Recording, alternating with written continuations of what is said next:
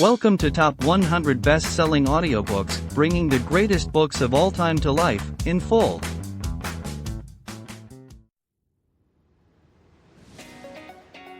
Hello dear listener. If you're here, it's probably because you're as passionate about books and the knowledge and wisdom they bring as we are. So you might also want to own this book or any other from this podcast in physical form, either to add to your personal library or to gift it to a friend. That's why we've included a link in the description, where you can get it at a discount and with shipping to almost anywhere in the world. Also, if you make your purchase through these links, the editors of this podcast will receive a small commission, which helps support us in continuing to upload more and more audiobooks for free. Let's make the world a better place through books, together. Pigeon Publishing House presents The Return of Sherlock Holmes. Author, Arthur Conan Doyle. Preface. When Sir Arthur Conan Doyle first killed Sherlock Holmes at the Reichenbach Falls in 1893, the world mourned a fictional hero as though he were real. Letters poured in, newspapers protested, and readers pleaded for his return. A decade later, in The Return of Sherlock Holmes, 1905, Doyle answered that call, reviving the great detective in a series of thrilling adventures that reaffirmed Holmes's brilliance and solidified his immortality in literary history. This collection, set once more at 221B, Baker Street, reunites Holmes and Dr. Watson to confront some of the most intricate mysteries ever conceived, from secret societies and blackmailers to missing noblemen and deadly revenge. Each case reveals not only Holmes's unmatched intellect but also Doyle's growing mastery of atmosphere, deduction, and suspense. The Return of Sherlock Holmes is more than a resurrection, it is a testament to the enduring power of reason, friendship, and the world's fascination with the pursuit of truth. It reminds us that even the greatest minds can vanish into legend only to return, sharper than ever. The Return of Sherlock Holmes. The Adventure of the Empty House. It was in the spring of the year 1894 that all London was interested, and the fashionable world dismayed, by the murder of the Honourable Ronald Adair under most unusual and inexplicable circumstances. The public has already learned those particulars of the crime which came out in the police investigation, but a good deal was suppressed upon that occasion, since the case for the prosecution was so overwhelmingly strong that it was not necessary to bring forward all the facts.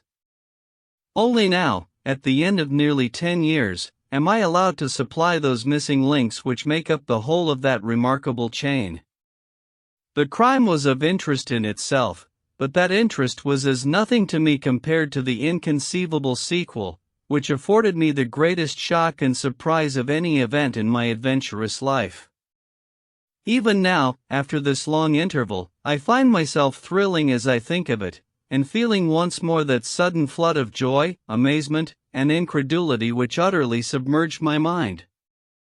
Let me say to that public, which has shown some interest in those glimpses which I have occasionally given them of the thoughts and actions of a very remarkable man, that they are not to blame me if I have not shared my knowledge with them, for I should have considered it my first duty to do so, had I not been barred by a positive prohibition from his own lips, which was only withdrawn upon the 3rd of last month. It can be imagined that my close intimacy with Sherlock Holmes had interested me deeply in crime, and that after his disappearance I never failed to read with care the various problems which came before the public.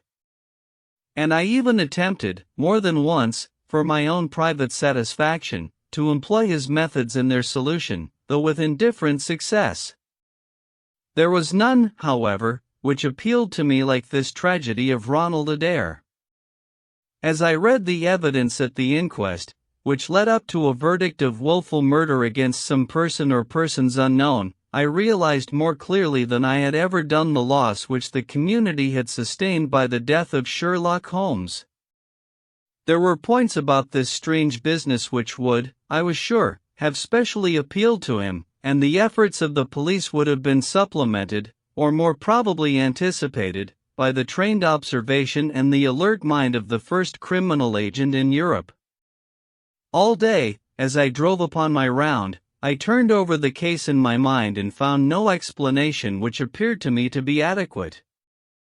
At the risk of telling a twice-told tale, I will recapitulate the facts as they were known to the public at the conclusion of the inquest. The Honorable Ronald Adair was the second son of the Earl of Maynooth, at that time governor of one of the Australian colonies. Adair's mother had returned from Australia to undergo the operation for cataract, and she, her son Ronald, and her daughter Hilda were living together at 427 Park Lane. The youth moved in the best society, had, so far as was known, no enemies and no particular vices. He had been engaged to Miss Edith Woodley, of Carstairs, but the engagement had been broken off by mutual consent some months before, and there was no sign that it had left any very profound feeling behind it. For the rest, the man's life moved in a narrow and conventional circle, for his habits were quiet and his nature unemotional. Yet it was upon this easygoing young aristocrat that death came, in most strange and unexpected form, between the hours of 10 and 11:20 on the night of March 30, 1894. Ronald Adair was fond of cards, playing continually, but never for such stakes as would hurt him. He was a member of the Baldwin, the Cavendish, and the Bagatelle card clubs. It was shown that, after dinner on the day of his death, he had played a rubber of whist at the latter club. He had also played there in the afternoon. The evidence of those who had played with him, Mr. Murray, Sir John Hardy, and Colonel Moran, showed that the game was whist, and that there was a fairly equal fall of the cards. Adair might have lost £5, but not more. His fortune was a considerable one, and such a loss could not in any way affect him. He had played nearly every day at one club or other, but he was a cautious player, and usually rose a winner.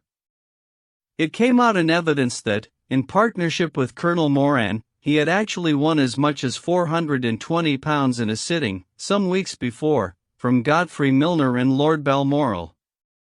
So much for his recent history as it came out at the inquest. On the evening of the crime, he returned from the club exactly at 10. His mother and sister were out spending the evening with a relation. The servant deposed that she heard him enter the front room on the second floor, generally used as his sitting room. She had lit a fire there, and as it smoked she had opened the window. No sound was heard from the room until 11:20, the hour of the return of Lady Maynooth and her daughter. Desiring to say good night, she attempted to enter her son's room. The door was locked on the inside, and no answer could be got to their cries and knocking. Help was obtained, and the door forced.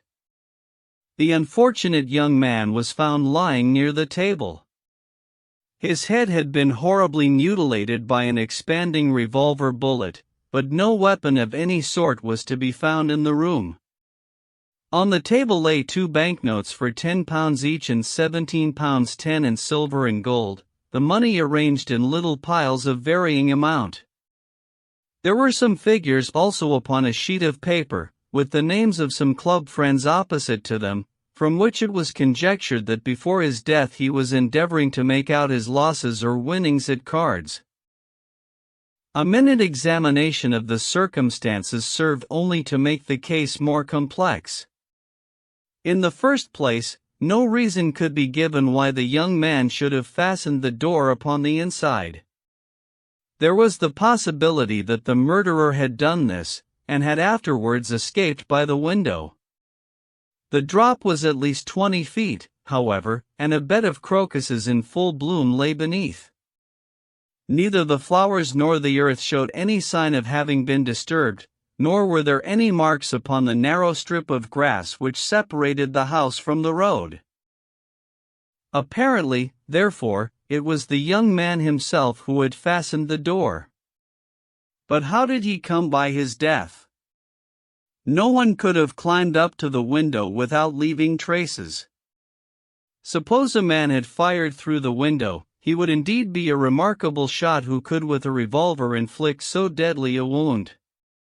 Again, Park Lane is a frequented thoroughfare. There is a cab stand within 100 yards of the house. No one had heard a shot. And yet there was the dead man and there the revolver bullet, which had mushroomed out, as soft-nosed bullets will, and so inflicted a wound which must have caused instantaneous death. Such were the circumstances of the Park Lane mystery, which were further complicated by entire absence of motive, since, as I have said, young Adair was not known to have any enemy, and no attempt had been made to remove the money or valuables in the room. All day I turned these facts over in my mind, endeavoring to hit upon some theory which could reconcile them all, and to find that line of least resistance which my poor friend had declared to be the starting point of every investigation. I confess that I made little progress. In the evening I strolled across the park, and found myself about 6 o'clock at the Oxford Street end of Park Lane. A group of loafers upon the pavements, all staring up at a particular window, directed me to the house which I had come to see.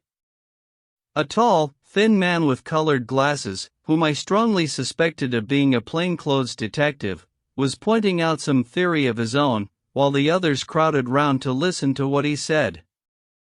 I got as near him as I could, but his observations seemed to me to be absurd, so I withdrew again in some disgust.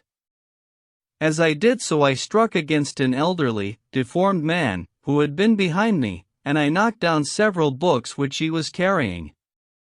I remember that as I picked them up, I observed the title of one of them, The Origin of Tree Worship, and it struck me that the fellow must be some poor bibliophile, who, either as a trade or as a hobby, was a collector of obscure volumes. I endeavored to apologize for the accident, but it was evident that these books which I had so unfortunately maltreated were very precious objects in the eyes of their owner. With a snarl of contempt he turned upon his heel, and I saw his curved back and white side whiskers disappear among the throng. My observations of number 427 Park Lane did little to clear up the problem in which I was interested. The house was separated from the street by a low wall and railing, the whole not more than 5 feet high. It was perfectly easy, therefore, for anyone to get into the garden, but the window was entirely inaccessible, since there was no water pipe or anything which could help the most active man to climb it. More puzzled than ever, I retraced my steps to Kensington. I had not been in my study 5 minutes when the maid entered to say that a person desired to see me. To my astonishment it was none other than my strange old book collector, his sharp, wizened face peering out from a frame of white hair, and his precious volumes, a dozen of them at least, wedged under his right arm. "You're surprised to see me, sir," said he, in a strange, croaking voice. I acknowledged that I was. "Well, I've a conscience, sir, and when I chanced to see you go into this house, as I came hobbling after you, I thought to myself, I'll just step in and see that kind gentleman, and tell him that if I was a bit gruff in my manner there was not any harm meant, and that I am much obliged to him for picking up my books." "You make too much of a trifle," said I. "May I ask how you knew who I was?" "Well, sir, if it isn't too great a liberty, I am a neighbor of yours, for you'll find my little bookshop at the corner of Church Street, and very happy to see you, I am sure." "Maybe you collect yourself, sir." "Here's British Birds, and Catullus, and the Holy Wara bargain, every one of them. With 5 volumes you could just fill that gap on that second shelf. It looks untidy, does it not, sir?" I moved my head to look at the cabinet behind me. When I turned again, Sherlock Holmes was standing smiling at me across my study table. I rose to my feet, stared at him for some seconds in utter amazement, and then it appears that I must have fainted for the first and the last time in my life. Certainly a grey mist swirled before my eyes, and when it cleared I found my collar ends undone and the tingling aftertaste of brandy upon my lips. Holmes was bending over my chair, his flask in his hand. "My dear Watson," said the well-remembered voice, "I owe you 1,000 apologies. I had no idea that you would be so affected." I gripped him by the arms. "Holmes," I cried. "Is it really you? Can it indeed be that you are alive? Is it possible that you succeeded in climbing out of that awful abyss?" "Wait a moment," said he. "Are you sure that you are really fit to discuss things? I have given you a serious shock by my unnecessarily dramatic reappearance." "I am all right, but indeed, Holmes, I can hardly believe my eyes. Good heavens! To think that you of all men should be standing in my study." Again I gripped him by the sleeve, and felt the thin, sinewy arm beneath it. "Well, you're not a spirit anyhow," said I. "My dear chap, I'm overjoyed to see you. Sit down, and tell me how you came alive out of that dreadful chasm." He sat opposite to me, and lit a cigarette in his old, nonchalant manner. He was dressed in the seedy frock coat of the book merchant, but the rest of that individual lay in a pile of white hair and old books upon the table. Holmes looked even thinner and keener than of old, but there was a dead white tinge in his aquiline face which told me that his life recently had not been a healthy one. "I am glad to stretch myself, Watson," said he. "It is no joke when a tall man has to take a foot off his stature for several hours on end. Now, my dear fellow, in the matter of these explanations, we have, if I may ask for your cooperation, a hard and dangerous night's work in front of us. Perhaps it would be better if I gave you an account of the whole situation when that work is finished. I am full of curiosity. I should much prefer to hear now. You'll come with me tonight? When you like and where you like. This is, indeed, like the old days. We shall have time for a mouthful of dinner before we need go. Well, then, about that chasm. I had no serious difficulty in getting out of it, for the very simple reason that I never was in it." "You never were in it?"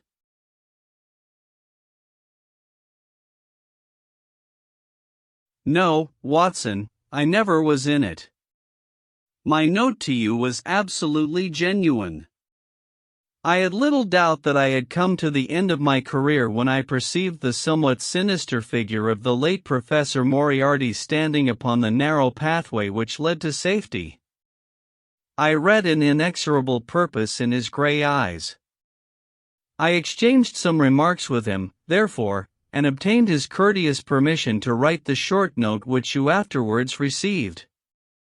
I left it with my cigarette box and my stick, and I walked along the pathway, Moriarty still at my heels. When I reached the end I stood at bay. He drew no weapon, but he rushed at me and threw his long arms around me. He knew that his own game was up, and was only anxious to revenge himself upon me. We tottered together upon the brink of the fall. I have some knowledge, however, of Baritsu, or the Japanese system of wrestling, which has more than once been very useful to me. I slipped through his grip, and he with a horrible scream kicked madly for a few seconds, and clawed the air with both his hands. But for all his efforts he could not get his balance, and over he went. With my face over the brink, I saw him fall for a long way. Then he struck a rock, bounded off, and splashed into the water. I listened with amazement to this explanation, which Holmes delivered between the puffs of his cigarette. "But the tracks!" I cried. I saw, with my own eyes, that two went down the path and none returned. It came about in this way. The instant that the professor had disappeared, it struck me what a really extraordinarily lucky chance fate had placed in my way. I knew that Moriarty was not the only man who had sworn my death. There were at least 3 others whose desire for vengeance upon me would only be increased by the death of their leader. They were all most dangerous men. One or other would certainly get me. On the other hand, if all the world was convinced that I was dead, they would take liberties. These men, they would soon lay themselves open, and sooner or later I could destroy them. Then it would be time for me to announce that I was still in the land of the living. So rapidly does the brain act that I believe I had thought this all out before Professor Moriarty had reached the bottom of the Reichenbach fall. I stood up and examined the rocky wall behind me. In your picturesque account of the matter, which I read with great interest some months later, you assert that the wall was sheer. That was not literally true. A few small footholds presented themselves, and there was some indication of a ledge. The cliff is so high that to climb it all was an obvious impossibility, and it was equally impossible to make my way along the wet path without leaving some tracks.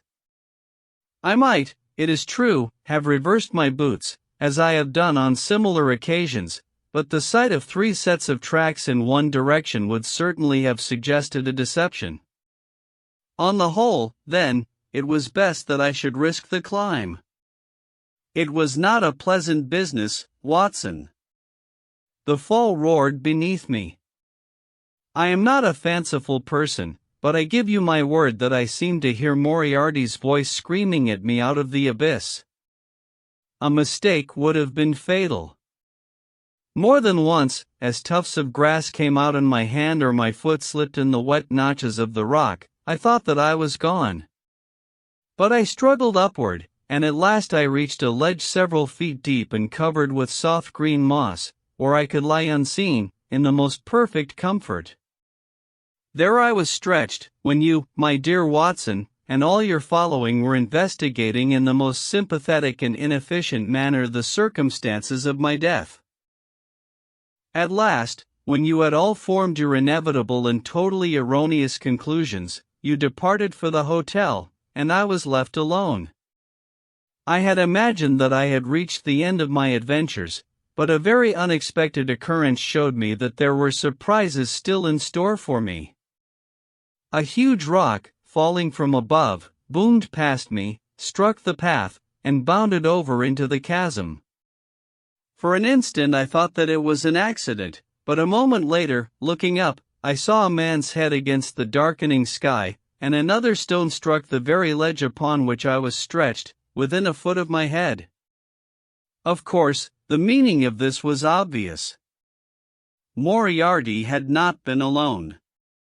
A Confederate, and even that one glance had told me how dangerous a man that Confederate was, had kept guard while the professor had attacked me. From a distance, unseen by me, he had been a witness of his friend's death and of my escape. He had waited, and then making his way round to the top of the cliff, he had endeavored to succeed where his comrade had failed. I did not take long to think about it, Watson.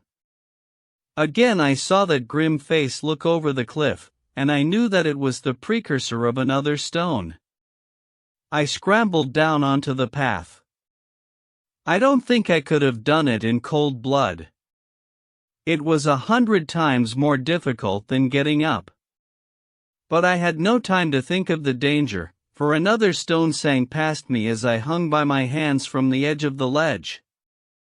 Halfway down I slipped, but, by the blessing of God, I landed, torn and bleeding, upon the path.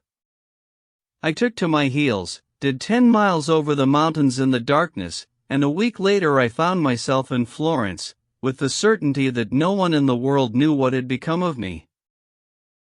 I had only one confidant, my brother Mycroft.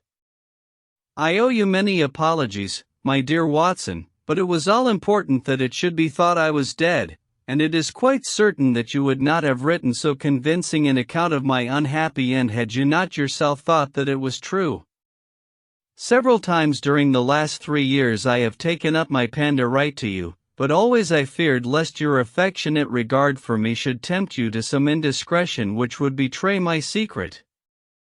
For that reason I turned away from you this evening when you upset my books, for I was in danger at the time, and any show of surprise and emotion upon your part might have drawn attention to my identity and led to the most deplorable and irreparable results. As to Mycroft, I had to confide in him in order to obtain the money which I needed. The course of events in London did not run so well as I had hoped, for the trial of the Moriarty gang left 2 of its most dangerous members, my own most vindictive enemies, at liberty. I traveled for 2 years in Tibet, therefore, and amused myself by visiting Lhasa, and spending some days with the head Lama.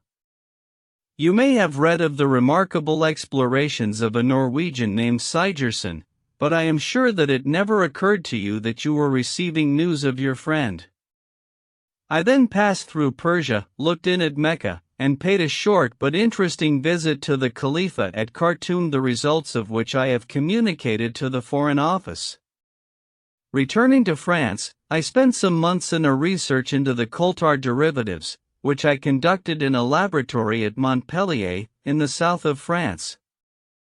Having concluded this to my satisfaction and learning that only one of my enemies was now left in London, I was about to return when my movements were hastened by the news of this very remarkable Park Lane mystery, which not only appealed to me by its own merits, but which seemed to offer some most peculiar personal opportunities. I came over at once to London, called in my own person at Baker Street, threw Mrs. Hudson into violent hysterics, and found that Mycroft had preserved my rooms and my papers exactly as they had always been. So it was, my dear Watson, that at 2 o'clock today I found myself in my old armchair in my own old room, and only wishing that I could have seen my old friend Watson in the other chair which he has so often adorned. Such was the remarkable narrative to which I listened on that April evening, a narrative which would have been utterly incredible to me had it not been confirmed by the actual sight of the tall, spare figure and the keen, eager face, which I had never thought to see again. In some manner he had learned of my own sad bereavement, and his sympathy was shown in his manner rather than in his words. "Work is the best antidote to sorrow, my dear Watson," said he, "and I have a piece of work for us both tonight which, if we can bring it to a successful conclusion, will in itself justify a man's life on this planet." In vain I begged him to tell me more. "You will hear and see enough before morning," he answered. "We have 3 years of the past to discuss. Let that suffice until 9:30, when we start upon the notable adventure of the empty house." It was indeed like old times when, at that hour, I found myself seated beside him in a hansom, my revolver in my pocket, and the thrill of adventure in my heart. Holmes was cold and stern and silent. As the gleam of the street lamps flashed upon his austere features, I saw that his brows were drawn down in thought and his thin lips compressed. I knew not what wild beast we were about to hunt down in the dark jungle of criminal London, but I was well assured, from the bearing of this master huntsman, that the adventure was a most grave one, while the sardonic smile which occasionally broke through his ascetic gloom boded little good for the object of our quest. I had imagined that we were bound for Baker Street, but Holmes stopped the cab at the corner of Cavendish Square. I observed that as he stepped out he gave a most searching glance to right and left, and at every subsequent street corner he took the utmost pains to assure that he was not followed. Our route was certainly a singular one. Holmes's knowledge of the byways of London was extraordinary, and on this occasion he passed rapidly and with an assured step through a network of mews and stables, the very existence of which I had never known. We emerged at last into a small road, lined with old, gloomy houses, which led us into Manchester Street, and so to Blandford Street. Here he turned swiftly down a narrow passage, passed through a wooden gate into a deserted yard, and then opened with a key the back door of a house. We entered together, and he closed it behind us. The place was pitch dark, but it was evident to me that it was an empty house. Our feet creaked and crackled over the bare planking, and my outstretched hand touched a wall from which the paper was hanging in ribbons. Holmes's cold, thin fingers closed round my wrist and led me forward down a long hall, until I dimly saw the murky fanlight over the door. Here Holmes turned suddenly to the right and we found ourselves in a large, square, empty room, heavily shadowed in the corners, but faintly lit in the center from the lights of the street beyond. There was no lamp near, and the window was thick with dust, so that we could only just discern each other's figures within. My companion put his hand upon my shoulder and his lips close to my ear. "Do you know where we are?" he whispered. "Surely that is Baker Street," I answered, staring through the dim window. "Exactly. We are in Camden House, which stands opposite to our own old quarters." "But why are we here?" "Because it commands so excellent a view of that picturesque pile. Might I trouble you, my dear Watson, to draw a little nearer to the window, taking every precaution not to show yourself, and then to look up at our old rooms, the starting point of so many of your little fairy tales?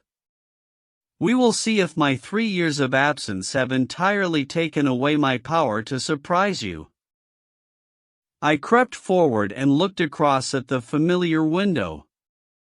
As my eyes fell upon it, I gave a gasp and a cry of amazement. The blind was down, and a strong light was burning in the room. The shadow of a man who was seated in a chair within was thrown in hard, black outline upon the luminous screen of the window. There was no mistaking the poise of the head, the squareness of the shoulders, the sharpness of the features. The face was turned half round, and the effect was that of one of those black silhouettes which our grandparents loved to frame. It was a perfect reproduction of Holmes. So amazed was I that I threw out my hand to make sure that the man himself was standing beside me. He was quivering with silent laughter. "Well," said he. "Good heavens!" I cried. "It is marvelous. I trust that age doth not wither nor custom stale my infinite variety," said he, and I recognized in his voice the joy and pride which the artist takes in his own creation. "It really is rather like me, is it not?"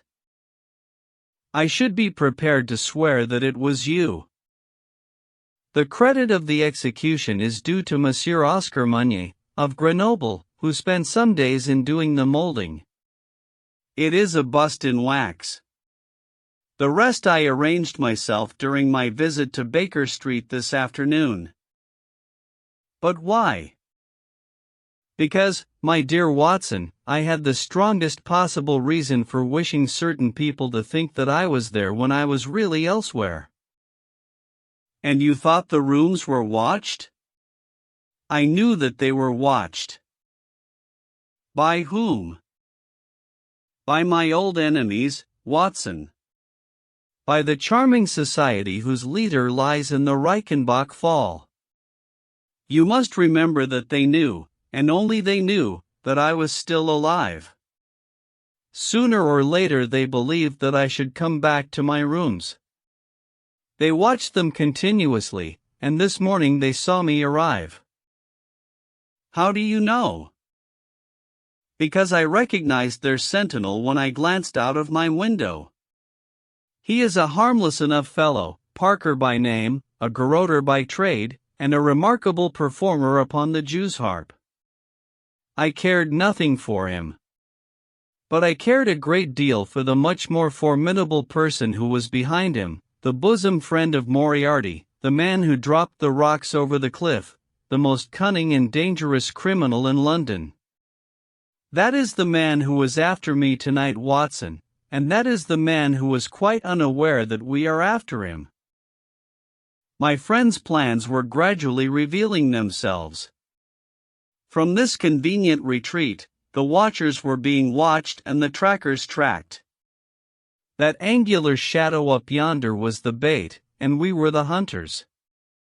In silence we stood together in the darkness and watched the hurrying figures who passed and repassed in front of us. Holmes was silent and motionless, but I could tell that he was keenly alert, and that his eyes were fixed intently upon the stream of passers-by. It was a bleak and boisterous night, and the wind whistled shrilly down the long street. Many people were moving to and fro, most of them muffled in their coats and cravats. Once or twice it seemed to me that I had seen the same figure before, and I especially noticed two men who appeared to be sheltering themselves from the wind in the doorway of a house some distance up the street. I tried to draw my companion's attention to them, but he gave a little ejaculation of impatience, and continued to stare into the street. More than once he fidgeted with his feet and tapped rapidly with his fingers upon the wall. It was evident to me that he was becoming uneasy, and that his plans were not working out altogether as he had hoped. At last, as midnight approached and the street gradually cleared, he paced up and down the room in uncontrollable agitation. I was about to make some remark to him, when I raised my eyes to the lighted window, and again experienced almost as great a surprise as before. I clutched Holmes's arm, and pointed upward. "The shadow has moved!" I cried. It was indeed no longer the profile, but the back, which was turned towards us. 3 years had certainly not smoothed the asperities of his temper or his impatience with a less active intelligence than his own. "Of course it has moved," said he. "Am I such a farcical bungler, Watson, that I should erect an obvious dummy, and expect that some of the sharpest men in Europe would be deceived by it? We have been in this room 2 hours, and Mrs. Hudson has made some change in that figure 8 times, or once in every quarter of an hour. She works it from the front, so that her shadow may never be seen. Ah!" He drew in his breath with a shrill, excited intake. In the dim light I saw his head thrown forward, his whole attitude rigid with attention. Outside the street was absolutely deserted. Those 2 men might still be crouching in the doorway, but I could no longer see them. All was still and dark, save only that brilliant yellow screen in front of us with the black figure outlined upon its center. Again in the utter silence I heard that thin, sibilant note which spoke of intense suppressed excitement. An instant later he pulled me back into the blackest corner of the room, and I felt his warning hand upon my lips. The fingers which clutched me were quivering. Never had I known my friend more moved, and yet the dark street still stretched lonely and motionless before us. But suddenly I was aware of that which his keener senses had already distinguished. A low, stealthy sound came to my ears, not from the direction of Baker Street, but from the back of the very house in which we lay concealed. A door opened and shut. An instant later steps crept down the passage steps which were meant to be silent, but which reverberated harshly through the empty house. Holmes crouched back against the wall, and I did the same, my hand closing upon the handle of my revolver. Peering through the gloom, I saw the vague outline of a man, a shade blacker than the blackness of the open door. He stood for an instant, and then he crept forward, crouching, menacing, into the room. He was within 3 yards of us, the sinister figure, and I had braced myself to meet his spring, before I realized that he had no idea of our presence. He passed close beside us, stole over to the window, and very softly and noiselessly raised it for half a foot. As he sank to the level of this opening, the light of the street, no longer dimmed by the dusty glass, fell full upon his face. The man seemed to be beside himself with excitement. His two eyes shone like stars, and his features were working convulsively. He was an elderly man, with a thin, projecting nose, a high, bald forehead, and a huge grizzled mustache. An opera hat was pushed to the back of his head, and an evening dress shirt front gleamed out through his open overcoat. His face was gaunt and swarthy, scored with deep, savage lines. In his hand he carried what appeared to be a stick, but as he laid it down upon the floor it gave a metallic clang. Then from the pocket of his overcoat he drew a bulky object, and he busied himself in some task which ended with a loud, sharp click, as if a spring or bolt had fallen into its place. Still kneeling upon the floor he bent forward and threw all his weight and strength upon some lever, with the result that there came a long, whirling, grinding noise, ending once more in a powerful click. He straightened himself then, and I saw that what he held in his hand was a sort of gun, with a curiously misshapen butt. He opened it at the breech, put something in, and snapped the breech lock. Then, crouching down, he rested the end of the barrel upon the ledge of the open window, and I saw his long mustache droop over the stock and his eye gleam as it peered along the sights. I heard a little sigh of satisfaction as he cuddled the butt into his shoulder, and saw that amazing target, the black man on the yellow ground, standing clear at the end of his foresight. For an instant he was rigid and motionless. Then his finger tightened on the trigger. There was a strange, loud whiz and a long, silvery tinkle of broken glass. At that instant Holmes sprang like a tiger onto the marksman's back, and hurled him flat upon his face. He was up again in a moment, and with convulsive strength he seized Holmes by the throat, but I struck him on the head with the butt of my revolver, and he dropped again upon the floor. I fell upon him, and as I held him my comrade blew a shrill call upon a whistle. There was the clatter of running feet upon the pavement, and two policemen in uniform, with one plainclothes detective, rushed through the front entrance and into the room. "That you, Lestrade?" said Holmes. "Yes, Mr. Holmes. I took the job myself. It's good to see you back in London, sir. I think you want a little unofficial help. 3 undetected murders in 1 year won't do, Lestrade. But you handled the Molesey mystery with less than your usual, that's to say, you handled it fairly well." We had all risen to our feet, our prisoner breathing hard, with a stalwart constable on each side of him. Already a few loiterers had begun to collect in the street. Holmes stepped up to the window, closed it, and dropped the blinds. Lestrade had produced 2 candles, and the policemen had uncovered their lanterns. I was able at last to have a good look at our prisoner. It was a tremendously virile and yet sinister face which was turned towards us. With the brow of a philosopher above and the jaw of a sensualist below, the man must have started with great capacities for good or for evil.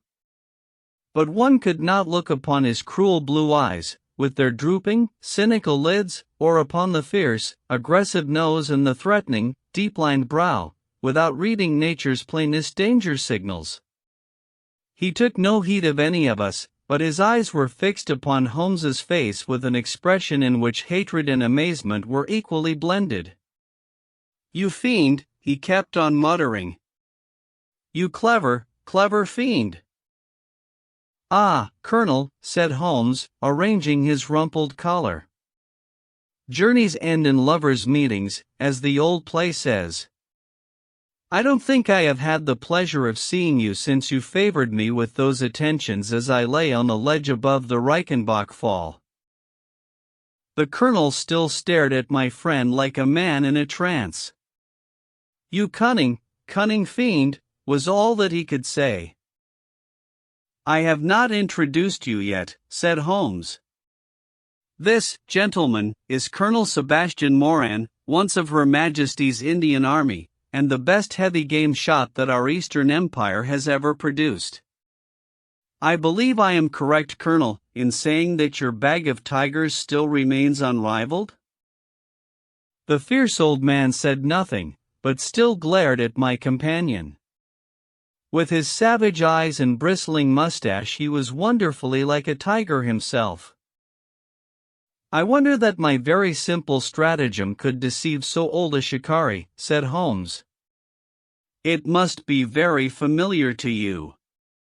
Have you not tethered a young kid under a tree, lain above it with your rifle, and waited for the bait to bring up your tiger?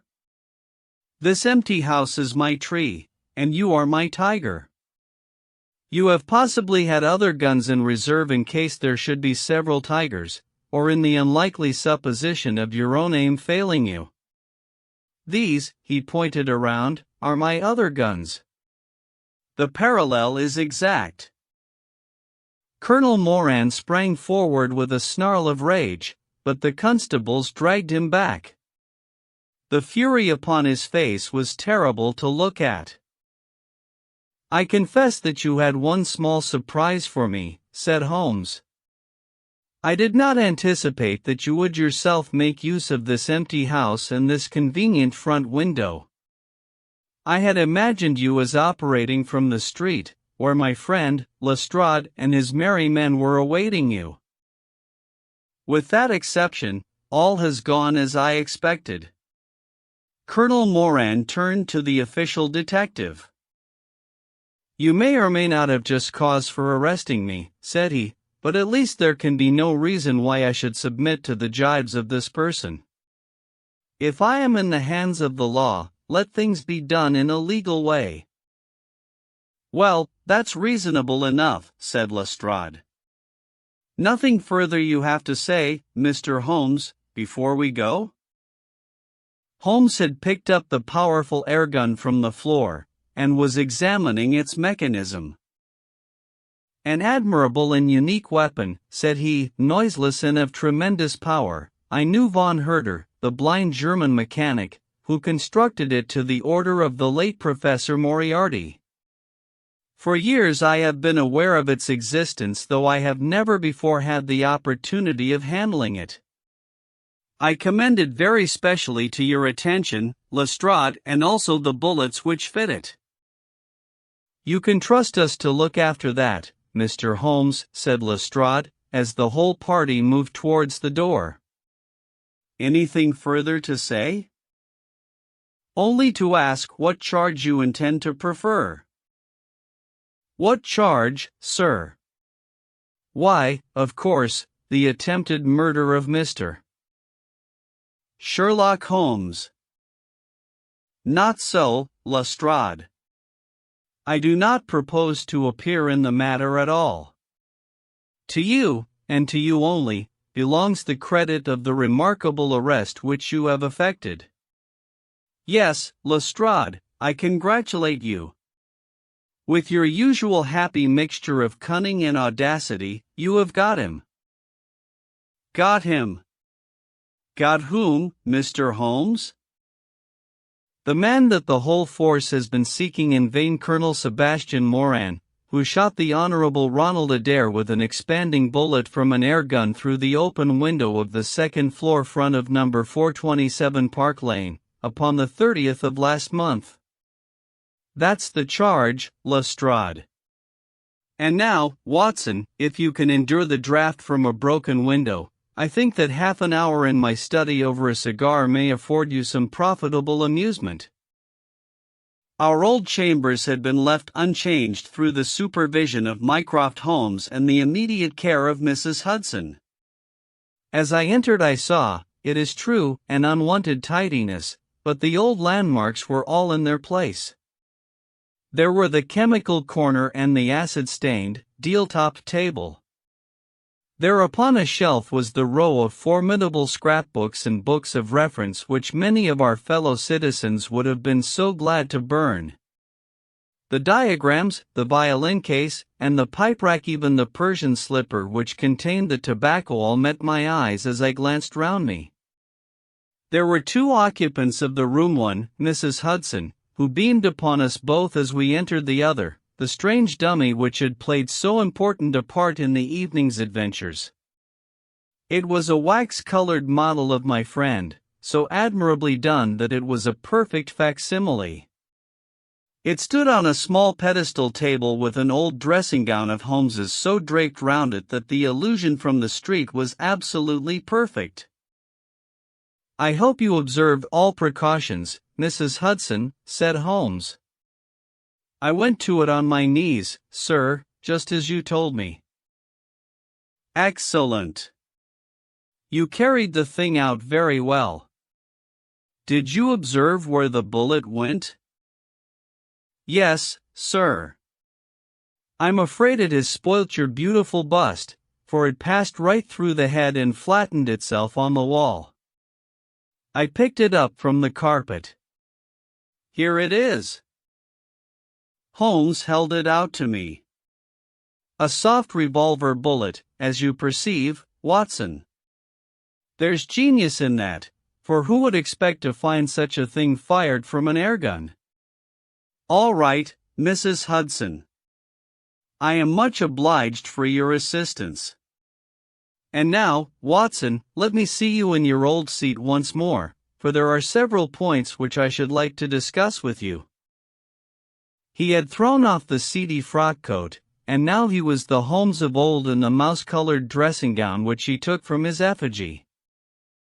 "The old shikari's nerves have not lost their steadiness, nor his eyes their keenness," said he, with a laugh, as he inspected the shattered forehead of his bust. "Plumb in the middle of the back of the head and smack through the brain. He was the best shot in India, and I expect that there are few better in London. Have you heard the name?" "No, I have not." Well, such is fame.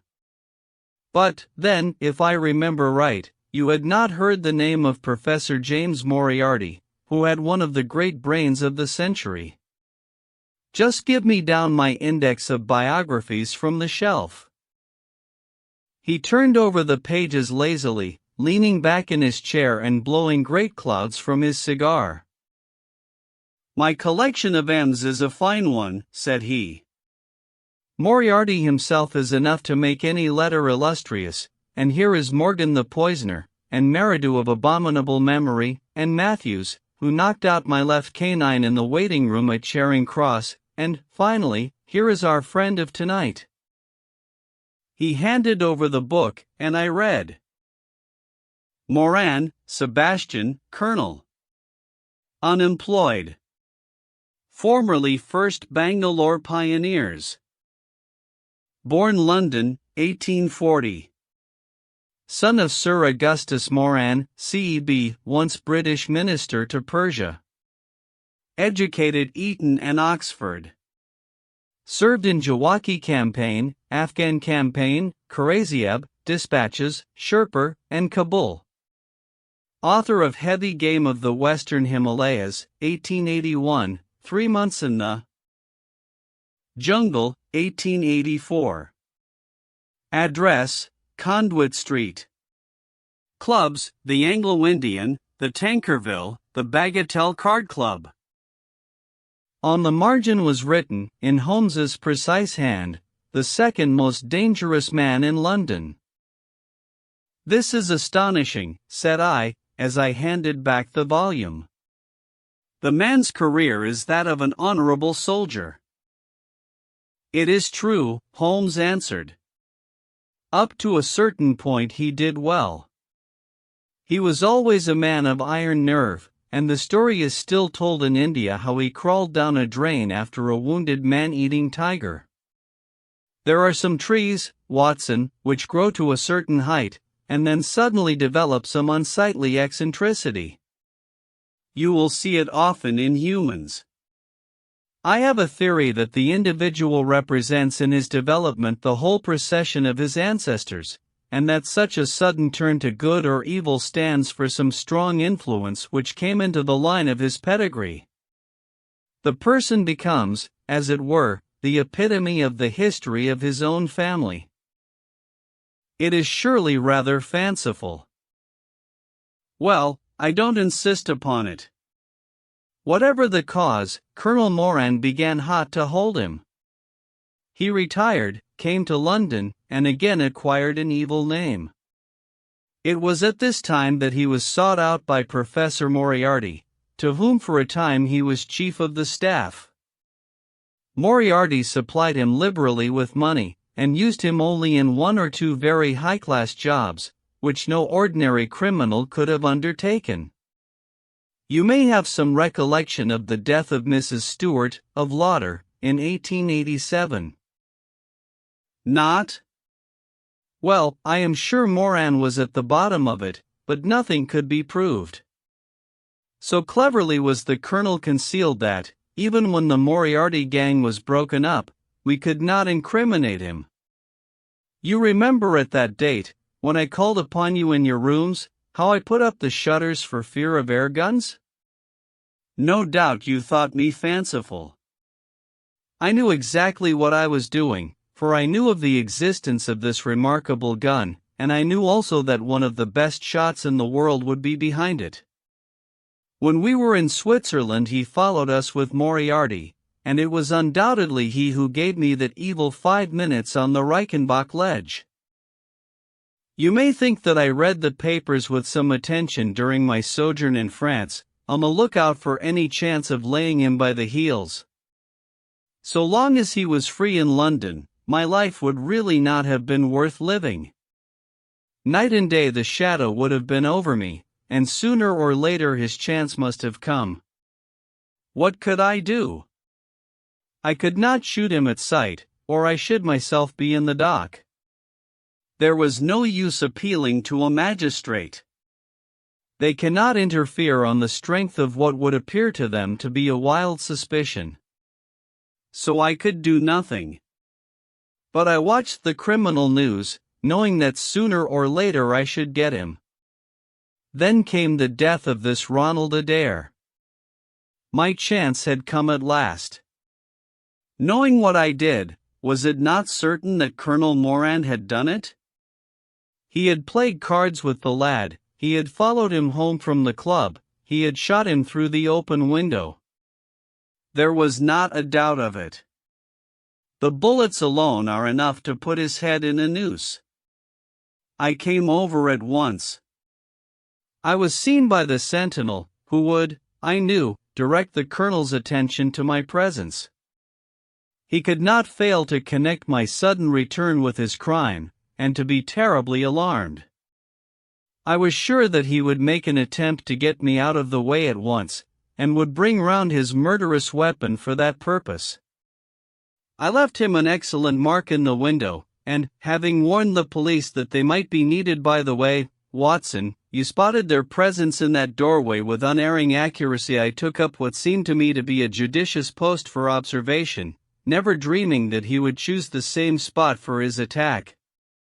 Now, my dear Watson, does anything remain for me to explain? Yes, said I, you have not made it clear what was Colonel Moran's motive in murdering the Honorable Ronald Adair? Ah! My dear Watson, there we come into those realms of conjecture, where the most logical mind may be at fault.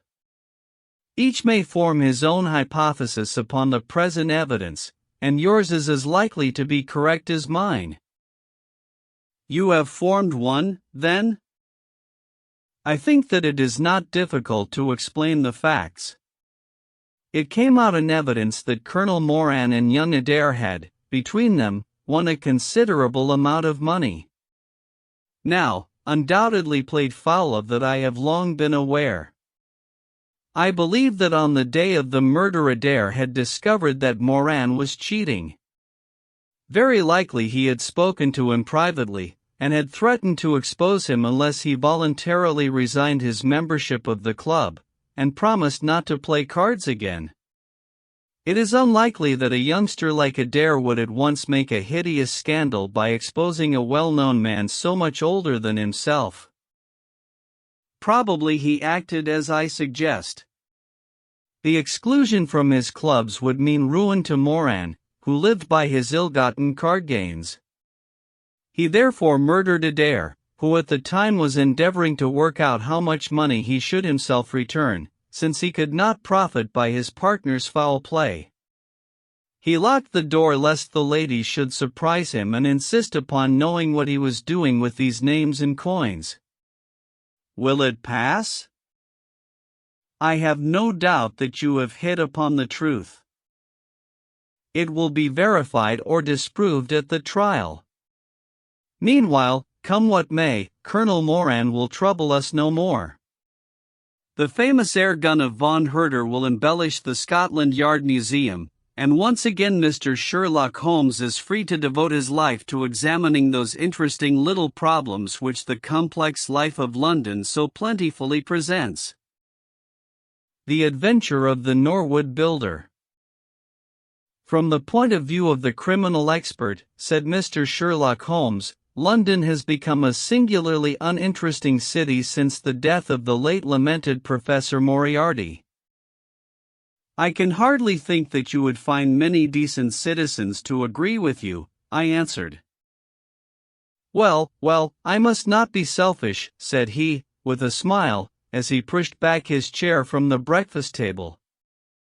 The community is certainly the gainer, and no one the loser, save the poor out-of-work specialist, whose occupation has gone.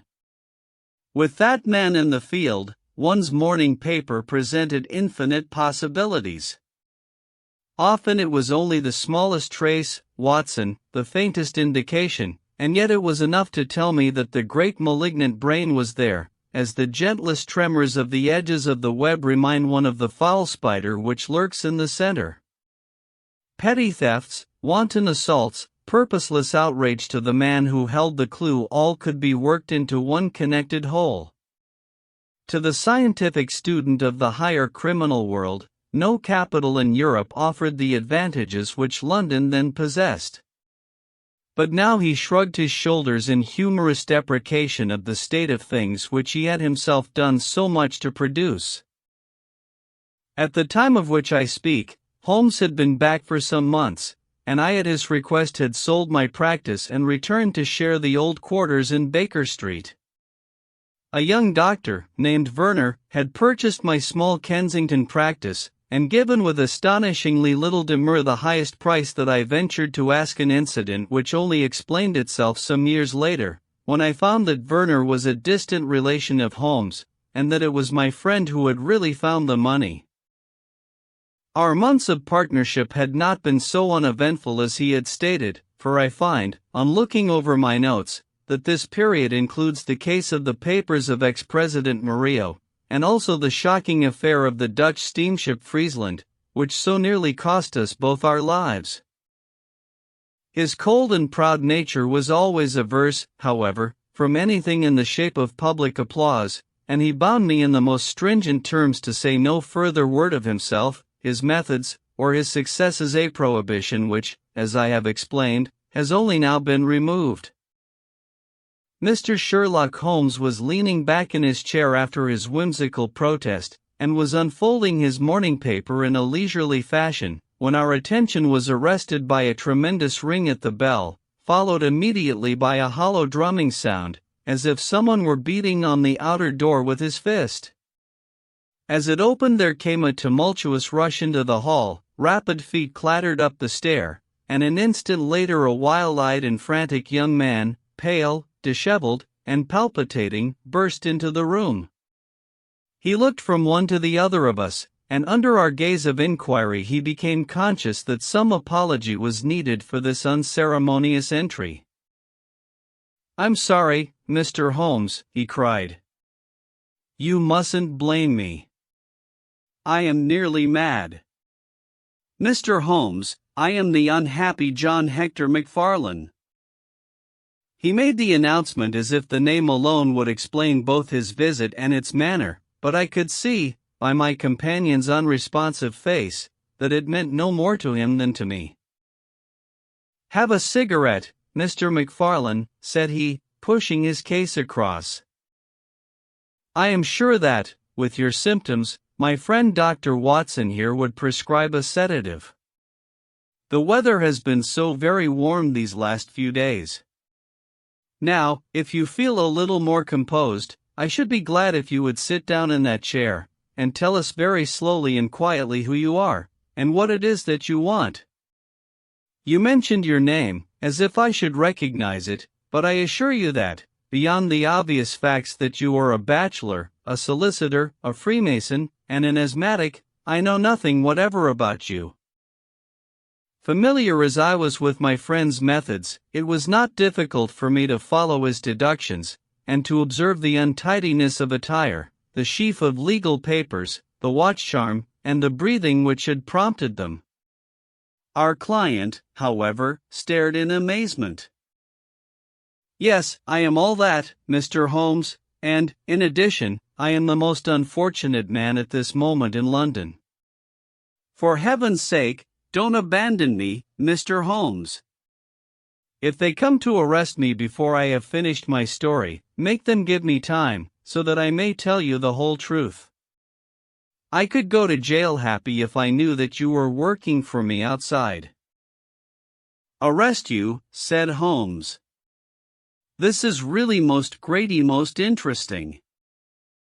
On what charge do you expect to be arrested? Upon the charge of murdering Mr. Jonas Oldacre, of Lower Norwood.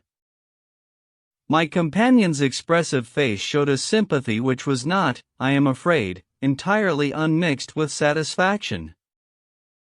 Dear me, said he, it was only this moment at breakfast that I was saying to my friend, Dr. Watson, that sensational cases had disappeared out of our papers. Our visitor stretched forward a quivering hand and picked up the Daily Telegraph, which still lay upon Holmes's knee. If you had looked at it, sir, you would have seen at a glance what the errand is on which I have come to you this morning. I feel as if my name and my misfortune must be in every man's mouth. He turned it over to expose the central page. Here it is, and with your permission I will read it to you. Listen to this, Mr. Holmes. The headlines are, Mysterious Affair at Lower Norwood. Disappearance of a well-known builder. Suspicion of murder and arson. A clue to the criminal. That is the clue which they are already following, Mr. Holmes, and I know that it leads infallibly to me. I have been followed from London Bridge Station, and I am sure that they are only waiting for the warrant to arrest me. It will break my mother's heart, it will break her heart. He wrung his hands in an agony of apprehension, and swayed backward and forward in his chair. I looked with interest upon this man, who was accused of being the perpetrator of a crime of violence.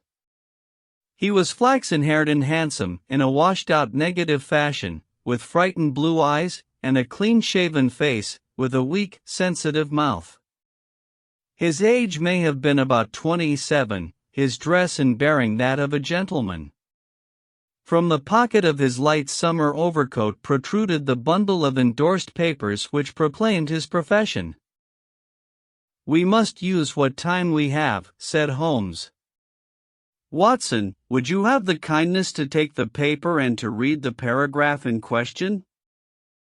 Underneath the vigorous headlines which our client had quoted, I read the following suggestive narrative. Late last night, or early this morning, an incident occurred at Lower Norwood which points, it is feared, to a serious crime. Mr. Jonas Oldacre is a well-known resident of that suburb, where he has carried on his business as a builder for many years. Mr. Oldacre is a bachelor, 52 years of age, and lives in Deep Dean House, at the Sydenham end of the road of that name. He has had the reputation of being a man of eccentric habits, secretive and retiring. For some years he has practically withdrawn from the business, in which he is said to have amassed considerable wealth.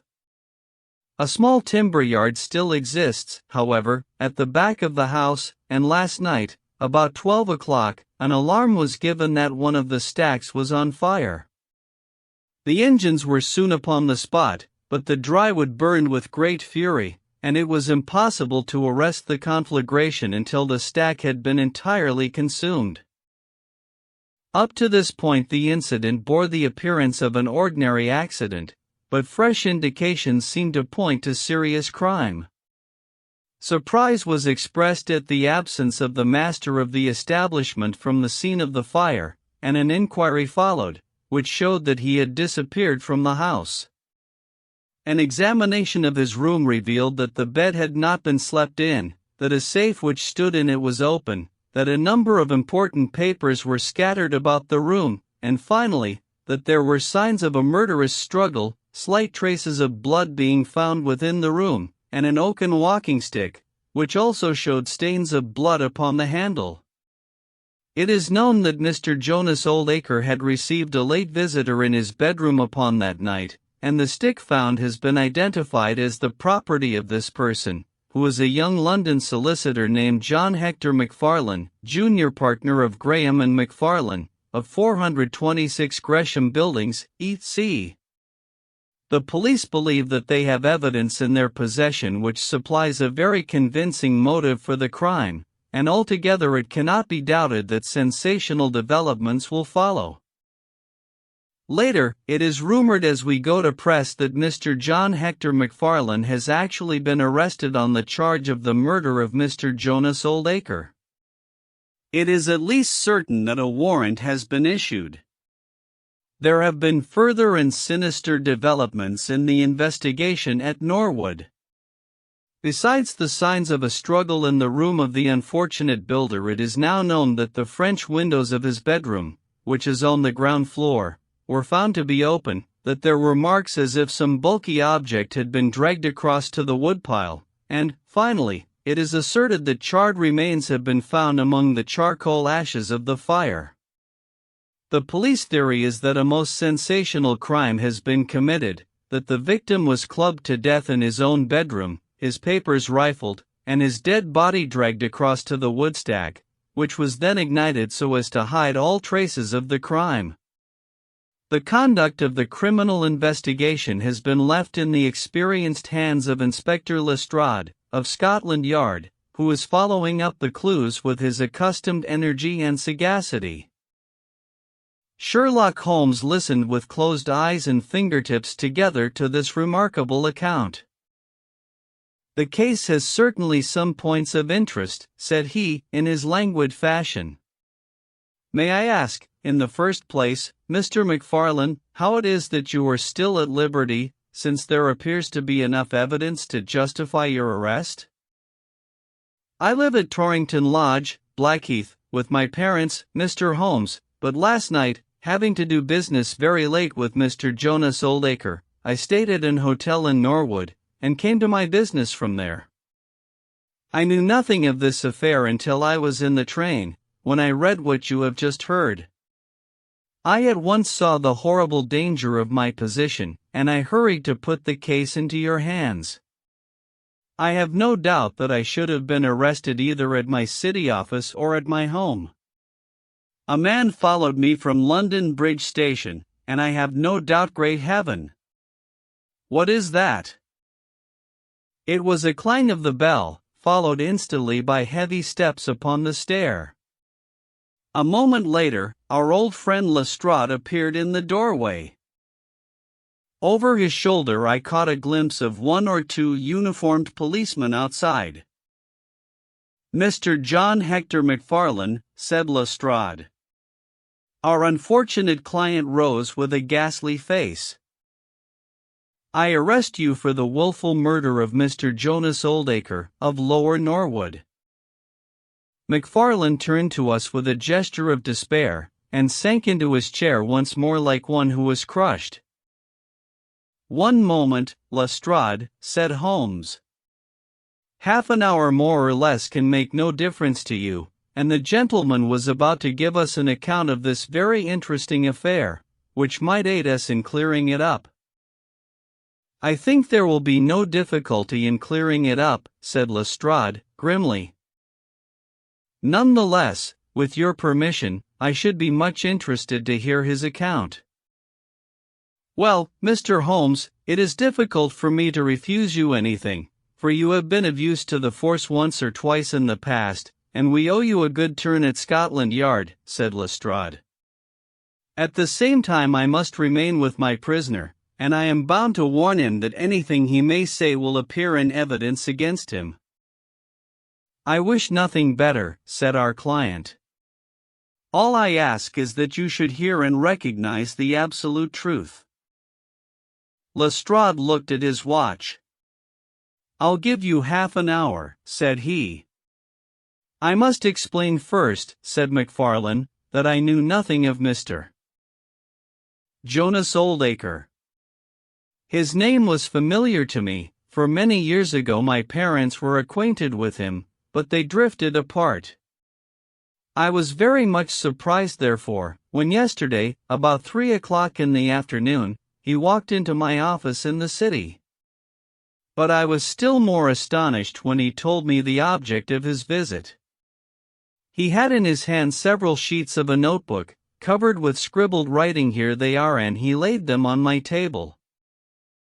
"Here is my will," said he. "I want you, Mr. MacFarlane, to cast it into proper legal shape. I will sit here while you do so." I set myself to copy it, and you can imagine my astonishment when I found that, with some reservations, he had left all his property to me. He was a strange little ferret-like man, with white eyelashes, and when I looked up at him I found his keen gray eyes fixed upon me with an amused expression. I could hardly believe my own as I read the terms of the will, but he explained that he was a bachelor with hardly any living relation, that he had known my parents in his youth, and that he had always heard of me as a very deserving young man, and was assured that his money would be in worthy hands. Of course, I could only stammer out my thanks. The will was duly finished, signed, and witnessed by my clerk. This is it on the blue paper, and these slips, as I have explained, are the rough draft. Mr. Jonas Oldacre then informed me that there were a number of documents, building leases, title deeds, mortgages, scrip, and so forth, which it was necessary that I should see and understand. He said that his mind would not be easy until the whole thing was settled, and he begged me to come out to his house at Norwood that night, bringing the will with me, and to arrange matters. Remember, my boy, not one word to your parents about the affair until everything is settled. We will keep it as a little surprise for them." He was very insistent upon this point, and made me promise it faithfully. You can imagine, Mr. Holmes, that I was not in a humor to refuse him anything that he might ask. He was my benefactor, and all my desire was to carry out his wishes in every particular. I sent a telegram home, therefore, to say that I had important business on hand, and that it was impossible for me to say how late I might be. Mr. Oldacre had told me that he would like me to have supper with him at 9, as he might not be home before that hour. I had some difficulty in finding his house, however, and it was nearly past before I reached it. I found him. "One moment," said Holmes. "Who opened the door?" "A middle-aged woman, who was, I suppose, his housekeeper." "And it was she, I presume, who mentioned your name?" "Exactly," said MacFarlane. "Pray proceed." MacFarlane wiped his damp brow, and then continued his narrative. "I was shown by this woman into a sitting room, where a frugal supper was laid out. Afterwards, Mr. Jonas Oldacre led me into his bedroom, in which there stood a heavy safe. This he opened and took out a mass of documents, which we went over together. It was between 11 and 12 when we finished. He remarked that we must not disturb the housekeeper. He showed me out through his own French window, which had been open all this time. "Was the blind down?" asked Holmes. "I will not be sure, but I believe that it was only half down. Yes, I remember how he pulled it up in order to swing open the window. I could not find my stick, and he said, "Never mind, my boy, I shall see a good deal of you now, I hope, and I will keep your stick until you come back to claim it." I left him there, the safe open, and the papers made up in packets upon the table. It was so late that I could not get back to Blackheath, so I spent the night at the Annerley Arms, and I knew nothing more until I read of this horrible affair in the morning. "Anything more that you would like to ask, Mr. Holmes?" said Lestrade, whose eyebrows had gone up once or twice during this remarkable explanation. "Not until I have been to Blackheath." "You mean to Norwood," said Lestrade. "Oh, yes, no doubt that is what I must have meant," said Holmes, with his enigmatical smile. Lestrade had learned by more experiences than he would care to acknowledge that brain could cut through that which was impenetrable to him. I saw him look curiously at my companion. "I think I should like to have a word with you presently, Mr. Sherlock Holmes," said he. "Now, Mr. MacFarlane, 2 of my constables are at the door, and there is a 4-wheeler waiting." The wretched young man arose, and with a last beseeching glance at us walked from the room. The officers conducted him to the cab, but Lestrade remained. Holmes had picked up the pages which formed the rough draft of the will, and was looking at them with the keenest interest upon his face. "There are some points about that document, Lestrade, are there not?" said he, pushing them over. The official looked at them with a puzzled expression. "I can read the first few lines and these in the middle of the second page, and 1 or 2 at the end." "Those are as clear as print," said he, "but the writing in between is very bad, and there are 3 places where I cannot read it at all." "What do you make of that?" said Holmes. "Well, what do you make of it?" "That it was written in a train. The good writing represents stations, the bad writing movement, and the very bad writing passing over points. A scientific expert would pronounce at once that this was drawn up on a suburban line, since nowhere save in the immediate vicinity of a great city could there be so quick a succession of points. Granting that his whole journey was occupied in drawing up the will, then the train was an express, only stopping once between Norwood and London Bridge." Lestrade began to laugh. "You are too many for me when you begin to get on your theories, Mr. Holmes," said he. "How does this bear on the case?" "Well, it corroborates the young man's story to the extent that the will was drawn up by Jonas Oldacre in his journey yesterday. It is curious, is it not, that a man should draw up so important a document in so haphazard a fashion? It suggests that he did not think it was going to be of much practical importance.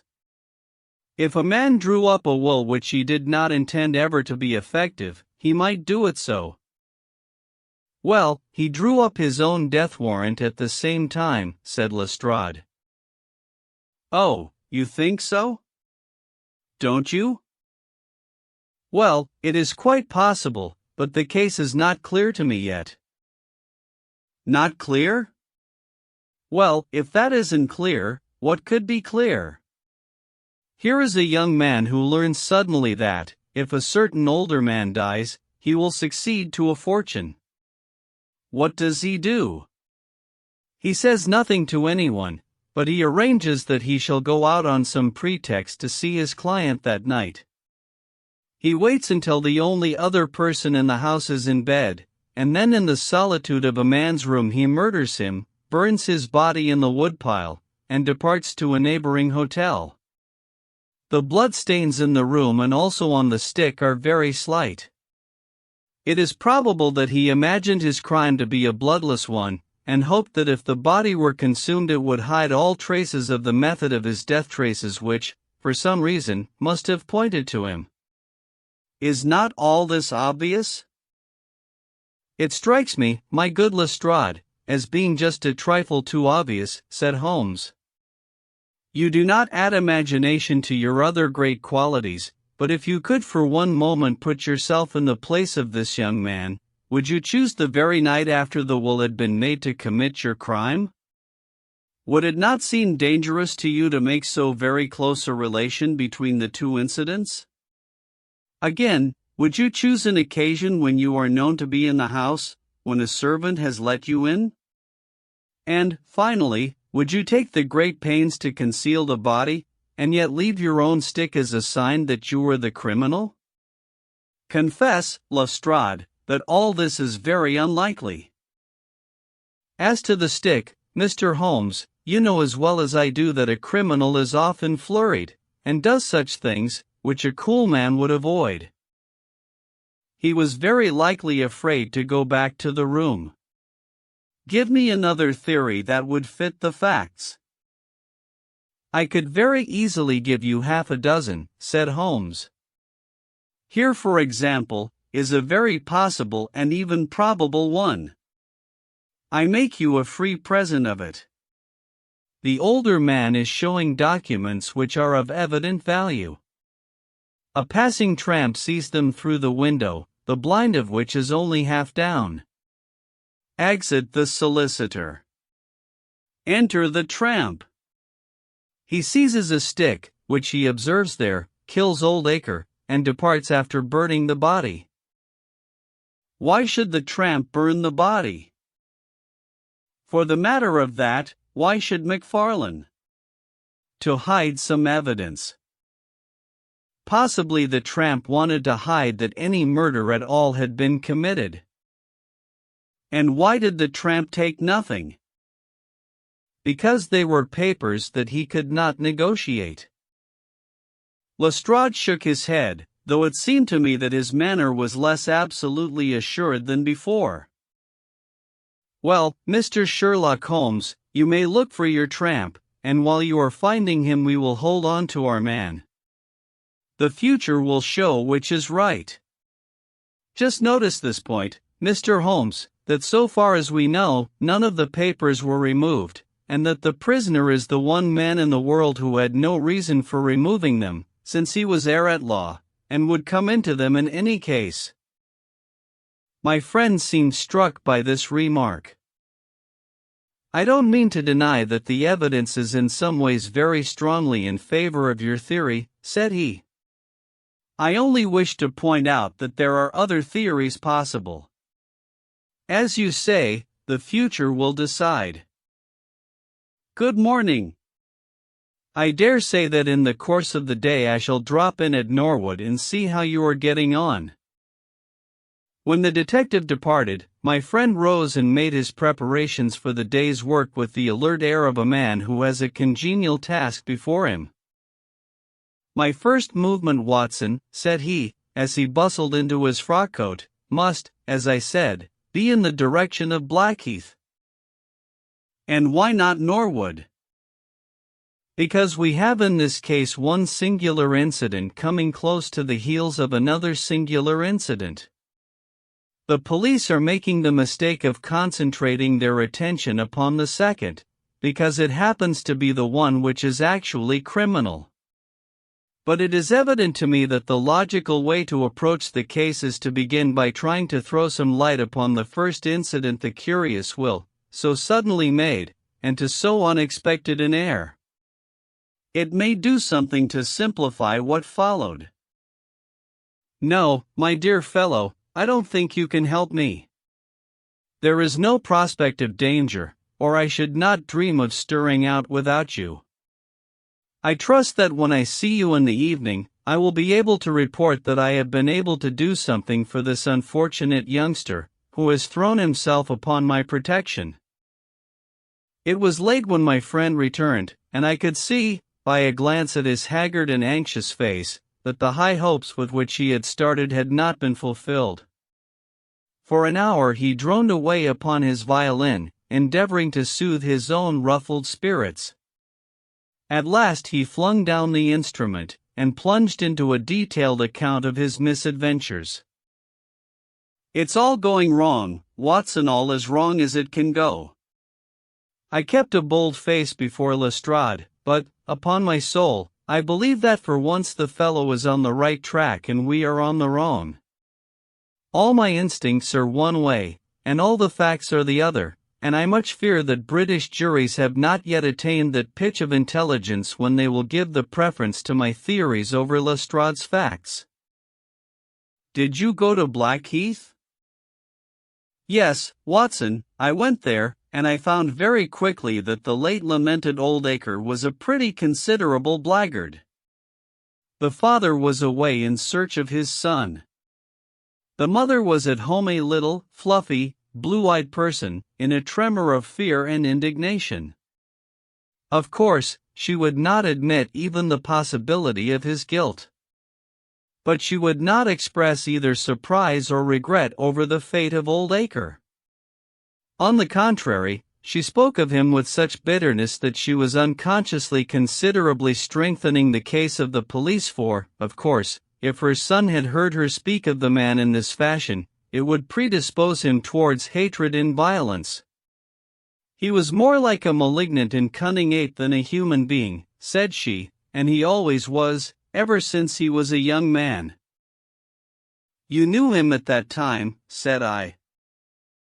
Yes, I knew him well. In fact, he was an old suitor of mine. Thank heaven that I had the sense to turn away from him and to marry a better, if poorer, man. I was engaged to him, Mr. Holmes, when I heard a shocking story of how he had turned a cat loose in an aviary, and I was so horrified at his brutal cruelty that I would have nothing more to do with him.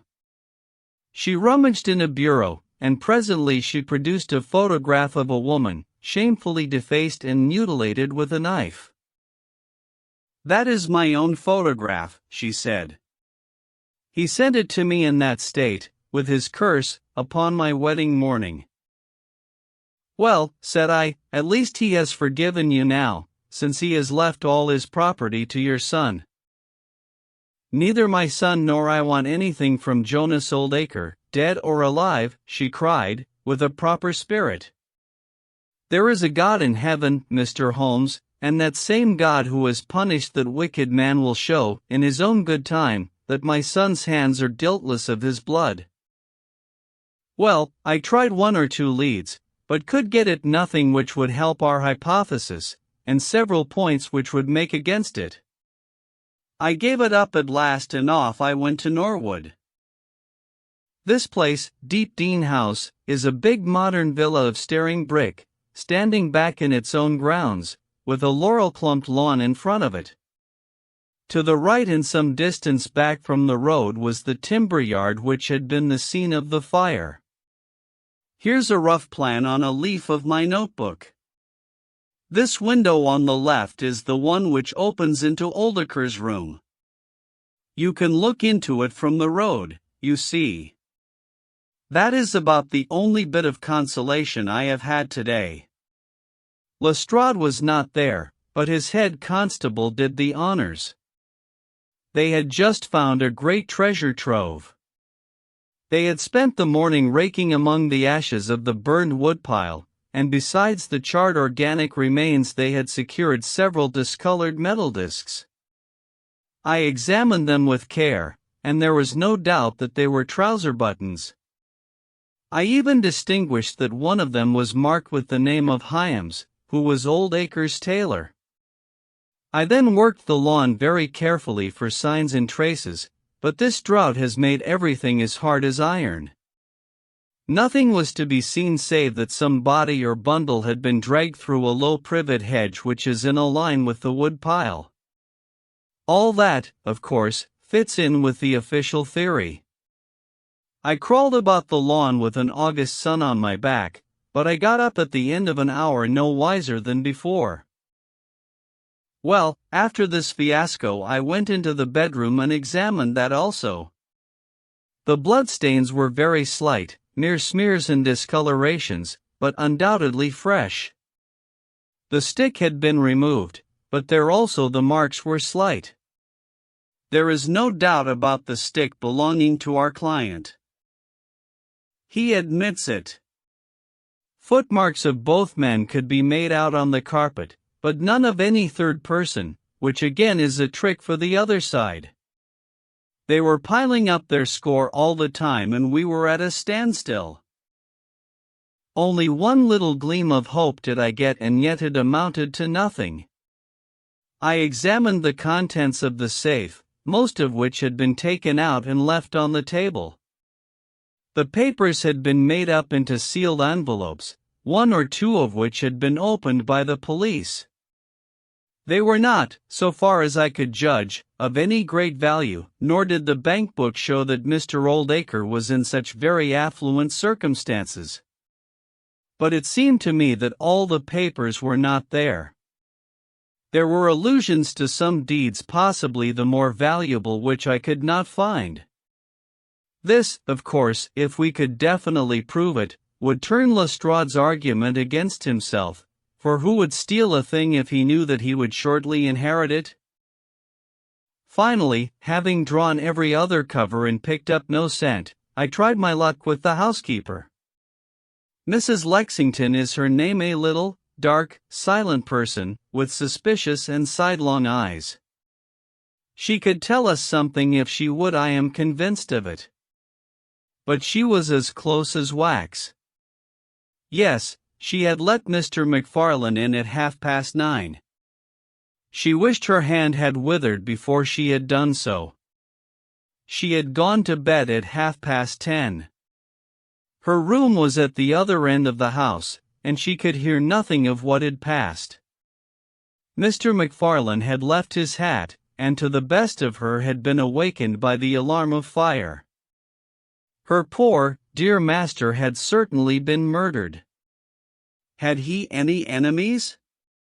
Well, every man had enemies, but Mr. Oldacre kept himself very much to himself, and only met people in the way of business.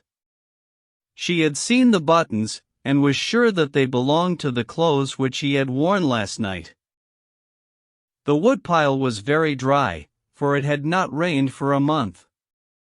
It burned like tinder, and by the time she reached the spot, nothing could be seen but flames. She and all the firemen smelled the burned flesh from inside it. She knew nothing of the papers, nor of Mr. Oldacre's private affairs. So, my dear Watson, there's my report of a failure. And yet, he clenched his thin hands in a paroxysm of conviction. I know it's all wrong. I feel it in my bones. There is something that has not come out, and that housekeeper knows it. There was a sort of sulky defiance in her eyes, which only goes with guilty knowledge.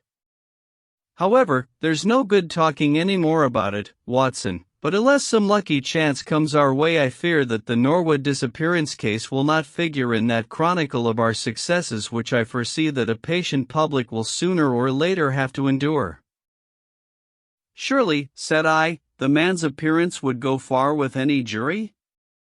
That is a dangerous argument, my dear Watson.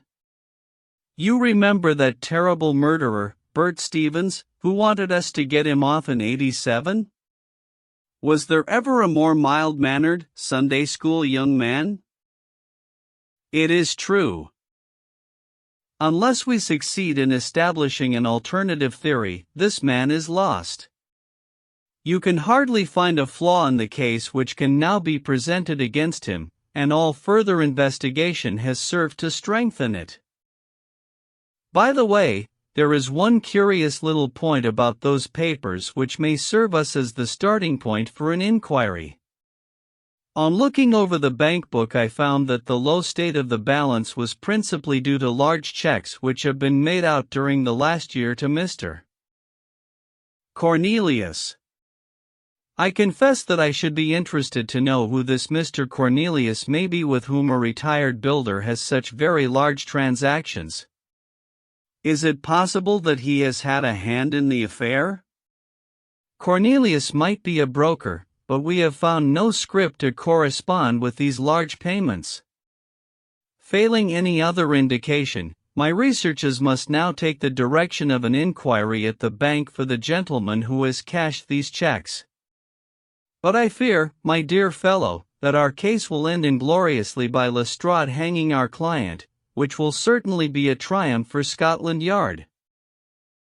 I do not know how far Sherlock Holmes took any sleep that night, but when I came down to breakfast I found him pale and harassed, his bright eyes the brighter for the dark shadows round them.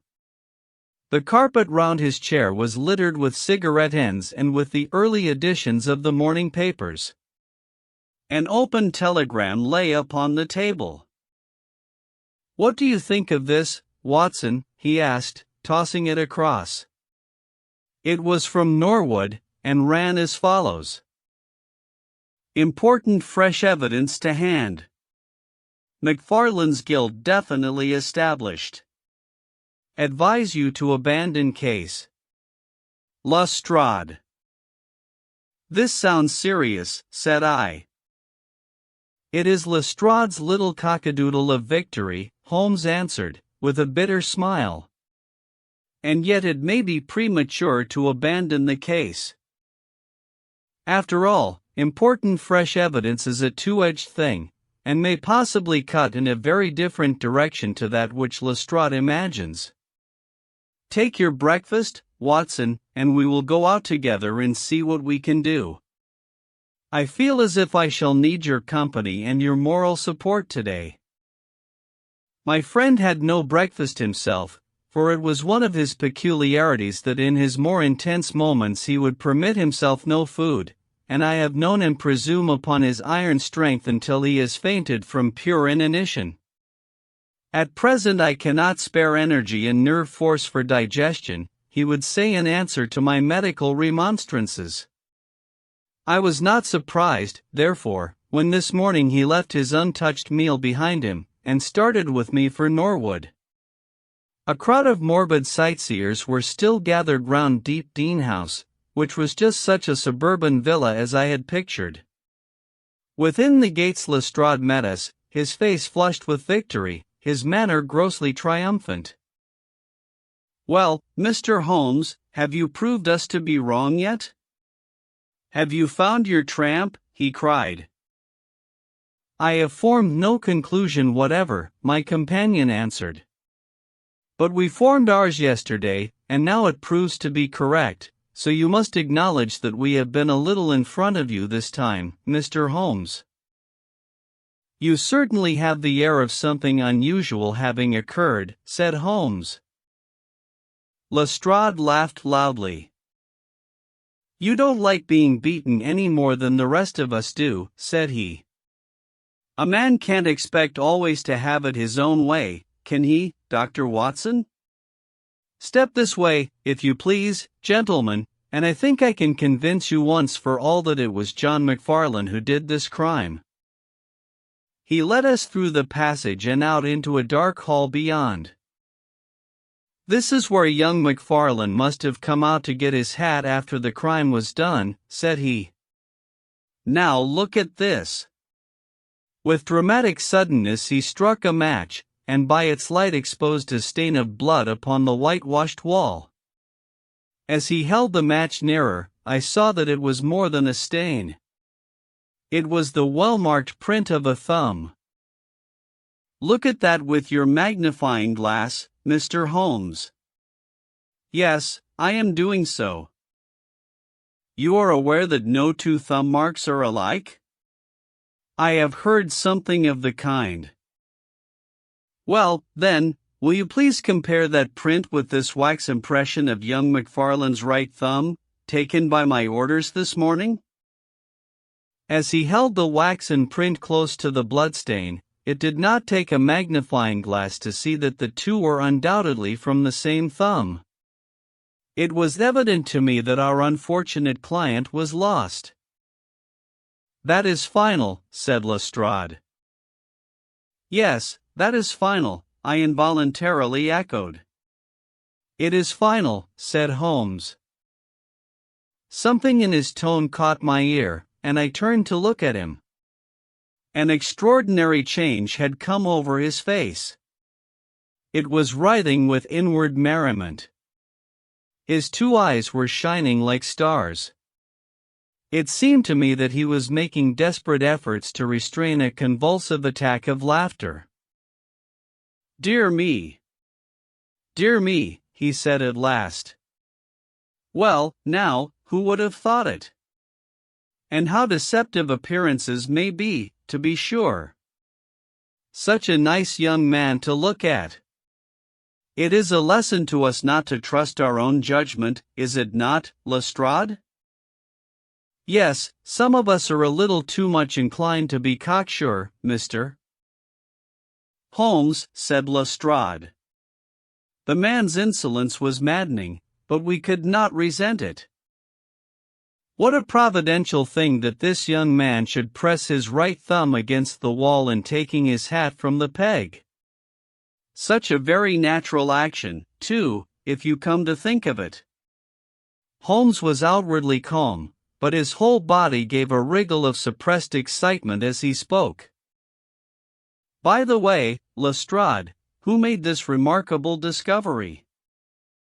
"It was the housekeeper, Mrs. Lexington, who drew the night constable's attention to it." "Where was the night constable?" "He remained on guard in the bedroom where the crime was committed, so as to see that nothing was touched." "But why didn't the police see this mark yesterday?" "Well, we had no particular reason to make a careful examination of the hall. Besides, it's not in a very prominent place, as you see." No, of course not." "I suppose there is no doubt that the mark was there yesterday?" Lestrade looked at Holmes as if he thought he was going out of his mind. I confess that I was myself surprised both at his hilarious manner and at his rather wild observation. "I don't know whether you think that McFarlane came out of jail in the dead of the night in order to strengthen the evidence against himself," said Lestrade. "I leave it to any expert in the world whether that is not the mark of his thumb." "It is unquestionably the mark of his thumb." "There, that's enough," said Lestrade. "I am a practical man, Mr. Holmes, and when I have got my evidence I come to my conclusions. If you have anything to say, you will find me writing my report in the sitting room." Holmes had recovered his equanimity, though I still seemed to detect gleams of amusement in his expression. "Dear me, this is a very sad development, Watson, is it not?" said he. "And yet there are singular points about it which hold out some hopes for our client." "I am delighted to hear it," said I, heartily. "I was afraid it was all up with him." "I would hardly go so far as to say that, my dear Watson. The fact is that there is one really serious flaw in this evidence to which our friend attaches so much importance." "Indeed, Holmes. What is it?" "Only this, that I know that mark was not there when I examined the hall yesterday. And now, Watson, let us have a little stroll round in the sunshine." With a confused brain, but with a heart into which some warmth of hope was returning, I accompanied my friend in a walk round the garden. Holmes took each face of the house in turn, and examined it with great interest. He then led the way inside, and went over the whole building from basement to attic. Most of the rooms were unfurnished, but none the less Holmes inspected them all minutely. Finally, on the top corridor, which ran outside 3 untenanted bedrooms, he again was seized with a spasm of merriment. "There are really some very unique features about this case, Watson," said he. "I think it is time now that we took our friend Lestrade into our confidence. He has had his little smile at our expense, and perhaps we may do as much by him, if my reading of this problem proves to be correct. Yes, I think I see how we should approach it." The Scotland Yard inspector was still writing in the parlor when Holmes interrupted him. "I understood that you were writing a report of this case," said he. So I am. Don't you think it may be a little premature? I can't help thinking that your evidence is not complete. Lestrade knew my friend too well to disregard his words.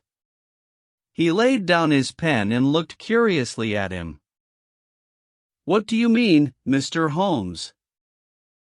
Only that there is an important witness whom you have not seen. Can you produce him? I think I can. Then do so. I will do my best. How many constables have you? There are 3 within call. Excellent, said Holmes. May I ask if they are all large, able-bodied men with powerful voices? I have no doubt they are, though I fail to see what their voices have to do with it. Perhaps I can help you to see that and 1 or 2 other things as well, said Holmes. Kindly summon your men, and I will try. 5 minutes later, 3 policemen had assembled in the hall. In the outhouse you will find a considerable quantity of straw, said Holmes. I will ask you to carry in 2 bundles of it. I think it will be of the greatest assistance in producing the witness whom I require. Thank you very much. I believe you have some matches in your pocket, Watson. Now, Mr. Lestrade, I will ask you all to accompany me to the top landing. As I have said, there was a broad corridor there, which ran outside 3 empty bedrooms. At one end of the corridor we were all marshaled by Sherlock Holmes, the constables grinning and Lestrade staring at my friend with amazement, expectation, and derision chasing each other across his features. Holmes stood before us with the air of a conjurer who was performing a trick. Would you kindly send one of your constables for 2 buckets of water? Put the straw on the floor here, free from the wall on either side. Now I think that we are all ready. Lestrade's face had begun to grow red and angry. I don't know whether you are playing a game with us, Mr. Sherlock Holmes, said he.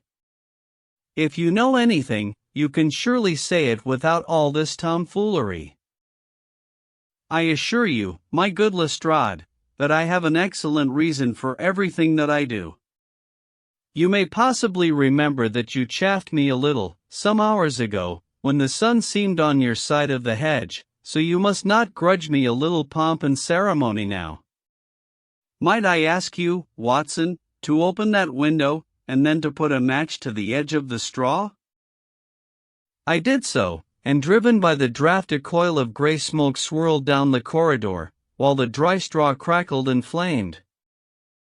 Now we must see if we can find this witness for you, Lestrade. Might I ask you all to join in the cry of fire? Now then, 1, 2, 3.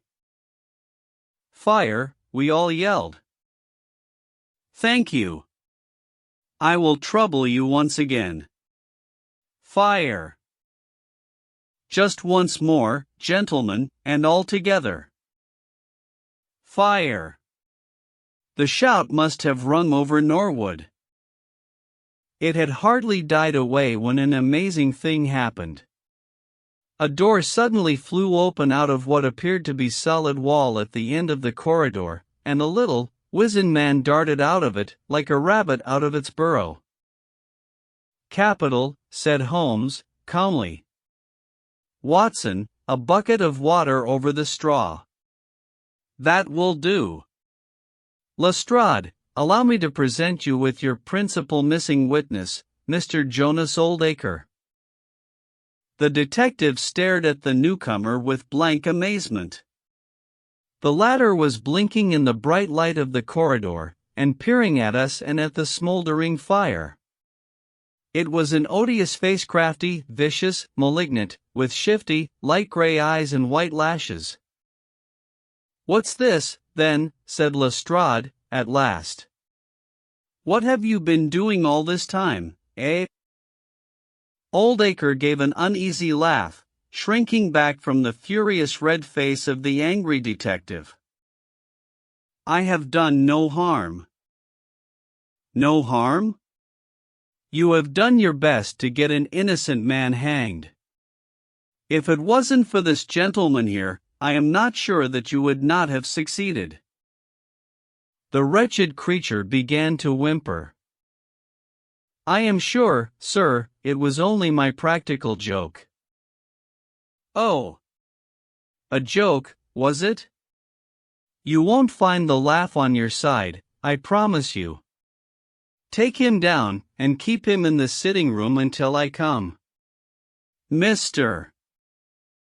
Holmes," he continued, when they had gone, "I could not speak before the constables, but I don't mind saying, in the presence of Dr. Watson, that this is the brightest thing that you have done yet, though it is a mystery to me how you did it.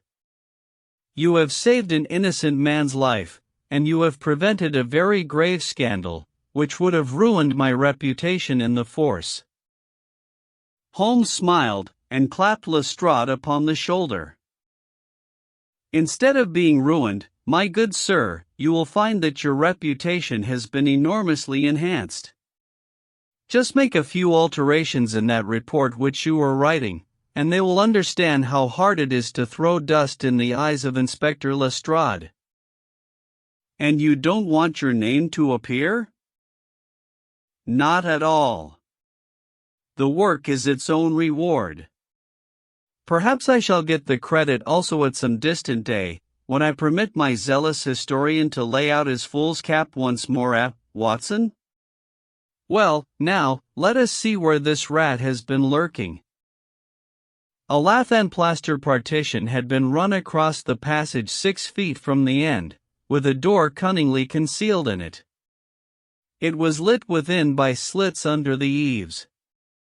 A few articles of furniture and a supply of food and water were within, together with a number of books and papers. "There's the advantage of being a builder," said Holmes, as we came out. He was able to fix up his own little hiding place without any confederate save, of course, that precious housekeeper of his, whom I should lose no time in adding to your bag, Lestrade. "I'll take your advice. But how did you know of this place, Mr. Holmes?" "I made up my mind that the fellow was in hiding in the house. When I paced one corridor and found it 6 feet shorter than the corresponding one below, it was pretty clear where he was. I thought he had not the nerve to lie quiet before an alarm of fire. We could, of course, have gone in and taken him, but it amused me to make him reveal himself. Besides, I owed you a little mystification, Lestrade, for your chaff in the morning." "Well, sir, you certainly got equal with me on that. But how in the world did you know that he was in the house at all?" "The thumb mark, Lestrade. You said it was final, and so it was, in a very different sense. I knew it had not been there the day before. I pay a good deal of attention to matters of detail, as you may have observed, and I had examined the hall, and was sure that the wall was clear. Therefore, it had been put on during the night." "But how?"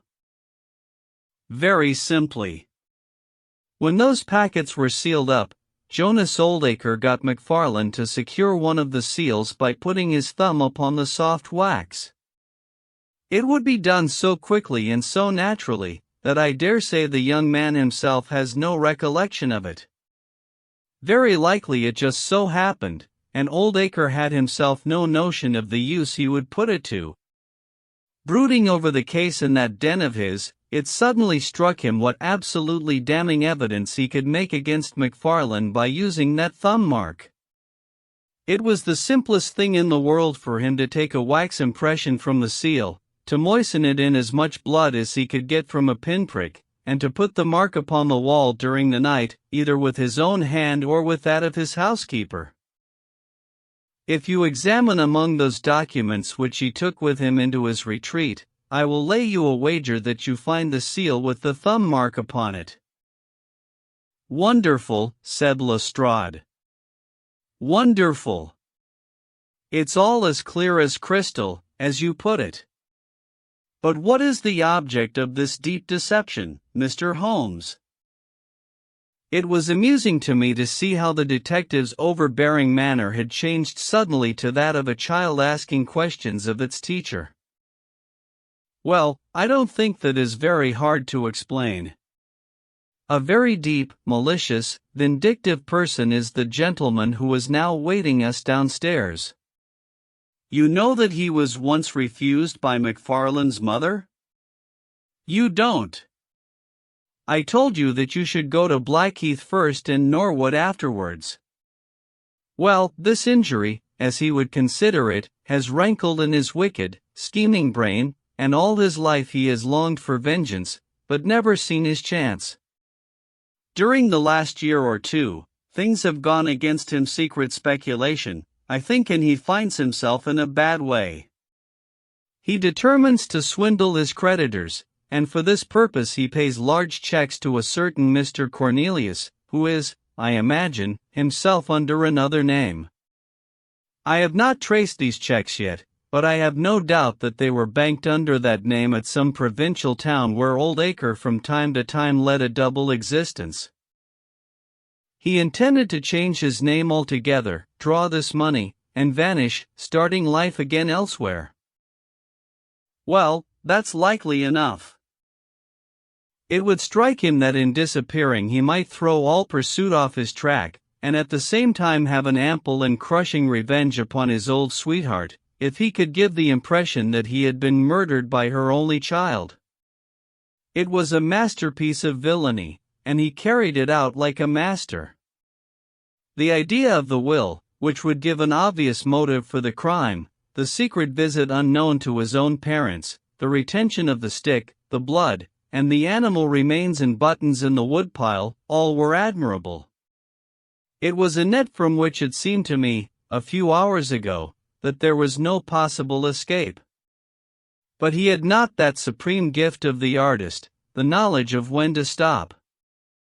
He wished to improve that which was already perfect, to draw the rope tighter yet round the neck of his unfortunate victim, and so he ruined all.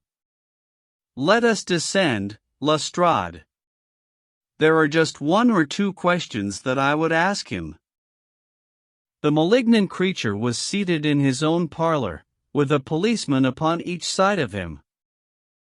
It was a joke, my good sir, a practical joke, nothing more, he whined incessantly. I assure you, sir, that I simply concealed myself in order to see the effect of my disappearance, and I am sure that you would not be so unjust as to imagine that I would have allowed any harm to befall poor young Mr. McFarlane. That's for a jury to decide, said Lestrade. Anyhow, we shall have you on a charge of conspiracy, if not for attempted murder. And you'll probably find that your creditors will impound the banking account of Mr. Cornelius, said Holmes. The little man started, and turned his malignant eyes upon my friend. I have to thank you for a good deal, said he. Perhaps I'll pay my debt some day. Holmes smiled indulgently. I fancy that, for some few years, you will find your time very fully occupied, said he. By the way, what was it you put into the woodpile besides your old trousers? A dead dog, or rabbits, or what? You won't tell? Dear me, how very unkind of you. Well, I dare say that a couple of rabbits would account both for the blood and for the charred ashes. If ever you write an account, Watson, you can make rabbits serve your turn. The Adventure of the Dancing Men. Holmes had been seated for some hours in silence with his long, thin back curved over a chemical vessel in which he was brewing a particularly malodorous product. His head was sunk upon his breast, and he looked from my point of view like a strange, lank bird, with dull gray plumage and a black topknot. So, Watson, said he, suddenly, you do not propose to invest in South African securities? I gave a start of astonishment. Accustomed as I was to Holmes's curious faculties, this sudden intrusion into my most intimate thoughts was utterly inexplicable. "How on earth do you know that?" I asked. He wheeled round upon his stool, with a steaming test tube in his hand, and a gleam of amusement in his deep-set eyes. "Now, Watson, confess yourself utterly taken aback," said he. "I am." "I ought to make you sign a paper to that effect." "Why?" "Because in 5 minutes you will say that it is all so absurdly simple." "I am sure that I shall say nothing of the kind. You see, my dear Watson," he propped his test tube in the rack, and began to lecture with the air of a professor addressing his class. "It is not really difficult to construct a series of inferences, each dependent upon its predecessor and each simple in itself. If, after doing so, one simply knocks out all the central inferences and presents one's audience with the starting point and the conclusion, one may produce a startling, though possibly a meretricious, effect." Now, it was not really difficult, by an inspection of the groove between your left forefinger and thumb, to feel sure that you did not propose to invest your small capital in the gold fields. "I see no connection." "Very likely not, but I can quickly show you a close connection. Here are the missing links of the very simple chain. 1. You had chalk between your left finger and thumb when you returned from the club last night. 2. You put chalk there when you play billiards, to steady the cue. 3. You never play billiards except with Thurston. For, you told me, 4 weeks ago, that Thurston had an option on some South African property which would expire in a month, and which he desired you to share with him. 5. Your checkbook is locked in my drawer, and you have not asked for the key. 6. You do not propose to invest your money in this manner." "How absurdly simple!" I cried. "Quite so," said he, a little nettled. "Every problem becomes very childish when once it is explained to you. Here is an unexplained one. See what you can make of that, friend Watson." He tossed a sheet of paper upon the table, and turned once more to his chemical analysis. I looked with amazement at the absurd hieroglyphics upon the paper. "Why, Holmes, it is a child's drawing," I cried. "Oh, that's your idea.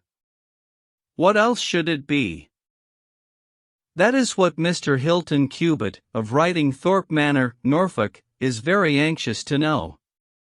This little conundrum came by the first post, and he was to follow by the next train. There's a ring at the bell, Watson." I should not be very much surprised if this were he. A heavy step was heard upon the stairs, and an instant later there entered a tall, ruddy, clean-shaven gentleman, whose clear eyes and florid cheeks told of a life led far from the fogs of Baker Street. He seemed to bring a whiff of his strong, fresh, bracing, East Coast air with him as he entered. Having shaken hands with each of us, he was about to sit down, when his eye rested upon the paper with the curious markings, which I had just examined and left upon the table. "Well, Mr. Holmes, what do you make of these?" he cried. "They told me that you were fond of queer mysteries, and I don't think you can find a queerer one than that. I sent the paper on ahead, so that you might have time to study it before I came." "It is certainly rather a curious production," said Holmes. "At first sight it would appear to be some childish prank. It consists of a number of absurd little figures dancing across the paper upon which they are drawn. Why should you attribute any importance to so grotesque an object?" "I never should, Mr. Holmes. But my wife does. It is frightening her to death. She says nothing, but I can see terror in her eyes. That's why I want to sift the matter to the bottom." Holmes held up the paper so that the sunlight shone full upon it. It was a page torn from a notebook. The markings were done in pencil, and ran in this way. Graphic. Holmes examined it for some time, and then, folding it carefully up, he placed it in his pocketbook. "This promises to be a most interesting and unusual case," said he. "You gave me a few particulars in your letter, Mr. Hilton Cubitt, but I should be very much obliged if you would kindly go over it all again for the benefit of my friend, Dr. Watson." "I'm not much of a storyteller," said our visitor, nervously clasping and unclasping his great, strong hands. "You'll just ask me anything that I don't make clear. I'll begin at the time of my marriage last year, but I want to say first of all that, though I'm not a rich man, my people have been at Riding Thorpe for a matter of 5 centuries, and there is no better known family in the county of Norfolk. Last year I came up to London for the Jubilee, and I stopped at a boarding house in Russell Square, because Parker, the vicar of our parish, was staying in it. There was an American young lady there. Patrick was the name. Elsie Patrick. In some way we became friends. Until before my month was up I was as much in love as man could be. We were quietly married at a registry office, and we returned to Norfolk a wedded couple. You'll think it very mad, Mr. Holmes, that a man of a good old family should marry a wife in this fashion, knowing nothing of her past or of her people, but if you saw her and knew her, it would help you to understand. She was very straight about it, was Elsie. I can't say that she did not give me every chance of getting out of it if I wished to do so. I have had some very disagreeable associations in my life, said she. I wish to forget all about them. I would rather never allude to the past, for it is very painful to me. If you take me, Hilton, you will take a woman who has nothing that she need be personally ashamed of, but you will have to be content with my word for it, and to allow me to be silent as to all that passed up to the time when I became yours. If these conditions are too hard, then go back to Norfolk, and leave me to the lonely life in which you found me." It was only the day before our wedding that she said those very words to me. I told her that I was content to take her on her own terms, and I have been as good as my word. Well, we have been married now for a year, and very happy we have been. But about a month ago, at the end of June, I saw for the first time signs of trouble. One day my wife received a letter from America. I saw the American stamp. She turned deadly white, read the letter, and threw it into the fire. She made no allusion to it afterwards, and I made none, for a promise is a promise, but she has never known an easy hour from that moment. There is always a look of fear upon her face, a look as if she were waiting and expecting. She would do better to trust me. She would find that I was her best friend. But until she speaks, I can say nothing. Mind you, she is a truthful woman, Mr. Holmes, and whatever trouble there may have been in her past life, it has been no fault of hers. I am only a simple Norfolk squire, but there is not a man in England who ranks his family honor more highly than I do. She knows it well, and she knew it well before she married me. She would never bring any stain upon it, of that I am sure. Well, now I come to the queer part of my story. About a week ago, it was the Tuesday of last week, I found on one of the windowsills a number of absurd little dancing figures like these upon the paper. They were scrawled with chalk.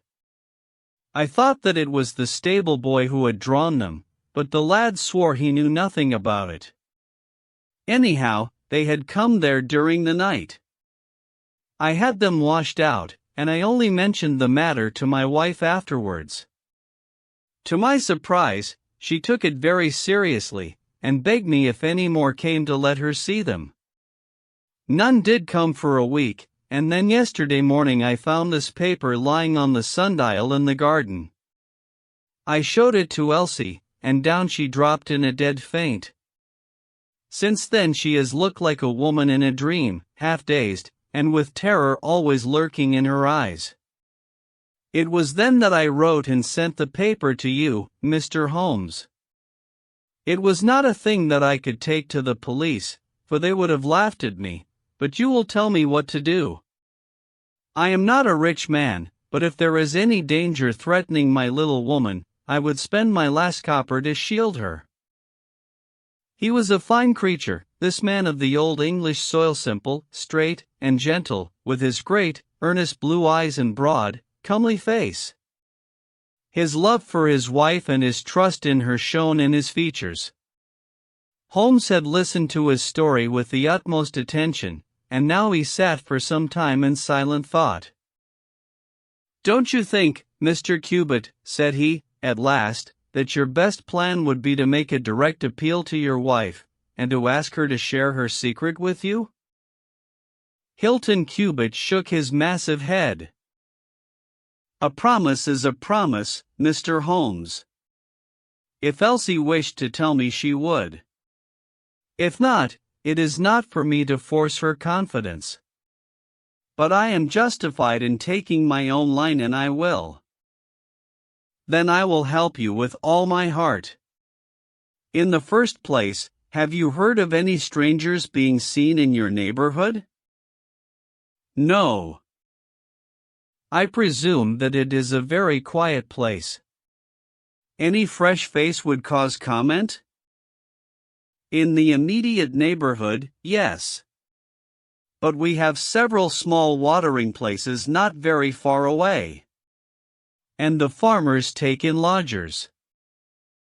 These hieroglyphics have evidently a meaning. If it is a purely arbitrary one, it may be impossible for us to solve it.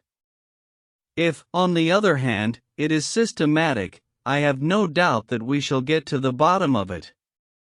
But this particular sample is so short that I can do nothing, and the facts which you have brought me are so indefinite that we have no basis for an investigation. I would suggest that you return to Norfolk, that you keep a keen lookout, and that you take an exact copy of any fresh dancing men which may appear. It is 1,000 pities that we have not a reproduction of those which were done in chalk upon the window-sill. Make a discreet inquiry also as to any strangers in the neighborhood. When you have collected some fresh evidence, come to me again. That is the best advice which I can give you, Mr. Hilton Cubitt. If there are any pressing fresh developments, I shall be always ready to run down and see you in your Norfolk home." The interview left Sherlock Holmes very thoughtful, and several times in the next few days I saw him take his slip of paper from his notebook and look long and earnestly at the curious figures inscribed upon it. He made no allusion to the affair, however, until one afternoon a fortnight or so later. I was going out when he called me back. "You had better stay here, Watson." "Why?" "Because I had a wire from Hilton Cubitt this morning." "You remember Hilton Cubitt, of the dancing men?" "He was to reach Liverpool Street at 1:20. He may be here at any moment." "I gather from his wire that there have been some new incidents of importance."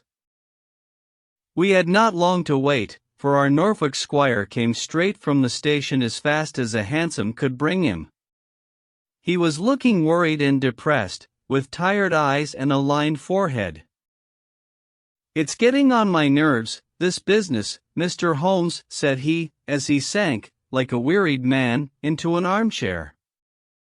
"It's bad enough to feel that you are surrounded by unseen, unknown folk, who have some kind of design upon you, but when, in addition to that, you know that it is just killing your wife by inches, then it becomes as much as flesh and blood can endure.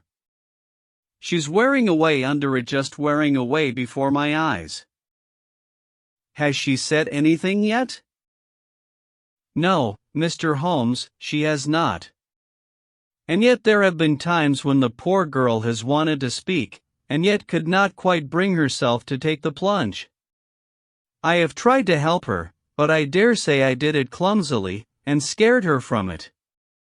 She has spoken about my old family, and our reputation in the county, and our pride in our unsullied honor, and I always felt it was leading to the point, but somehow it turned off before we got there. But you have found out something for yourself? A good deal, Mr. Holmes.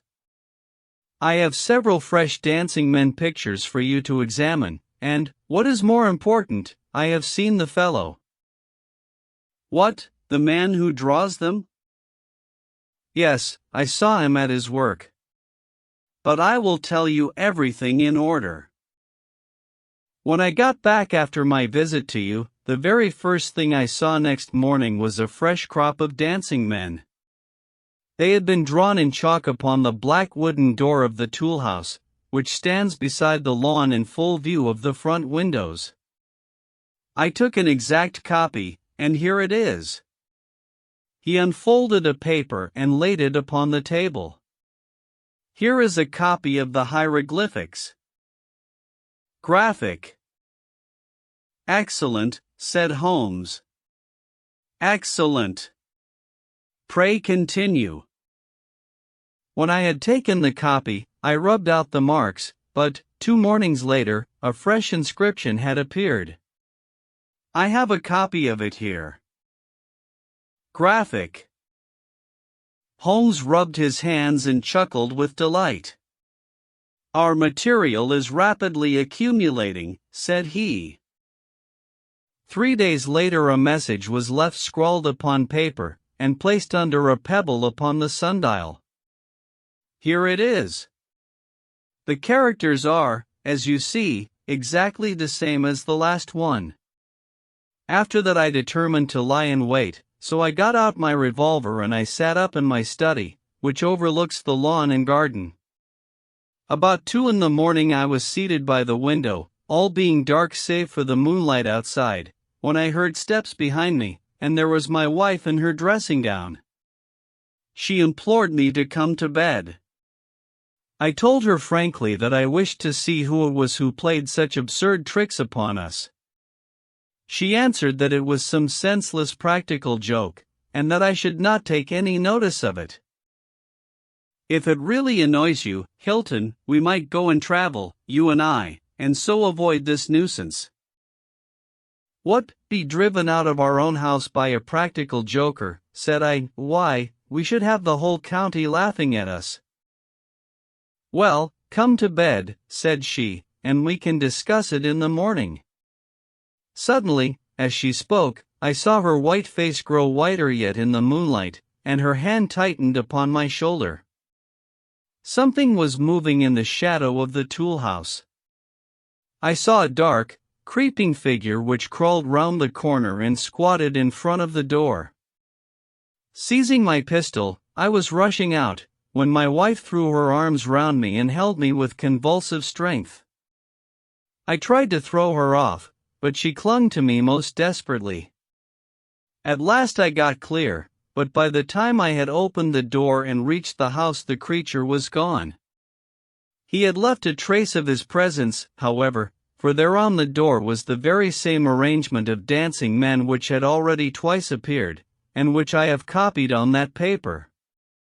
There was no other sign of the fellow anywhere, though I ran all over the grounds. And yet the amazing thing is that he must have been there all the time, for when I examined the door again in the morning, he had scrawled some more of his pictures under the line which I had already seen. Have you that fresh drawing?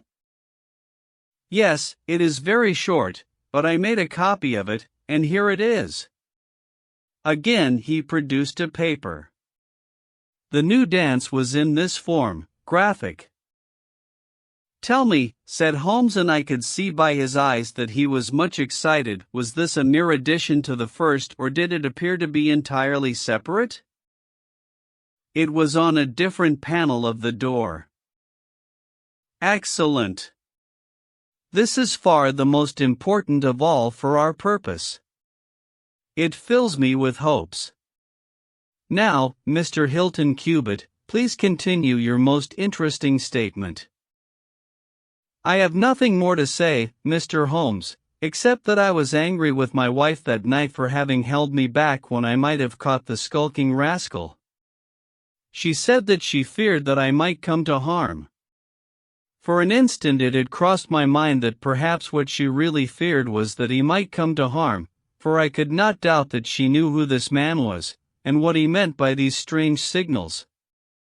But there is a tone in my wife's voice, Mr. Holmes, and a look in her eyes which forbid doubt, and I am sure that it was indeed my own safety that was in her mind.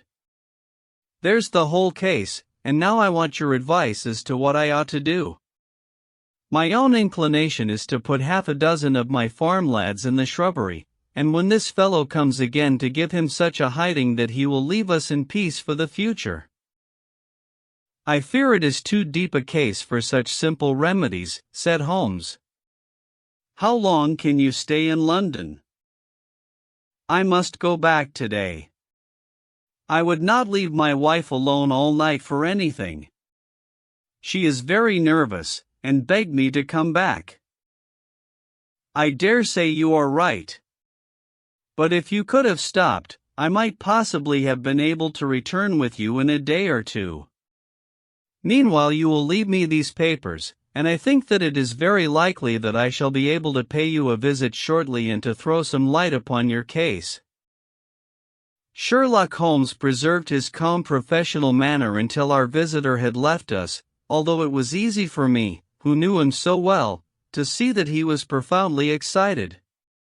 The moment that Hilton Cubitt's broad back had disappeared through the door my comrade rushed to the table, laid out all the slips of paper containing dancing men in front of him, and threw himself into an intricate and elaborate calculation.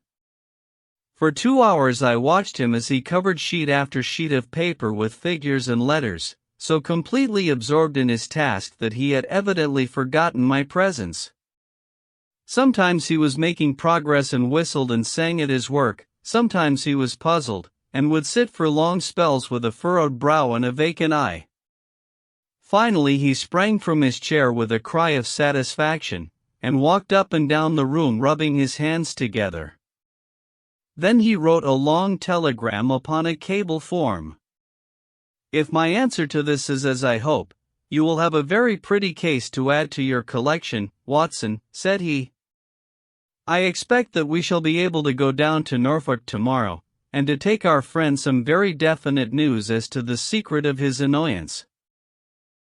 I confess that I was filled with curiosity, but I was aware that Holmes liked to make his disclosures at his own time and in his own way, so I waited until it should suit him to take me into his confidence. But there was a delay in that answering telegram, and 2 days of impatience followed, during which Holmes pricked up his ears at every ring of the bell. On the evening of the 2nd there came a letter from Hilton Cubitt. All was quiet with him, save that a long inscription had appeared that morning upon the pedestal of the sundial. He enclosed a copy of it, which is here reproduced. Graphic. Holmes bent over this grotesque frieze for some minutes, and then suddenly sprang to his feet with an exclamation of surprise and dismay. His face was haggard with anxiety. "We have let this affair go far enough," said he. "Is there a train to North Walsham tonight?" I turned up the timetable. The last had just gone.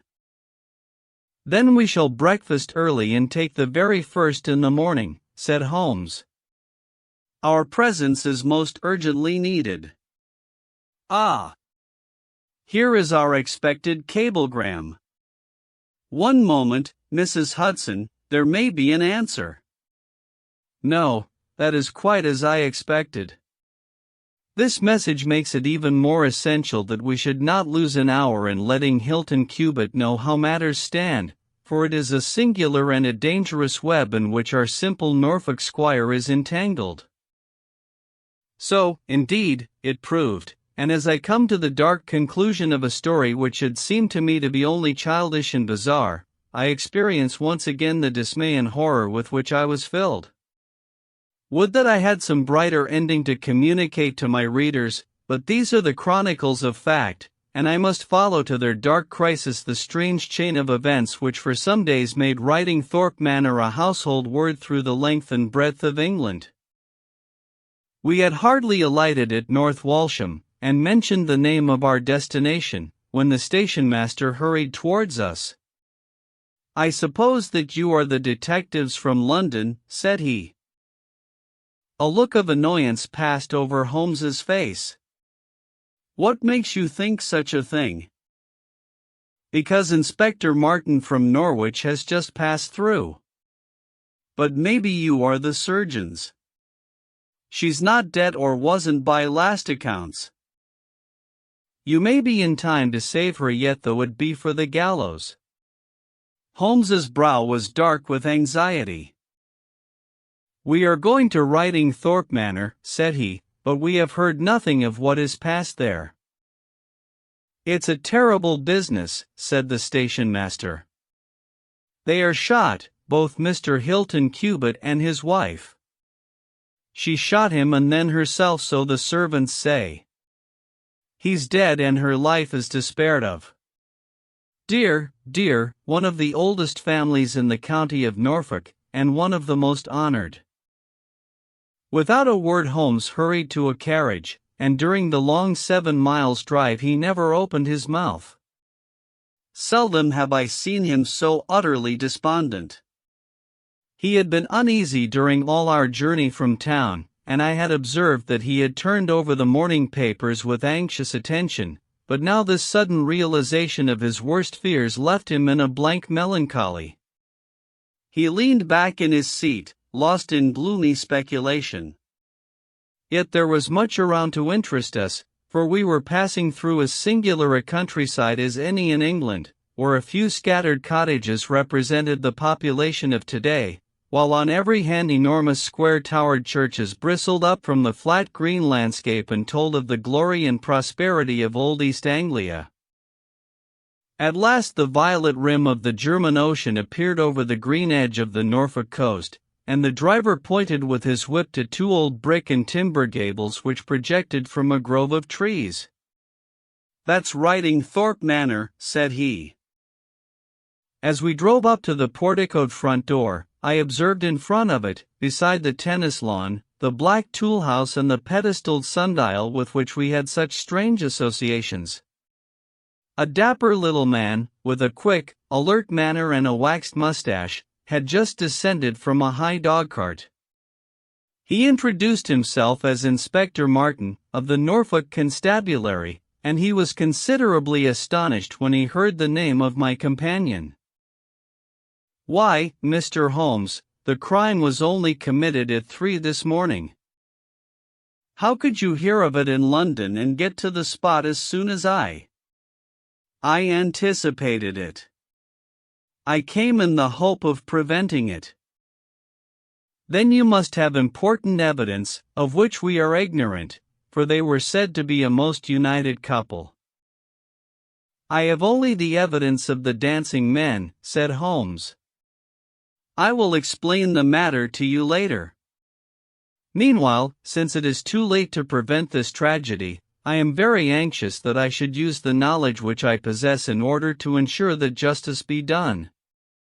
Will you associate me in your investigation, or will you prefer that I should act independently?"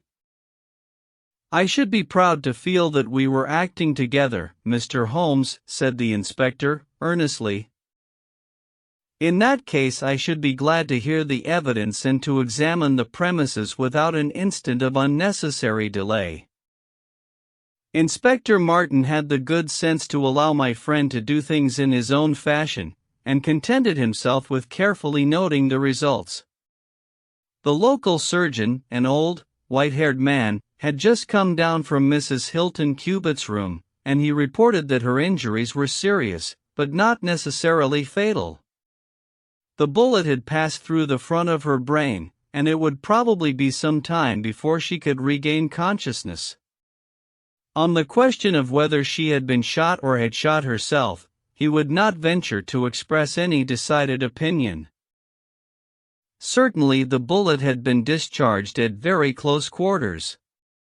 There was only the one pistol found in the room, 2 barrels of which had been emptied.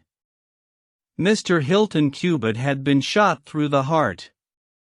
It was equally conceivable that he had shot her and then himself, or that she had been the criminal, for the revolver lay upon the floor midway between them.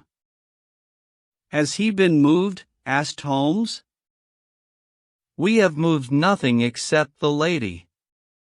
We could not leave her lying wounded upon the floor." "How long have you been here, Doctor?" "Since 4 o'clock. "Anyone else?" "Yes, the constable here." "And you have touched nothing?" "Nothing." "You have acted with great discretion. Who sent for you?" "The housemaid, Saunders." "Was it she who gave the alarm?" "She and Mrs. King, the cook." "Where are they now?" "In the kitchen, I believe." "Then I think we had better hear their story at once." The old hall, oak-paneled and high-windowed, had been turned into a court of investigation. Holmes sat in a great, old-fashioned chair, his inexorable eyes gleaming out of his haggard face. I could read in them a set purpose to devote his life to this quest until the client whom he had failed to save should at last be avenged. The trim Inspector Martin, the old, gray-headed country doctor, myself, and a stolid village policeman made up the rest of that strange company. The 2 women told their story clearly enough. They had been aroused from their sleep by the sound of an explosion, which had been followed a minute later by a second one. They slept in adjoining rooms, and Mrs. King had rushed into Saunders. Together they had descended the stairs. The door of the study was open, and a candle was burning upon the table. Their master lay upon his face in the center of the room. He was quite dead. Near the window his wife was crouching, her head leaning against the wall. She was horribly wounded, and the side of her face was red with blood. She breathed heavily, but was incapable of saying anything. The passage, as well as the room, was full of smoke and the smell of powder. The window was certainly shut and fastened upon the inside. Both women were positive upon the point. They had at once sent for the doctor and for the constable. Then, with the aid of the groom and the stable boy, they had conveyed their injured mistress to her room. Both she and her husband had occupied the bed. She was clad in her dress, he in his dressing gown, over his nightclothes. Nothing had been moved in the study. So far as they knew, there had never been any quarrel between husband and wife. They had always looked upon them as a very united couple. These were the main points of the servants' evidence. In answer to Inspector Martin, they were clear that every door was fastened upon the inside, and that no one could have escaped from the house. In answer to Holmes, they both remembered that they were conscious of the smell of powder from the moment that they ran out of their rooms upon the top floor. "I commend that fact very carefully to your attention," said Holmes to his professional colleague. "And now I think that we are in a position to undertake a thorough examination of the room." The study proved to be a small chamber, lined on 3 sides with books, and with a writing table facing an ordinary window, which looked out upon the garden. Our first attention was given to the body of the unfortunate squire, whose huge frame lay stretched across the room. His disordered dress showed that he had been hastily aroused from sleep. The bullet had been fired at him from the front, and had remained in his body, after penetrating the heart. His death had certainly been instantaneous and painless. There was no powder marking either upon his dressing gown or on his hands. According to the country surgeon, the lady had stains upon her face, but none upon her hand. The absence of the latter means nothing, though its presence may mean everything, said Holmes. Unless the powder from a badly fitting cartridge happens to spurt backward, one may fire many shots without leaving a sign. I would suggest that Mr. Cubitt's body may now be removed. I suppose, Doctor, you have not recovered the bullet which wounded the lady? A serious operation will be necessary before that can be done. But there are still 4 cartridges in the revolver. 2 have been fired in 2 wounds inflicted, so that each bullet can be accounted for. So it would seem, said Holmes. Perhaps you can account also for the bullet which has so obviously struck the edge of the window? He had turned suddenly, and his long, thin finger was pointing to a hole which had been drilled right through the lower window sash, about an inch above the bottom. By George, cried the inspector. However did you see that? Because I looked for it. Wonderful, said the country doctor. You are certainly right, sir. Then a 3rd shot has been fired, and therefore a 3rd person must have been present. But who could that have been, and how could he have got away? That is the problem which we are now about to solve, said Sherlock Holmes. You remember, Inspector Martin, when the servants said that on leaving their room they were at once conscious of a smell of powder, I remarked that the point was an extremely important one? Yes, sir, but I confess I did not quite follow you. It suggested that at the time of the firing, the window as well as the door of the room had been open. Otherwise the fumes of powder could not have been blown so rapidly through the house. A draught in the room was necessary for that. Both door and window were only open for a very short time, however. How do you prove that? Because the candle was not guttered. Capital, cried the inspector. Capital. Feeling sure that the window had been open at the time of the tragedy, I conceived that there might have been a 3rd person in the affair, who stood outside this opening and fired through it. Any shot directed at this person might hit the sash. I looked, and there, sure enough, was the bullet mark. But how came the window to be shut and fastened? The woman's first instinct would be to shut and fasten the window. But, hullo! What is this? It was a lady's handbag which stood upon the study table, a trim little handbag of crocodile skin and silver. Holmes opened it and turned the contents out. There were 20 50-pound notes of the Bank of England, held together by an india rubber band, nothing else. This must be preserved, for it will figure in the trial, said Holmes, as he handed the bag with its contents to the inspector. It is now necessary that we should try to throw some light upon this 3rd bullet, which has clearly, from the splintering of the wood, been fired from inside the room. I should like to see Mrs. King, the cook, again. You said, Mrs. King, that you were awakened by a loud explosion. When you said that, did you mean that it seemed to you to be louder than the 2nd one? Well, sir, it wakened me from my sleep, so it is hard to judge. But it did seem very loud. You don't think that it might have been 2 shots fired almost at the same instant? I am sure I couldn't say, sir.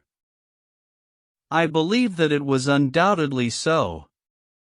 I rather think, Inspector Martin, that we have now exhausted all that this room can teach us.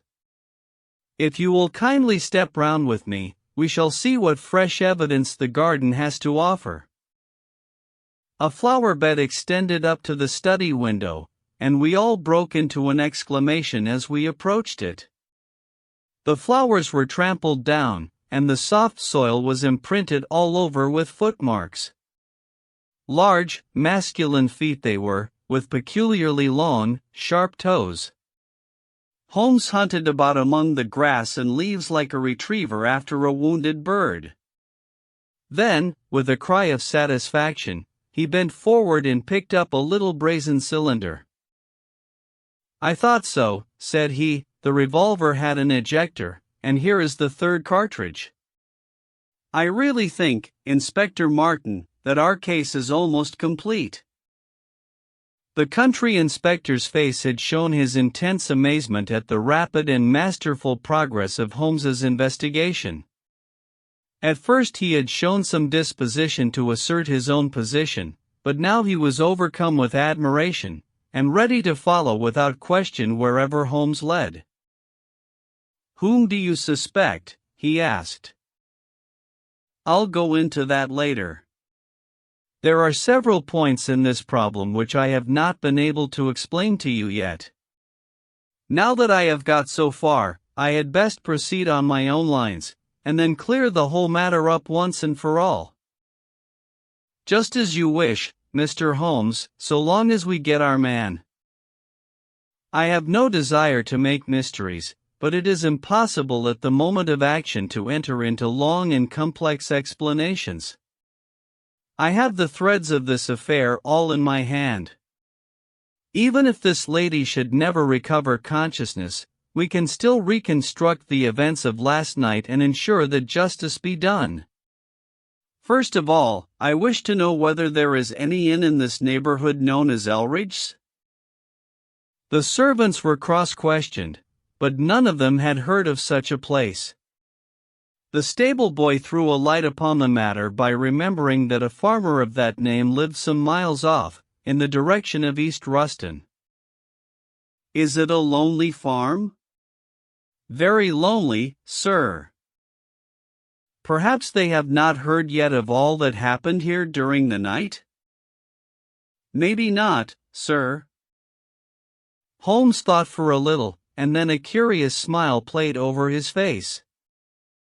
"Saddle a horse, my lad," said he. "I shall wish you to take a note to Elridge's farm."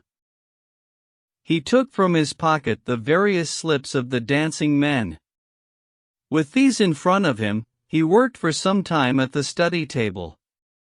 Finally he handed a note to the boy, with directions to put it into the hands of the person to whom it was addressed, and especially to answer no questions of any sort which might be put to him.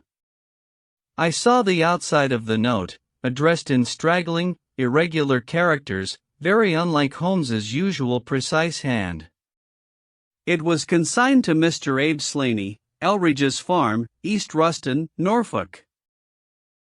"I think, Inspector," Holmes remarked, "that you would do well to telegraph for an escort, as, if my calculations prove to be correct, you may have a particularly dangerous prisoner to convey to the county jail. The boy who takes this note could no doubt forward your telegram. If there is an afternoon train to town, Watson, I think we should do well to take it, as I have a chemical analysis of some interest to finish, and this investigation draws rapidly to a close." When the youth had been dispatched with the note, Sherlock Holmes gave his instructions to the servants. If any visitor were to call asking for Mrs. Hilton Cubitt, no information should be given as to her condition, but he was to be shown at once into the drawing-room. He impressed these points upon them with the utmost earnestness. Finally he led the way into the drawing-room, with the remark that the business was now out of our hands, and that we must while away the time as best we might until we could see what was in store for us. The doctor had departed to his patients, and only the inspector and myself remained. "I think that I can help you to pass an hour in an interesting and profitable manner," said Holmes, drawing his chair up to the table, and spreading out in front of him the various papers upon which were recorded the antics of the dancing men. As to you, friend Watson, I owe you every atonement for having allowed your natural curiosity to remain so long unsatisfied. To you, Inspector, the whole incident may appeal as a remarkable professional study. I must tell you, first of all, the interesting circumstances connected with the previous consultations which Mr. Hilton Cubitt has had with me in Baker Street. He then shortly recapitulated the facts which have already been recorded. I have here in front of me these singular productions, at which one might smile, had they not proved themselves to be the forerunners of so terrible a tragedy. I am fairly familiar with all forms of secret writings, and am myself the author of a trifling monograph upon the subject, in which I analyze 160 separate ciphers, but I confess that this is entirely new to me. The object of those who invented the system has apparently been to conceal that these characters convey a message, and to give the idea that they are the mere random sketches of children. Having once recognized, however, that the symbol stood for letters, and having applied the rules which guide us in all forms of secret writings, the solution was easy enough. The first message submitted to me was so short that it was impossible for me to do more than to say, with some confidence, that the symbol XXX stood for E. As you are aware, E is the most common letter in the English alphabet, and it predominates to so marked an extent that even in a short sentence one would expect to find it most often. Out of 15 symbols in the first message, 4 were the same, so it was reasonable to set this down as E. It is true that in some cases the figure was bearing a flag, and in some cases not, but it was probable, from the way in which the flags were distributed, that they were used to break the sentence up into words. I accepted this as a hypothesis, and noted that E was represented by XXX. But now came the real difficulty of the inquiry. The order of the English letters after E is by no means well marked, and any preponderance which may be shown in an average of a printed sheet may be reversed in a single short sentence. Speaking roughly, T, A, O, I, N, S, H, R, D, and L are the numerical order in which letters occur, but T, A, O, and I are very nearly abreast of each other, and it would be an endless task to try each combination until a meaning was arrived at. I therefore waited for fresh material. In my second interview with Mr. Hilton Cubitt, he was able to give me 2 other short sentences and 1 message, which appeared since there was no flag to be a single word. Here are the symbols. Now, in the single word I have already got the 2 E's coming second and fourth in a word of 5 letters. It might be sever, or lever, or never. There can be no question that the latter as a reply to an appeal is far the most probable, and the circumstances pointed to its being a reply written by the lady. Accepting it as correct, we are now able to say that the symbols stand respectively for N, V, and R. Even now I was in considerable difficulty, but a happy thought put me in possession of several other letters. It occurred to me that if these appeals came, as I expected, from someone who had been intimate with the lady in her early life, a combination which contained 2 E's with 3 letters between might very well stand for the name Elsie. On examination I found that such a combination formed the termination of the message, which was 3 times repeated. It was certainly some appeal to Elsie. In this way I had got my L, S, and I. But what appeal could it be? There were only 4 letters in the word which preceded Elsie, and it ended in E. Surely the word must be come. I tried all other 4 letters ending in E, but could find none to fit the case. So now I was in possession of C, O, and M, and I was in a position to attack the first message once more, dividing it into words and putting dots for each symbol which was still unknown. So treated, it worked out in this fashion. M.air, ESL.ne. Now the first letter can only be A, which is a most useful discovery, since it occurs no fewer than 3 times in this short sentence, and the H is also apparent in the second word.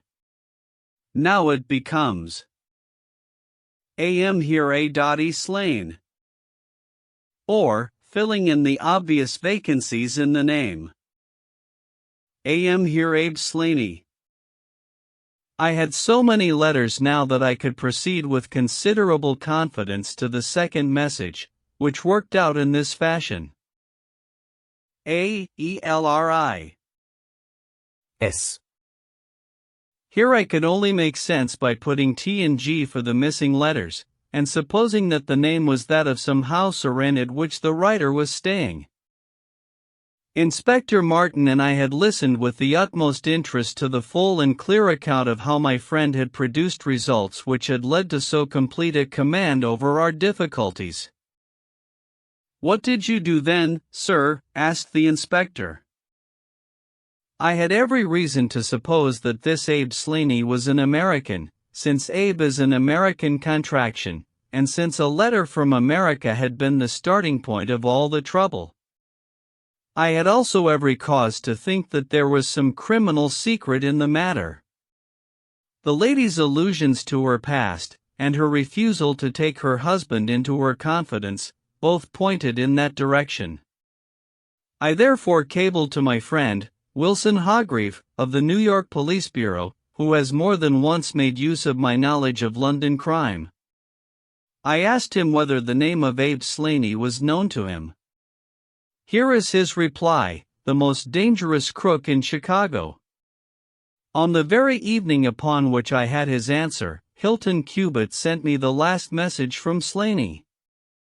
Working with known letters, it took this form: Elsie.re. are to meet thy go. The addition of a P and a D completed a message which showed me that the rascal was proceeding from persuasion to threats, and my knowledge of the crooks of Chicago prepared me to find that he might very rapidly put his words into action. I at once came to Norfolk with my friend and colleague, Dr. Watson, but, unhappily, only in time to find that the worst had already occurred.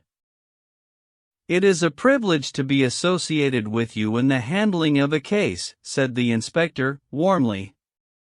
"You will excuse me, however, if I speak frankly to you. You are only answerable to yourself, but I have to answer to my superiors. If this Abe Slaney, living at Elridge's, is indeed the murderer, and if he has made his escape while I am seated here, I should certainly get into serious trouble. You need not be uneasy. He will not try to escape." "How do you know?" "To fly would be a confession of guilt." "Then let us go arrest him. I expect him here every instant." "But why should he come?" "Because I have written and asked him." "But this is incredible, Mr. Holmes. Why should he come because you have asked him? Would not such a request rather rouse his suspicions and cause him to fly?" "I think I have known how to frame the letter," said Sherlock Holmes. "In fact, if I am not very much mistaken, here is the gentleman himself coming up the drive." A man was striding up the path which led to the door. He was a tall, handsome, swarthy fellow, clad in a suit of gray flannel, with a Panama hat, a bristling black beard, and a great, aggressive hooked nose, and flourishing a cane as he walked. He swaggered up a path as if the place belonged to him, and we heard his loud, confident peal at the bell. "I think, gentlemen," said Holmes, quietly, "that we had best take up our position behind the door. Every precaution is necessary when dealing with such a fellow. You will need your handcuffs, Inspector. You can leave the talking to me." We waited in silence for a minute, one of those minutes which one can never forget. Then the door opened and the man stepped in. In an instant Holmes clapped a pistol to his head, and Martin slipped the handcuffs over his wrists. It was all done so swiftly and deftly that the fellow was helpless before he knew that he was attacked. He glared from one to the other of us with a pair of blazing black eyes. Then he burst into a bitter laugh. "Well, gentlemen, you have the drop on me this time. I seem to have knocked up against something hard. But I came here in answer to a letter from Mrs. Hilton Cubitt. Don't tell me that she is in this? Don't tell me that she helped to set a trap for me? Mrs. Hilton Cubitt was seriously injured, and is at death's door." The man gave a hoarse cry of grief, which rang through the house. "You're crazy," he cried, fiercely. "It was he that was hurt, not she. Who would have hurt little Elsie? I may have threatened her, God forgive me, but I would not have touched a hair of her pretty head. Take it back, you. Say that she is not hurt." She was found badly wounded, by the side of her dead husband. He sank with a deep groan on the settee and buried his face in his manacled hands. For 5 minutes he was silent. Then he raised his face once more, and spoke with the cold composure of despair. "I have nothing to hide from you, gentlemen," said he. "If I shot the man, he had his shot at me, and there's no murder in that. But if you think I could have hurt that woman, then you don't know either me or her. I tell you, there was never a man in this world loved a woman more than I loved her. I had a right to her. She was pledged to me years ago. Who was this Englishman that he should come between us? I tell you that I had the first right to her, and that I was only claiming my own. She broke away from your influence when she found the man that you are," said Holmes, sternly. "She fled from America to avoid you, and she married an honorable gentleman in England. You dogged her and followed her and made her life a misery to her, in order to induce her to abandon the husband whom she loved and respected in order to fly with you, whom she feared and hated. You have ended by bringing about the death of a noble man and driving his wife to suicide. That is your record in this business, Mr. Abe Slaney, and you will answer for it to the law." "If Elsie dies, I care nothing what becomes of me," said the American. He opened one of his hands, and looked at a note crumpled up in his palm. "See here, mister," he cried, with a gleam of suspicion in his eyes, "you're not trying to scare me over this, are you? If the lady is hurt as bad as you say, who was it that wrote this note?" He tossed it forward onto the table. "I wrote it, to bring you here." "You wrote it?" There was no one on earth outside the joint who knew the secret of the dancing men. "How came you to write it?" "What one man can invent another can discover," said Holmes. "There is a cab coming to convey you to Norwich, Mr. Slaney. But meanwhile, you have time to make some small reparation for the injury you have wrought. Are you aware that Mrs. Hilton Cubitt has herself lain under grave suspicion of the murder of her husband, and that it was only my presence here, and the knowledge which I happen to possess, which has saved her from the accusation? The least that you owe her is to make it clear to the whole world that she was in no way, directly or indirectly, responsible for his tragic end." "I ask nothing better," said the American. "I guess the very best case I can make for myself is the absolute naked truth. It is my duty to warn you that it will be used against you," cried the inspector, with the magnificent fair play of the British criminal law. Slaney shrugged his shoulders.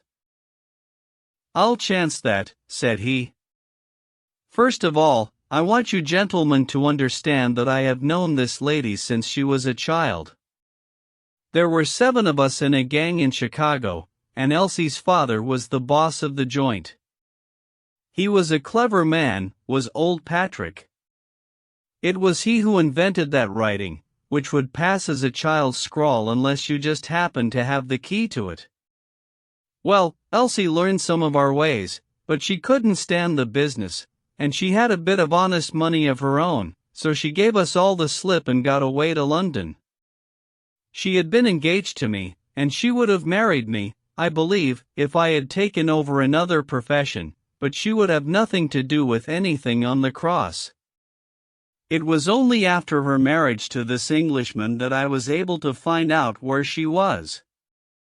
I wrote to her, but got no answer. After that I came over, and, as letters were no use, I put my messages where she could read them. Well, I have been here a month now. I lived in that farm, where I had a room down below, and could get in and out every night, and no one the wiser. I tried all I could to coax Elsie away. I knew that she read the messages, for once she wrote an answer under one of them. Then my temper got the better of me, and I began to threaten her.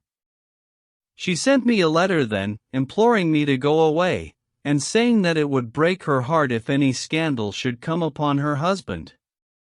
She said that she would come down when her husband was asleep at 3 in the morning, and speak with me through the end window, if I would go away afterwards and leave her in peace. She came down and brought money with her, trying to bribe me to go. This made me mad, and I caught her arm and tried to pull her through the window. At that moment in rushed the husband with his revolver in his hand. Elsie had sunk down upon the floor, and we were face to face. I was healed also, and I held up my gun to scare him off and let me get away. He fired and missed me. I pulled off almost at the same instant, and down he dropped. I made away across the garden, and as I went I heard the window shut behind me. That's God's truth, gentlemen, every word of it, and I heard no more about it until that lad came riding up with a note which made me walk in here, like a jay, and give myself into your hands. A cab had driven up whilst the American had been talking. 2 uniformed policemen sat inside. Inspector Martin rose and touched his prisoner on the shoulder. "It is time for us to go. Can I see her first?" "No, she is not conscious." "Mr. Sherlock Holmes, I only hope that if ever again I have an important case, I shall have the good fortune to have you by my side." We stood at the window and watched the cab drive away. As I turned back, my eye caught the pellet of paper which the prisoner had tossed upon the table. It was the note with which Holmes had decoyed him. "See if you can read it, Watson," said he, with a smile. It contained no word, but this little line of dancing men, graphic.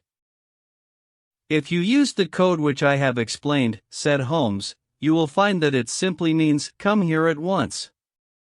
I was convinced that it was an invitation which he would not refuse, since he could never imagine that it could come from anyone but the lady. And so, my dear Watson, we have ended by turning the dancing men to good when they have so often been the agents of evil, and I think that I have fulfilled my promise of giving you something unusual for your notebook. 3:40 is our train, and I fancy we should be back in Baker Street for dinner. Only one word of epilogue. The American, Abe Slaney, was condemned to death at the Winter Assizes at Norwich, but his penalty was changed to penal servitude in consideration of mitigating circumstances, and the certainty that Hilton Cubitt had fired the first shot. Of Mrs. Hilton Cubitt I only know that I have heard she recovered entirely, and that she still remains a widow, devoting her whole life to the care of the poor and to the administration of her husband's estate. The Adventure of the Solitary Cyclist. From the years 1894 to 1901 inclusive, Mr. Sherlock Holmes was a very busy man.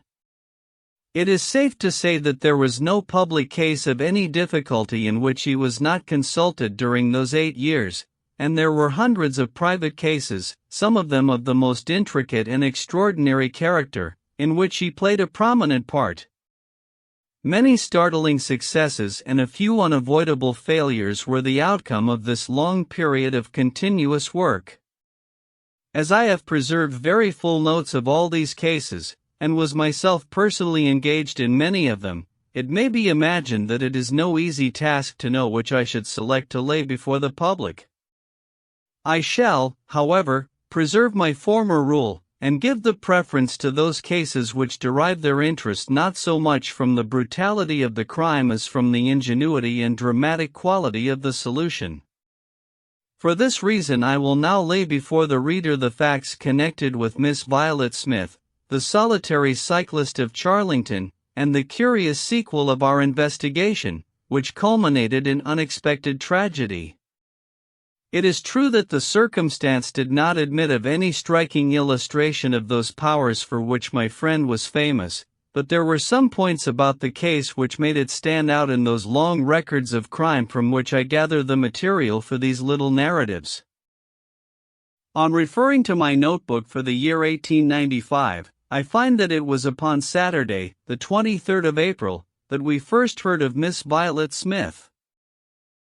Her visit was, I remember, extremely unwelcome to Holmes, for he was immersed at the moment in a very abstruse and complicated problem concerning the peculiar persecution to which John Vincent Harden, the well-known tobacco millionaire, had been subjected.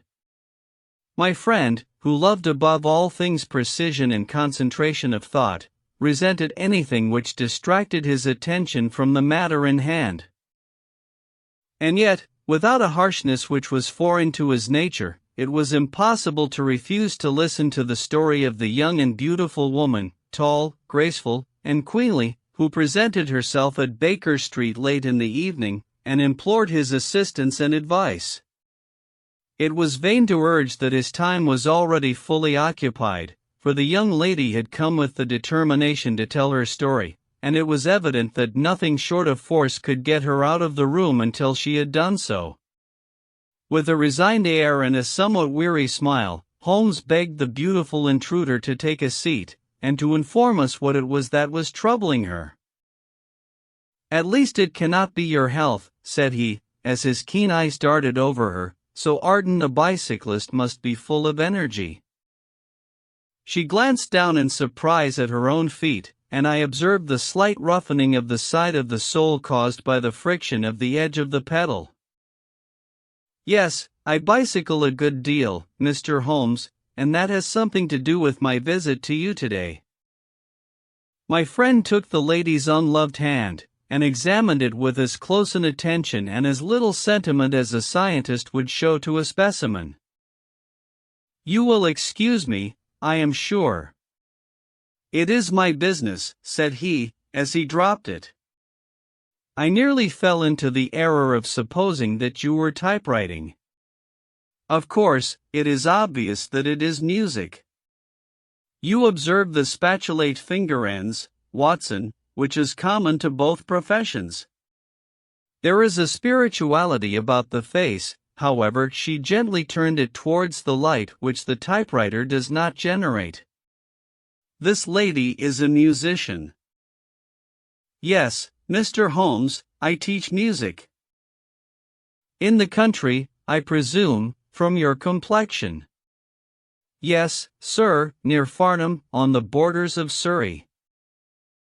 "A beautiful neighborhood, and full of the most interesting associations. You remember, Watson, that it was near there that we took Archie Stamford, the forger. Now, Miss Violet, what has happened to you, near Farnham, on the borders of Surrey?"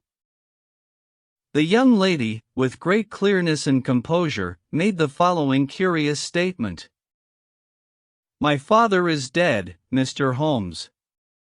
He was James Smith, who conducted the orchestra at the Old Imperial Theatre.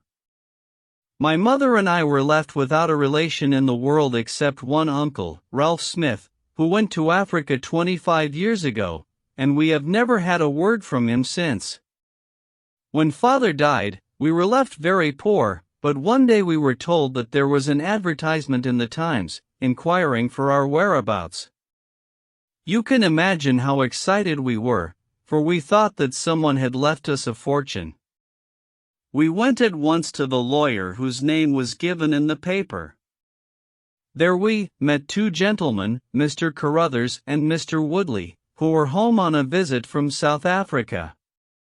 They said that my uncle was a friend of theirs, that he had died some months before in great poverty in Johannesburg, and that he had asked them with his last breath to hunt up his relations, and see that they were in no want. It seemed strange to us that Uncle Ralph, who took no notice of us when he was alive, should be so careful to look after us when he was dead, but Mr. Carruthers explained that the reason was that my uncle had just heard of the death of his brother, and so felt responsible for our fate. "Excuse me," said Holmes. "When was this interview?" "Last December, 4 months ago." "Pray proceed." Mr. Woodley seemed to me to be a most odious person. He was forever making eyes at me, a coarse, puffy-faced, red-mustached young man, with his hair plastered down on each side of his forehead. I thought that he was perfectly hateful, and I was sure that Cyril would not wish me to know such a person. "Oh, Cyril is his name," said Holmes, smiling. The young lady blushed and laughed. "Yes, Mr. Holmes, Cyril Morton, an electrical engineer, and we hope to be married at the end of the summer." Dear me, how did I get talking about him? What I wished to say was that Mr. Woodley was perfectly odious, but that Mr. Carruthers, who was a much older man, was more agreeable. He was a dark, sallow, clean-shaven, silent person, but he had polite manners and a pleasant smile. He inquired how we were left, and on finding that we were very poor, he suggested that I should come and teach music to his only daughter, aged 10. I said that I did not like to leave my mother, on which he suggested that I should go home to her every weekend, and he offered me 100 a year, which was certainly splendid pay. So it ended by my accepting, and I went down to Chiltern Grange, about 6 miles from Farnham. Mr. Carruthers was a widower, but he had engaged a lady housekeeper, a very respectable, elderly person, called Mrs. Dixon, to look after his establishment. The child was a dear, and everything promised well.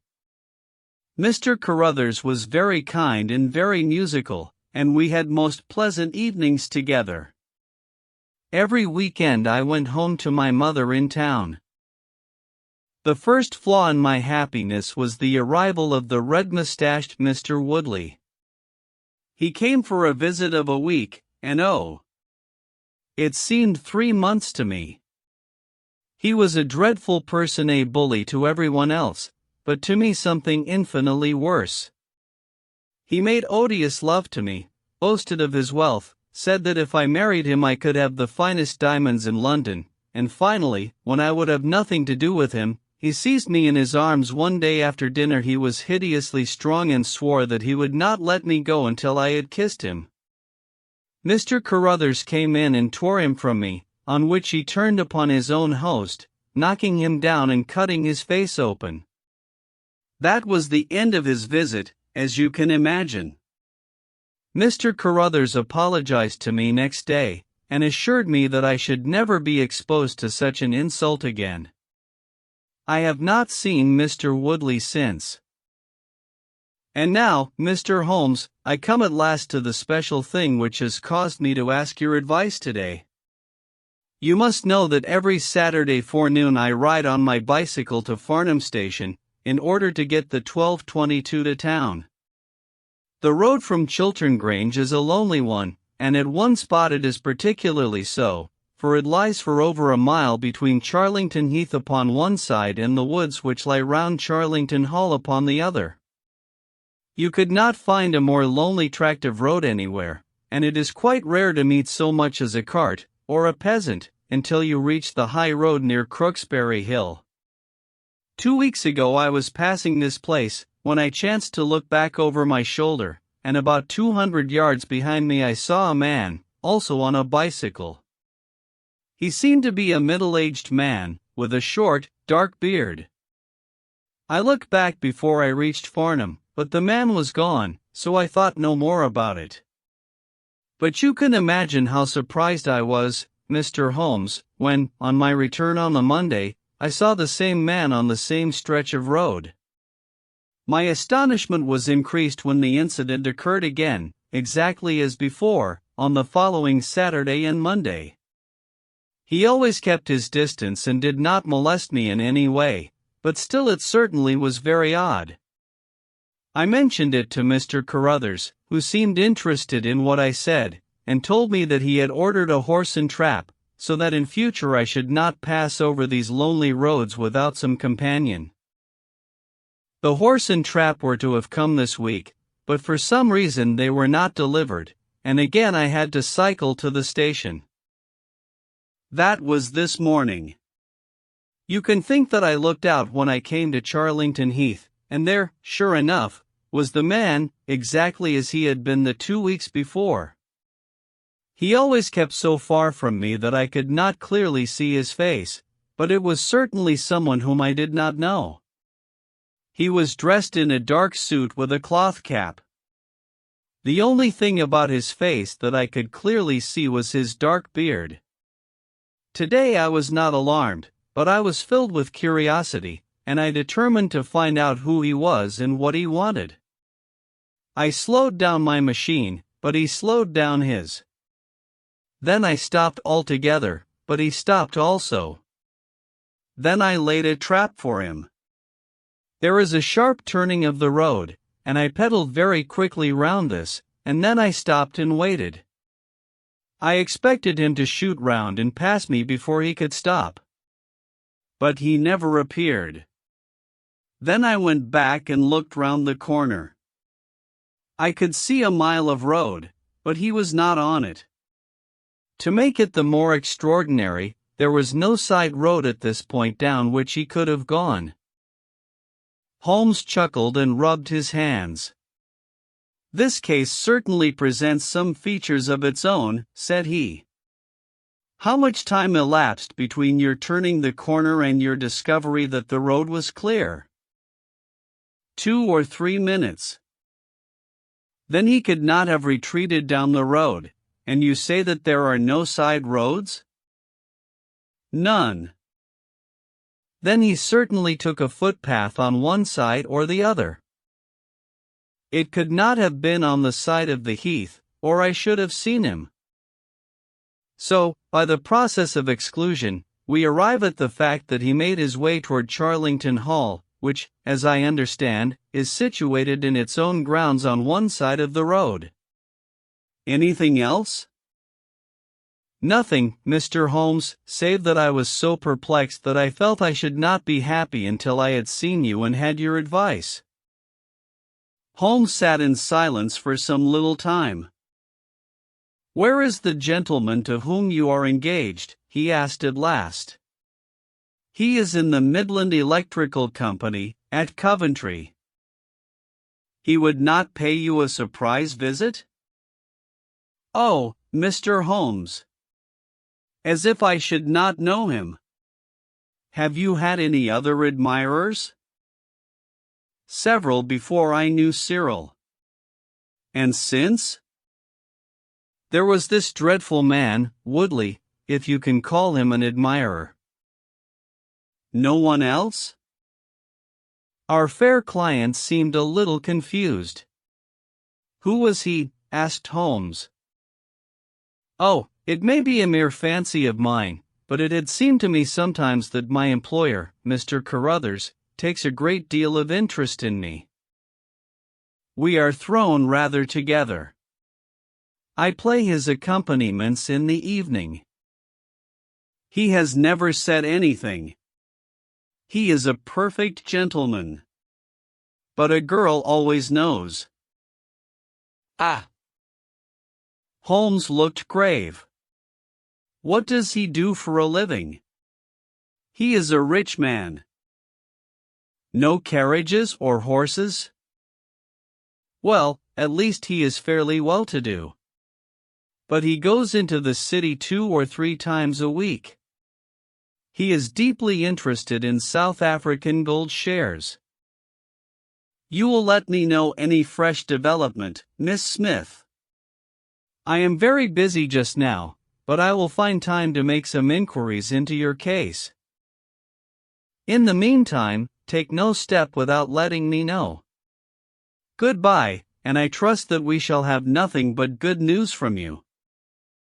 It is part of the settled order of nature that such a girl should have followers, said Holmes. He pulled at his meditative pipe, but for choice not on bicycles in lonely country roads. Some secretive lover, beyond all doubt. But there are curious and suggestive details about the case, Watson. That he should appear only at that point? Exactly.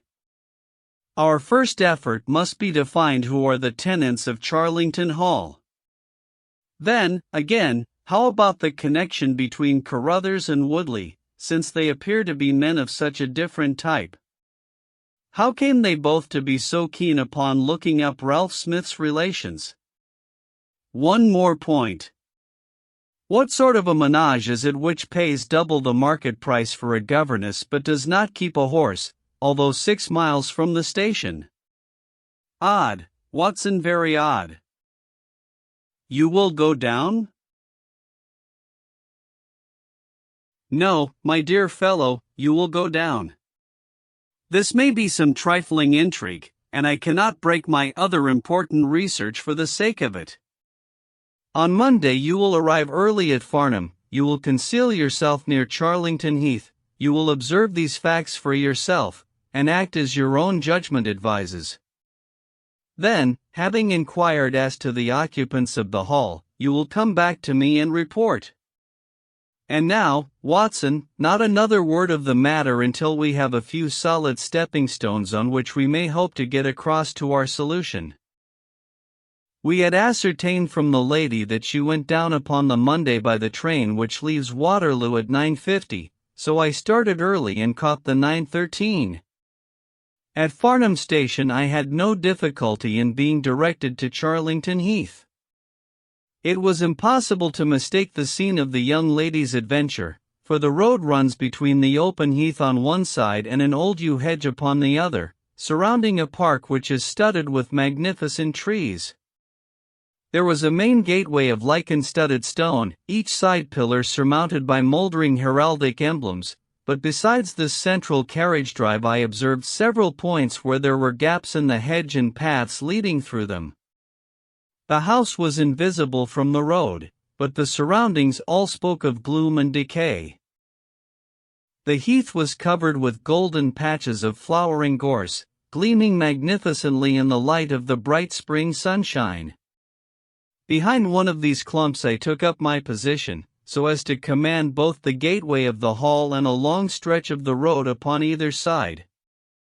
It had been deserted when I left it, but now I saw a cyclist riding down it from the opposite direction to that in which I had come. He was clad in a dark suit, and I saw that he had a black beard. On reaching the end of the Charlington grounds, he sprang from his machine and led it through a gap in the hedge, disappearing from my view. A quarter of an hour passed, and then a second cyclist appeared. This time it was the young lady coming from the station. I saw her look about her as she came to the Charlington hedge. An instant later the man emerged from his hiding place, sprang upon his cycle, and followed her. In all the broad landscape those were the only moving figures, the graceful girl sitting very straight upon her machine, and the man behind her bending low over his handlebar with a curiously furtive suggestion in every movement.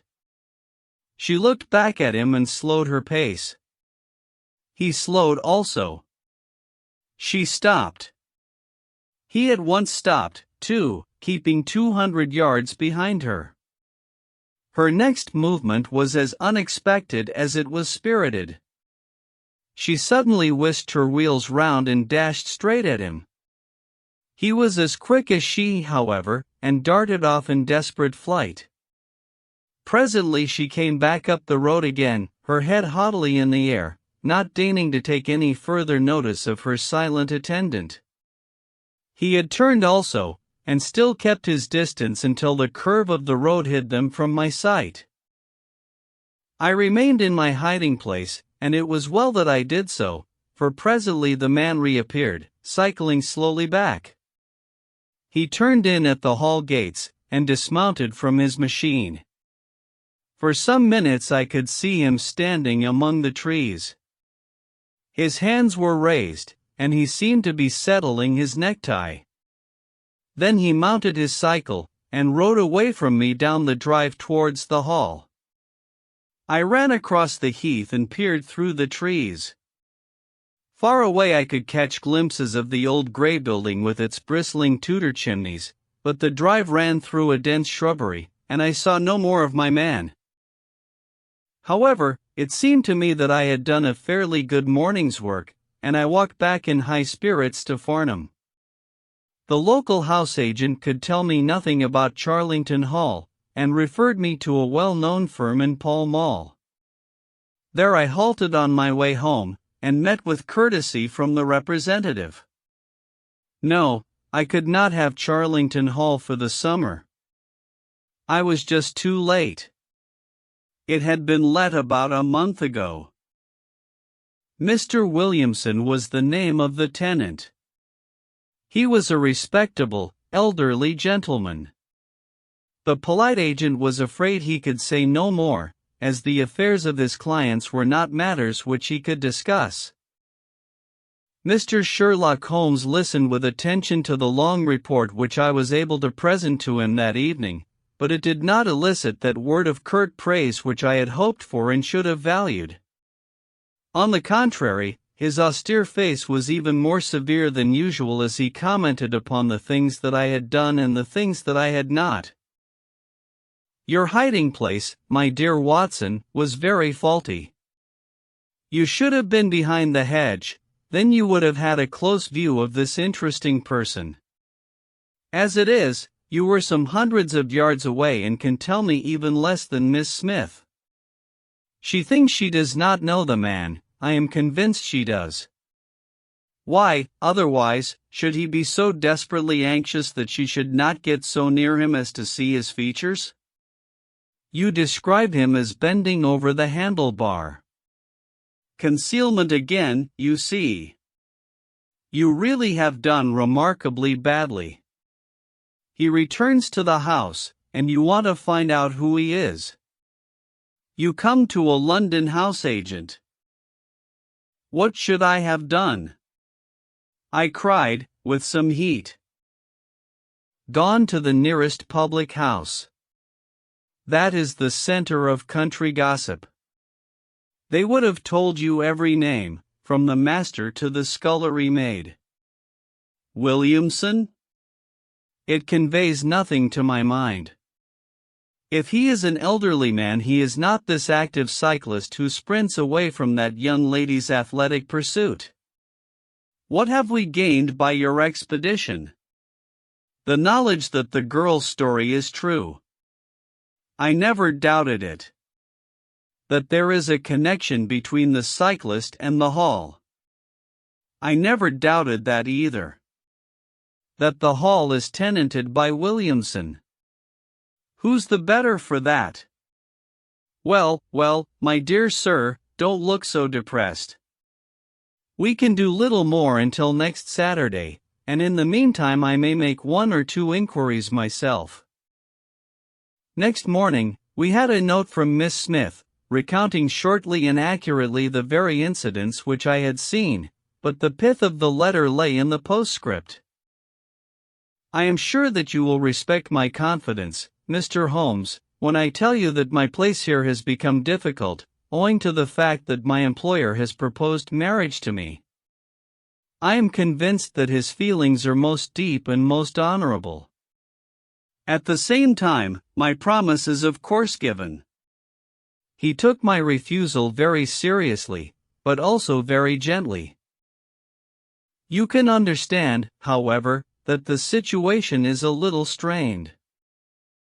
Our young friend seems to be getting into deep waters, said Holmes, thoughtfully, as he finished the letter. The case certainly presents more features of interest and more possibility of development than I had originally thought. I should be none the worse for a quiet, peaceful day in the country, and I am inclined to run down this afternoon and test one or two theories which I have formed. Holmes's quiet day in the country had a singular termination, for he arrived at Baker Street late in the evening, with a cut lip and a discolored lump upon his forehead, besides a general air of dissipation which would have made his own person the fitting object of a Scotland Yard investigation. He was immensely tickled by his own adventures and laughed heartily as he recounted them. "I get so little active exercise that it is always a treat," said he. "You are aware that I have some proficiency in the good old British sport of boxing. Occasionally, it is of service. Today, for example, I should have come to very ignominious grief without it." I begged him to tell me what had occurred. "I found that country pub which I had already recommended to your notice, and there I made my discreet inquiries. I was in the bar, and a garrulous landlord was giving me all that I wanted. Williamson is a white-bearded man, and he lives alone with a small staff of servants at the Hall. There is some rumor that he is or has been a clergyman, but one or two incidents of his short residence at the Hall struck me as peculiarly unecclesiastical. I have already made some inquiries at a clerical agency, and they tell me that there was a man of that name in orders, whose career has been a singularly dark one. The landlord further informed me that there are usually weekend visitors a warm lot, sir, at the Hall, and especially one gentleman with a red mustache, Mr. Woodley by name, who was always there. We had got as far as this, when who should walk in but the gentleman himself, who had been drinking his beer in the taproom and had heard the whole conversation. Who was I? What did I want? What did I mean by asking questions? He had a fine flow of language, and his adjectives were very vigorous. He ended a string of abuse by a vicious backhander, which I failed to entirely avoid. The next few minutes were delicious. It was a straight left against a slogging ruffian. I emerged as you see me. Mr. Woodley went home in a cart. So ended my country trip, and it must be confessed that, however enjoyable, my day on the Surrey border has not been much more profitable than your own. The Thursday brought us another letter from our client. "You will not be surprised, Mr. Holmes," said she, "to hear that I am leaving Mr. Carruthers's employment. Even the high pay cannot reconcile me to the discomforts of my situation. On Saturday I come up to town, and I do not intend to return. Mr. Carruthers has got a trap, and so the dangers of the lonely road, if there ever were any dangers, are now over. As to the special cause of my leaving, it is not merely the strained situation with Mr. Carruthers, but it is the reappearance of that odious man, Mr. Woodley. He was always hideous, but he looks more awful than ever now, for he appears to have had an accident and he is much disfigured. I saw him out of the window, but I am glad to say I did not meet him. He had a long talk with Mr. Carruthers, who seemed much excited afterwards. Woodley must be staying in the neighborhood, for he did not sleep here, and yet I caught a glimpse of him again this morning, slinking about in the shrubbery. I would sooner have a savage wild animal loose about the place. I loathe and fear him more than I can say. How can Mr. Carruthers endure such a creature for a moment? However, all my troubles will be over on Saturday." "So I trust, Watson, so I trust," said Holmes, gravely. "There is some deep intrigue going on round that little woman, and it is our duty to see that no one molests her upon that last journey. I think, Watson, that we must spare time to run down together on Saturday morning and make sure that this curious and inclusive investigation has no untoward ending. I confess that I had not up to now taken a very serious view of the case, which had seemed to me rather grotesque and bizarre than dangerous. That a man should lie in wait for and follow a very handsome woman is no unheard of thing, and if he has so little audacity that he not only dared not address her, but even fled from her approach, he was not a very formidable assailant. The ruffian Woodley was a very different person, but, except on one occasion, he had not molested our client, and now he visited the house of Carruthers without intruding upon her presence. The man on the bicycle was doubtless a member of those weekend parties at the hall of which the publican had spoken, but who he was, or what he wanted, was as obscure as ever. It was the severity of Holmes's manner and the fact that he slipped a revolver into his pocket before leaving our rooms which impressed me with the feeling that tragedy might prove to lurk behind this curious train of events. A rainy night had been followed by a glorious morning, and the heath-covered countryside, with the glowing clumps of flowering gorse, seemed all the more beautiful to eyes which were weary of the duns and drabs and slate-greys of London. Holmes and I walked along the broad, sandy road inhaling the fresh morning air and rejoicing in the music of the birds and the fresh breath of the spring. From a rise of the road on the shoulder of Crooksbury Hill, we could see the grim hall bristling out from amidst the ancient oaks, which, old as they were still younger than the building which they surrounded. Holmes pointed down the long tract of road which wound, a reddish-yellow band, between the brown of the heath and the budding green of the woods. Far away, we could see a vehicle moving in our direction. Holmes gave an exclamation of impatience. "I have given a margin of half an hour," said he. "If that is her trap, she must be making for the earlier train. I fear, Watson, that she will be past Charlington before we can possibly meet her." From the instant that we passed the rise, we could no longer see the vehicle, but we hastened onward at such a pace that my sedentary life began to tell upon me, and I was compelled to fall behind. Holmes, however, was always in training, for he had inexhaustible stores of nervous energy upon which to draw. His springy step never slowed until suddenly, when he was 100 yards in front of me, he halted, and I saw him throw up his hand with a gesture of grief and despair. At the same instant an empty dogcart, the horse cantering, the reins trailing, appeared round the curve of the road and rattled swiftly towards us. "Too late, Watson, too late," cried Holmes, as I ran panting to his side. Fool that I was not to allow for that earlier train. It's abduction, Watson, abduction. Murder. Heaven knows what. Block the road. Stop the horse. That's right. Now, jump in, and let us see if I can repair the consequences of my own blunder. We had sprung into the dogcart, and Holmes, after turning the horse, gave it a sharp cut with the whip, and we flew back along the road.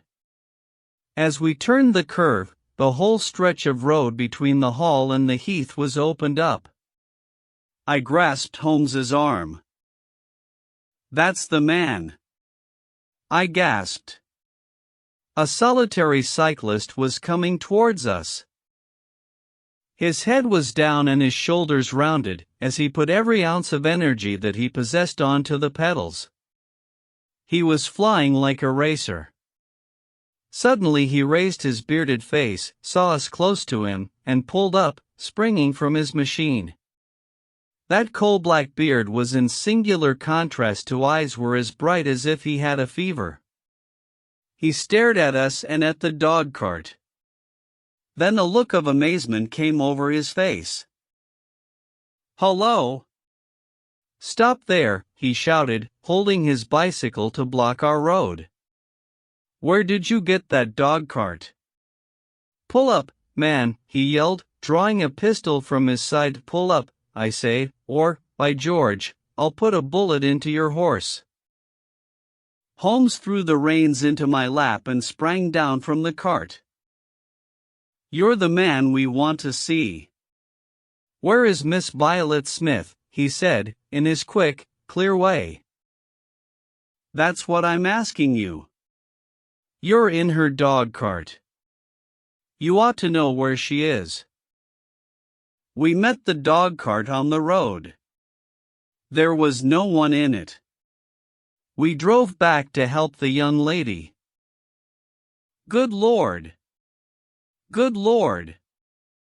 What shall I do? Cried the stranger, in an ecstasy of despair. They've got her, that hellhound Woodley and the blackguard parson. Come, man, come, if you really are her friend. Stand by me and we'll save her, if I have to leave my carcass in Charlington Wood. He ran distractedly, his pistol in his hand, towards a gap in the hedge. Holmes followed him, and I, leaving the horse grazing beside the road, followed Holmes. This is where they came through, said he, pointing to the marks of several feet upon the muddy path. Hullo! Stop a minute. Who's this in the bush? It was a young fellow about 17, dressed like an ostler, with leather cords and gaiters. He lay upon his back, his knees drawn up, a terrible cut upon his head. He was insensible, but alive. A glance at his wound told me that it had not penetrated the bone. That's Peter, the groom, cried the stranger. He drove her. The beasts have pulled him off and clubbed him. Let him lie, we can't do him any good, but we may save her from the worst fate that can befall a woman. We ran frantically down the path, which wound among the trees. We had reached the shrubbery which surrounded the house when Holmes pulled up. They didn't go to the house. Here are their marks on the left here, beside the laurel bushes. Ah! I said so. As he spoke, a woman's shrill scream, a scream which vibrated with a frenzy of horror, burst from the thick, green clump of bushes in front of us. It ended suddenly on its highest note with a choke and a gurgle. This way! This way! They are in the bowling alley, cried the stranger, darting through the bushes. Ah, the cowardly dogs! Follow me, gentlemen! Too late! Too late! By the living Jingo! We had broken suddenly into a lovely glade of greensward surrounded by ancient trees. On the farther side of it, under the shadow of a mighty oak, there stood a singular group of 3 people. One was a woman, our client, drooping and faint, a handkerchief round her mouth. Opposite her stood a brutal, heavy-faced, red-mustached young man, his gaitered legs parted wide, one arm akimbo, the other waving a riding crop, his whole attitude suggestive of triumphant bravado.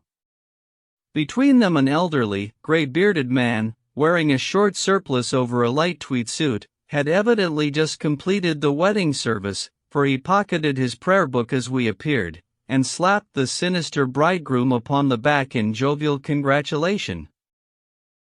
They're married! I gasped. Come on! Cried our guide, come on! He rushed across the glade, Holmes and I at his heels. As we approached, the lady staggered against the trunk of the tree for support. Williamson, the ex-clergyman, bowed to us with mock politeness, and the bully, Woodley, advanced with a shout of brutal and exultant laughter. You can take your beard off, Bob, said he. I know you, right enough. Well, you and your pals have just come in time for me to be able to introduce you to Mrs. Woodley. Our guide's answer was a singular one. He snatched off the dark beard which had disguised him and threw it on the ground, disclosing a long, sallow, clean-shaven face below it.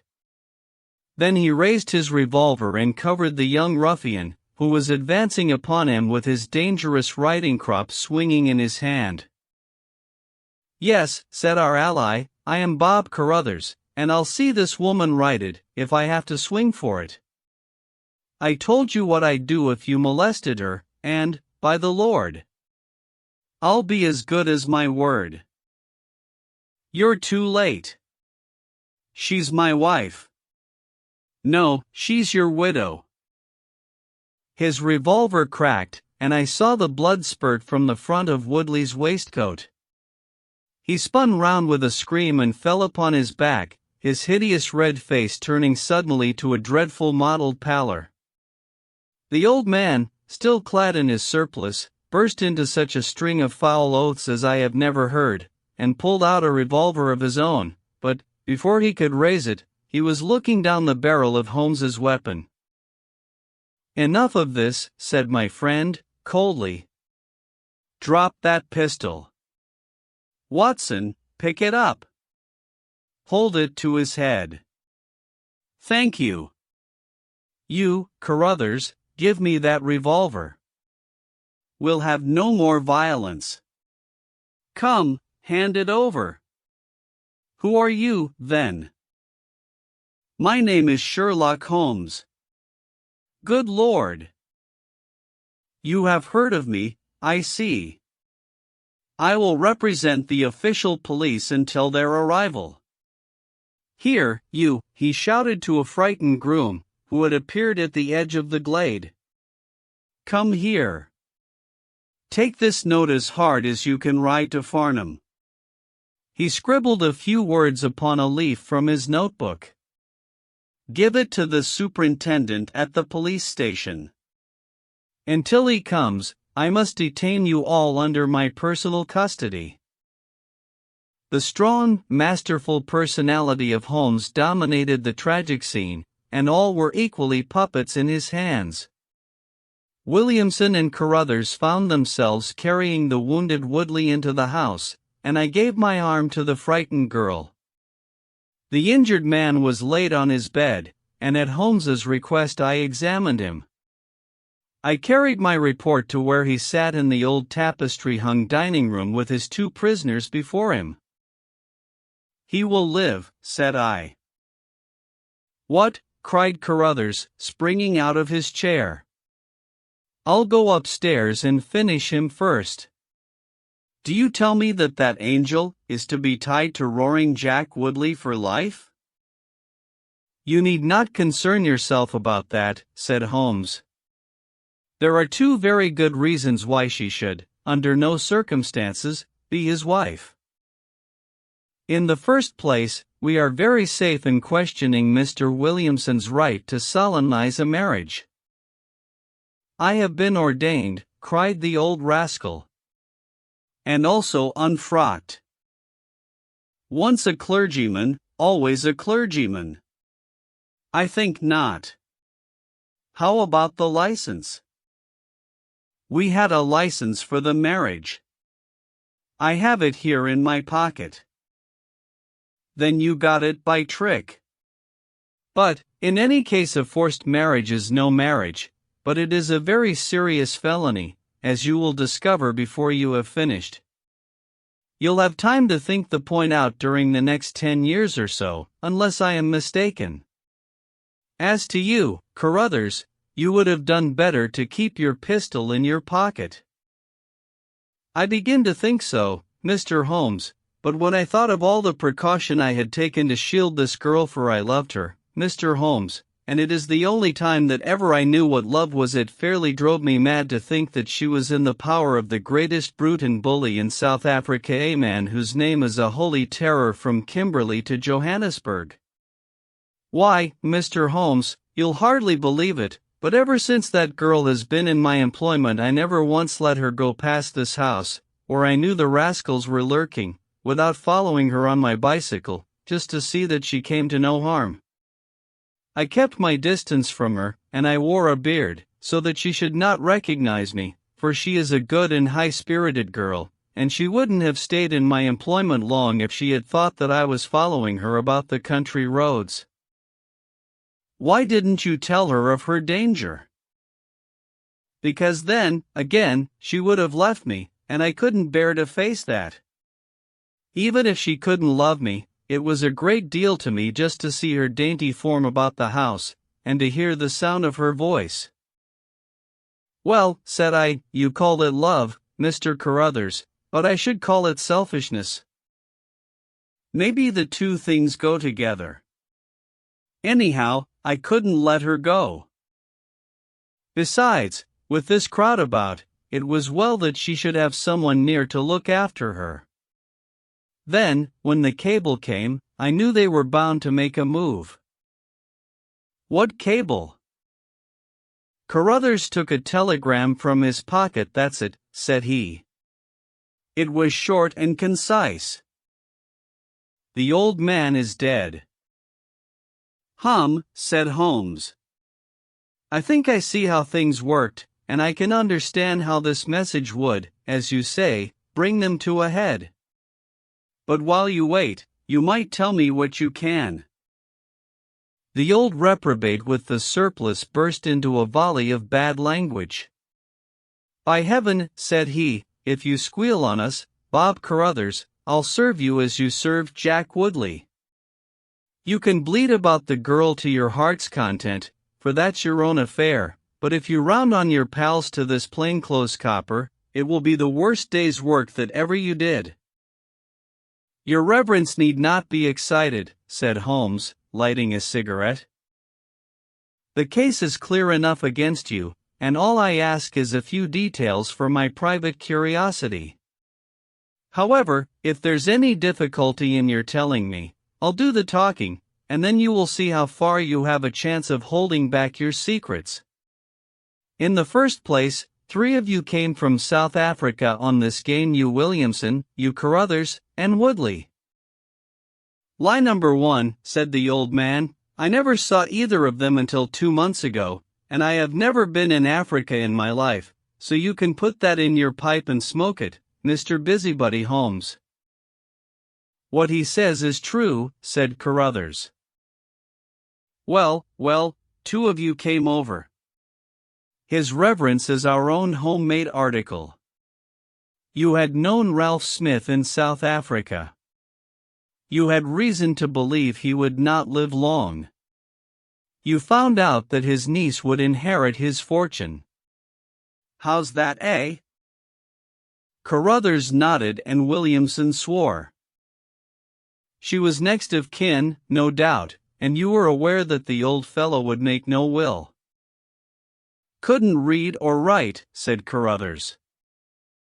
So you came over, the 2 of you, and hunted up the girl. The idea was that one of you was to marry her, and the other have a share of the plunder. For some reason, Woodley was chosen as the husband. Why was that? We played cards for her on the voyage. He won. I see. You got the young lady into your service, and there Woodley was to do the courting. She recognized the drunken brute that he was, and would have nothing to do with him. Meanwhile, your arrangement was rather upset by the fact that you had yourself fallen in love with the lady. You could no longer bear the idea of this ruffian owning her? No, by George, I couldn't. There was a quarrel between you. He left you in a rage, and began to make his own plans independently of you. It strikes me, Williamson, there isn't very much that we can tell this gentleman, cried Carruthers, with a bitter laugh. Yes, we quarreled, and he knocked me down. I am level with him on that, anyhow. Then I lost sight of him. That was when he picked up with this outcast padre here. I found that they had set up housekeeping together at this place on the line that she had to pass for the station. I kept my eye on her after that, for I knew there was some devilry in the wind. I saw them from time to time, for I was anxious to know what they were after. 2 days ago Woodley came up to my house with this cable, which showed that Ralph Smith was dead. He asked me if I would stand by the bargain. I said I would not. He asked me if I would marry the girl myself and give him a share. I said I would willingly do so, but that she would not have me. He said, "Let us get her married first, and after a week or two she may see things a bit different." I said I would have nothing to do with violence. So he went off cursing, like the foul-mouthed blackguard that he was, and swearing that he would have her yet. She was leaving me this weekend, and I had got a trap to take her to the station, but I was so uneasy in my mind that I followed her on my bicycle. She had got a start, however, and before I could catch her, the mischief was done. The first thing I knew about it was when I saw you two gentlemen driving back in her dogcart. Holmes rose and tossed the end of his cigarette into the grate. "I have been very obtuse, Watson," said he. "When in your report you said that you had seen the cyclist as you thought arrange his necktie in the shrubbery, that alone should have told me all. However, we may congratulate ourselves upon a curious and, in some respects, a unique case. I perceive 3 of the county constabulary in the drive, and I am glad to see that the little ostler is able to keep pace with them, so it is likely that neither he nor the interesting bridegroom will be permanently damaged by their morning's adventures. I think, Watson, that in your medical capacity, you might wait upon Miss Smith and tell her that if she is sufficiently recovered, we shall be happy to escort her to her mother's home. If she is not quite convalescent, you will find that a hint that we were about to telegraph to a young electrician in the Midlands would probably complete the cure. As to you, Mr. Carruthers, I think that you have done what you could to make amends for your share in an evil plot. There is my card, sir, and if my evidence can be of help in your trial, it shall be at your disposal. In the whirl of our incessant activity, it has often been difficult for me, as the reader has probably observed, to round off my narratives, and to give those final details which the curious might expect. Each case has been the prelude to another, and the crisis once over, the actors have passed forever out of our busy lives. I find, however, a short note at the end of my manuscript dealing with this case, in which I have put it upon record that Miss Violet Smith did indeed inherit a large fortune, and that she is now the wife of Cyril Morton, the senior partner of Morton and Kennedy, the famous Westminster electricians. Williamson and Woodley were both tried for abduction and assault, the former getting 7 years, the latter 10. Of the fate of Carruthers, I have no record, but I am sure that his assault was not viewed very gravely by the court, since Woodley had the reputation of being a most dangerous ruffian, and I think that a few months were sufficient to satisfy the demands of justice. The Adventure of the Priory School. We have had some dramatic entrances and exits upon our small stage at Baker Street, but I cannot recollect anything more sudden and startling than the first appearance of Thornycroft Huxtable, M.A., Ph.D., etc. His card, which seemed too small to carry the weight of his academic distinctions, preceded him by a few seconds, and then he entered himself so large, so pompous, and so dignified that he was the very embodiment of self-possession and solidity.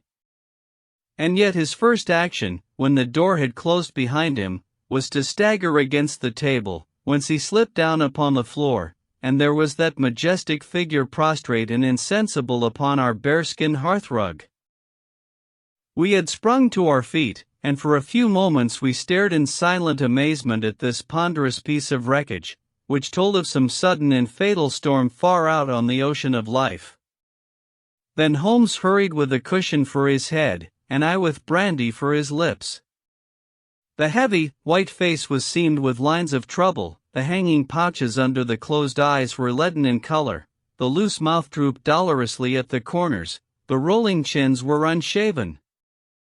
Collar and shirt bore the grime of a long journey, and the hair bristled unkempt from the well-shaped head. It was a sorely stricken man who lay before us. "What is it, Watson?" asked Holmes. "Absolute exhaustion, possibly mere hunger and fatigue," said I, with my finger on the thready pulse, where the stream of life trickled thin and small. "Return ticket from Mackleton, in the north of England," said Holmes, drawing it from the watch pocket. "It is not 12 o'clock yet. He has certainly been an early starter." The puckered eyelids had begun to quiver, and now a pair of vacant gray eyes looked up at us. An instant later the man had scrambled on to his feet, his face crimson with shame. "Forgive this weakness, Mr. Holmes, I have been a little overwrought." "Thank you. If I might have a glass of milk and a biscuit, I have no doubt that I should be better." "I came personally, Mr. Holmes, in order to ensure that you would return with me. I feared that no telegram would convince you of the absolute urgency of the case." "When you are quite restored." "I am quite well again." "I cannot imagine how I came to be so weak. I wish you, Mr. Holmes, to come to Mackleton with me by the next train." My friend shook his head. "My colleague, Dr. Watson, could tell you that we are very busy at present. I am retained in this case of the Ferrers documents, and the Abergavenny murder is coming up for trial. Only a very important issue could call me from London at present." "Important?" Our visitor threw up his hands. "Have you heard nothing of the abduction of the only son of the Duke of Holderness?" "What? The late cabinet minister?" "Exactly. We had tried to keep it out of the papers, but there was some rumor in the Globe last night. I thought it might have reached your ears." Holmes shot out his long, thin arm and picked out volume H in his encyclopedia of reference. "Holderness, 6th Duke, K.G., P.C. half the alphabet. Baron Beverley, Earl of Carstone-Dearme, what a list. Lord Lieutenant of Hallamshire since 1900. Married Edith, daughter of Sir Charles Appledore, 1888. Heir and only child, Lord Seltire. Owns about 250,000 acres. Minerals in Lancashire and Wales. Address, Carlton House Terrace, Holderness Hall, Hallamshire, Carstone Castle, Bangor, Wales. Lord of the Admiralty, 1872, Chief Secretary of State for well, this man is certainly one of the greatest subjects of the Crown. The greatest and perhaps the wealthiest. I am aware, Mr. Holmes, that you take a very high line in professional matters, and that you are prepared to work for the work's sake. I may tell you, however, that His Grace has already intimated that a check for £5,000 will be handed over to the person who can tell him where his son is, and another 1,000 to him who can name the man or men who have taken him." "It is a princely offer," said Holmes. "Watson, I think that we shall accompany Dr. Huxtable back to the north of England. And now, Dr. Huxtable, when you have consumed that milk, you will kindly tell me what has happened, when it happened, how it happened, and, finally, what Dr. Thornycroft Huxtable, of the Priory School, near Mackleton, has to do with the matter, and why he comes 3 days after an event the state of your chin gives the date to ask for my humble services." Our visitor had consumed his milk and biscuits. The light had come back to his eyes and the color to his cheeks, as he set himself with great vigor and lucidity to explain the situation. "I must inform you, gentlemen, that the Priory is a preparatory school, of which I am the founder and principal. Huxtable's sidelights on Horace may possibly recall my name to your memories. The Priory is, without exception, the best and most select preparatory school in England. Lord Leverstoke, the Earl of Blackwater, Sir Cathcart Soames, they all have entrusted their sons to me. But I felt that my school had reached its zenith when, weeks ago, the Duke of Holderness sent Mr. James Wilder, his secretary, with intimation that young Lord Saltire, 10 years old, his only son and heir, was about to be committed to my charge. Little did I think that this would be the prelude to the most crushing misfortune of my life. On May 1st the boy arrived, that being the beginning of the summer term. He was a charming youth, and he soon fell into our ways. I may tell you, I trust that I am not indiscreet, but half-confidences are absurd in such a case, that he was not entirely happy at home. It is an open secret that the Duke's married life had not been a peaceful one, and the matter had ended in a separation by mutual consent, the Duchess taking up her residence in the south of France. This had occurred very shortly before, and the boy's sympathies are known to have been strongly with his mother. He moped after her departure from Holderness Hall, and it was for this reason that the Duke desired to send him to my establishment. In a fortnight the boy was quite at home with us and was apparently absolutely happy. He was last seen on the night of May 13th, that is, the night of last Monday. His room was on the second floor and was approached through another larger room, in which 2 boys were sleeping. These boys saw and heard nothing, so that it is certain that young Saltire did not pass out that way. His window was open, and there is a stout ivy plant leading to the ground. We could trace no footmarks below, but it is sure that this is the only possible exit. His absence was discovered at 7 o'clock on Tuesday morning. His bed had been slept in. He had dressed himself fully, before going off, in his usual school suit of black Eton jacket and dark grey trousers.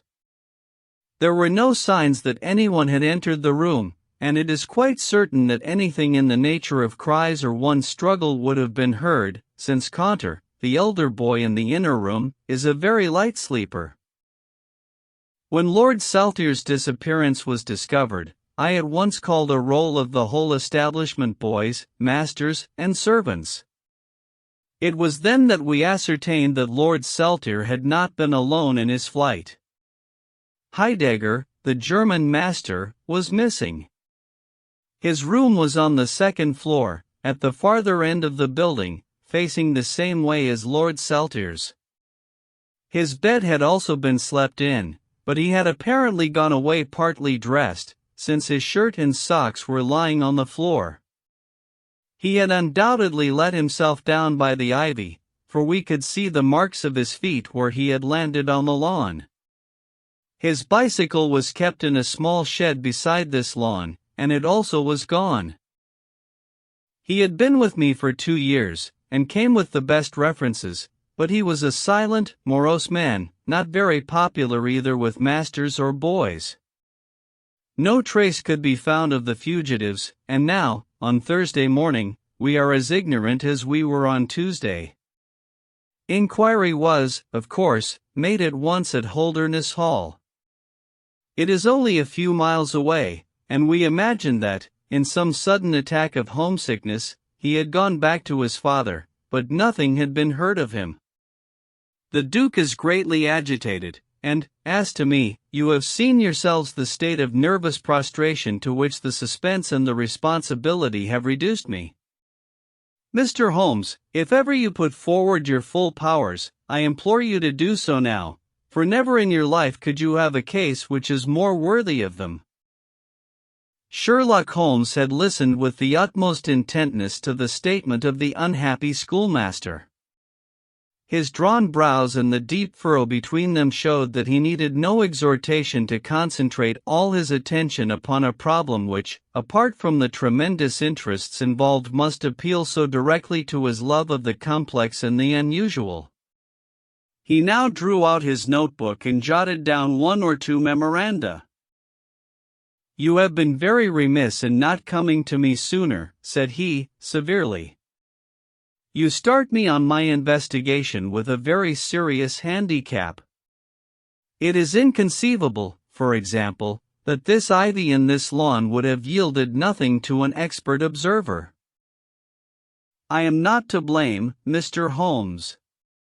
His Grace was extremely desirous to avoid all public scandal. He was afraid of his family unhappiness being dragged before the world. He has a deep horror of anything of the kind. "But there has been some official investigation?" "Yes, sir, and it has proved most disappointing. An apparent clue was at once obtained, since a boy and a young man were reported to have been seen leaving a neighboring station by an early train. Only last night we had news that the couple had been hunted down in Liverpool, and they proved to have no connection whatever with the matter in hand. Then it was that in my despair and disappointment, after a sleepless night, I came straight to you by the early train." "I suppose the local investigation was relaxed while this false clue was being followed up?" "It was entirely dropped. So that 3 days have been wasted. The affair has been most deplorably handled. I feel it and admit it. And yet the problem should be capable of ultimate solution. I shall be very happy to look into it. Have you been able to trace any connection between the missing boy and this German master?" "None at all." "Was he in the master's class?" "No, he never exchanged a word with him, so far as I know." "That is certainly very singular. Had the boy a bicycle?" "No." "Was any other bicycle missing?" "No." "Is that certain?" "Quite." "Well, now, you do not mean to seriously suggest that this German rode off upon a bicycle in the dead of the night, bearing the boy in his arms?" "Certainly not." "Then what is the theory in your mind?" "The bicycle may have been a blind. It may have been hidden somewhere, and the pair gone off on foot." "Quite so, but it seems rather an absurd blind, does it not? Were there other bicycles in this shed?" "Several." "Would he not have hidden a couple, had he desired to give the idea that they had gone off upon them?" "I suppose he would." "Of course he would. The blind theory won't do. But the incident is an admirable starting point for an investigation. After all, a bicycle is not an easy thing to conceal or to destroy. One other question. Did anyone call to see the boy on the day before he disappeared?" "No." "Did he get any letters?" "Yes, one letter." "From whom?" "From his father." "Do you open the boy's letters?" "No." "How do you know it was from the father?" "The coat of arms was on the envelope, and it was addressed in the Duke's peculiar stiff hand. Besides, the Duke remembers having written." "When had he a letter before that?" "Not for several days." "Had he ever one from France?" "No, never." You see the point of my questions, of course. Either the boy was carried off by force or he went of his own free will. In the latter case, you would expect that some prompting from outside would be needed to make so young a lad do such a thing. If he has had no visitors, that prompting must have come in letters, hence I try to find out who were his correspondents. I fear I cannot help you much. His only correspondent, so far as I know, was his own father. Who wrote to him on the very day of his disappearance? Were the relations between father and son very friendly? His Grace is never very friendly with anyone. He is completely immersed in large public questions, and is rather inaccessible to all ordinary emotions. But he was always kind to the boy in his own way. But the sympathies of the latter were with the mother? Yes. Did he say so? No. The Duke, then? Good heaven, no. Then how could you know? I have had some confidential talks with Mr. James Wilder, His Grace's secretary. It was he who gave me the information about Lord Saltire's feelings. I see.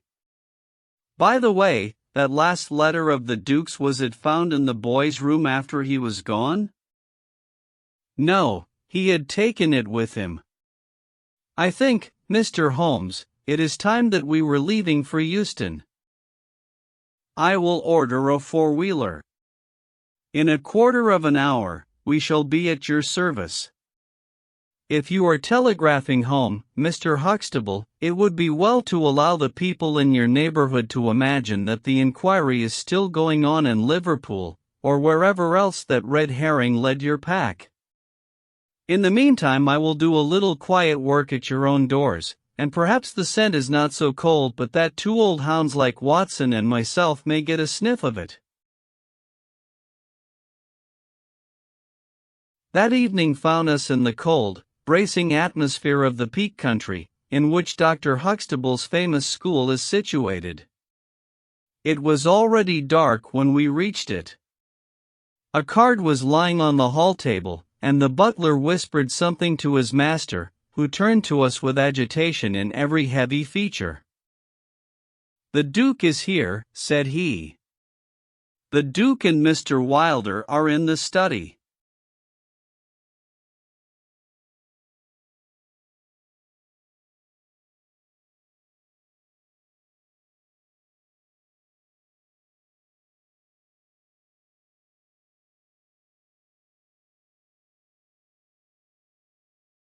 "Come, gentlemen, and I will introduce you."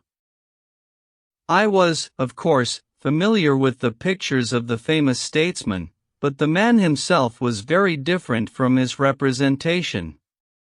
He was a tall and stately person, scrupulously dressed, with a drawn, thin face, and a nose which was grotesquely curved and long. His complexion was of a dead pallor, which was more startling by contrast with a long, dwindling beard of vivid red, which flowed down over his white waistcoat with his watch chain gleaming through its fringe. Such was the stately presence who looked stonily at us from the center of Dr. Huxtable's hearthrug. Beside him stood a very young man, whom I understood to be Wilder, the private secretary. He was small, nervous, alert, with intelligent light blue eyes and mobile features.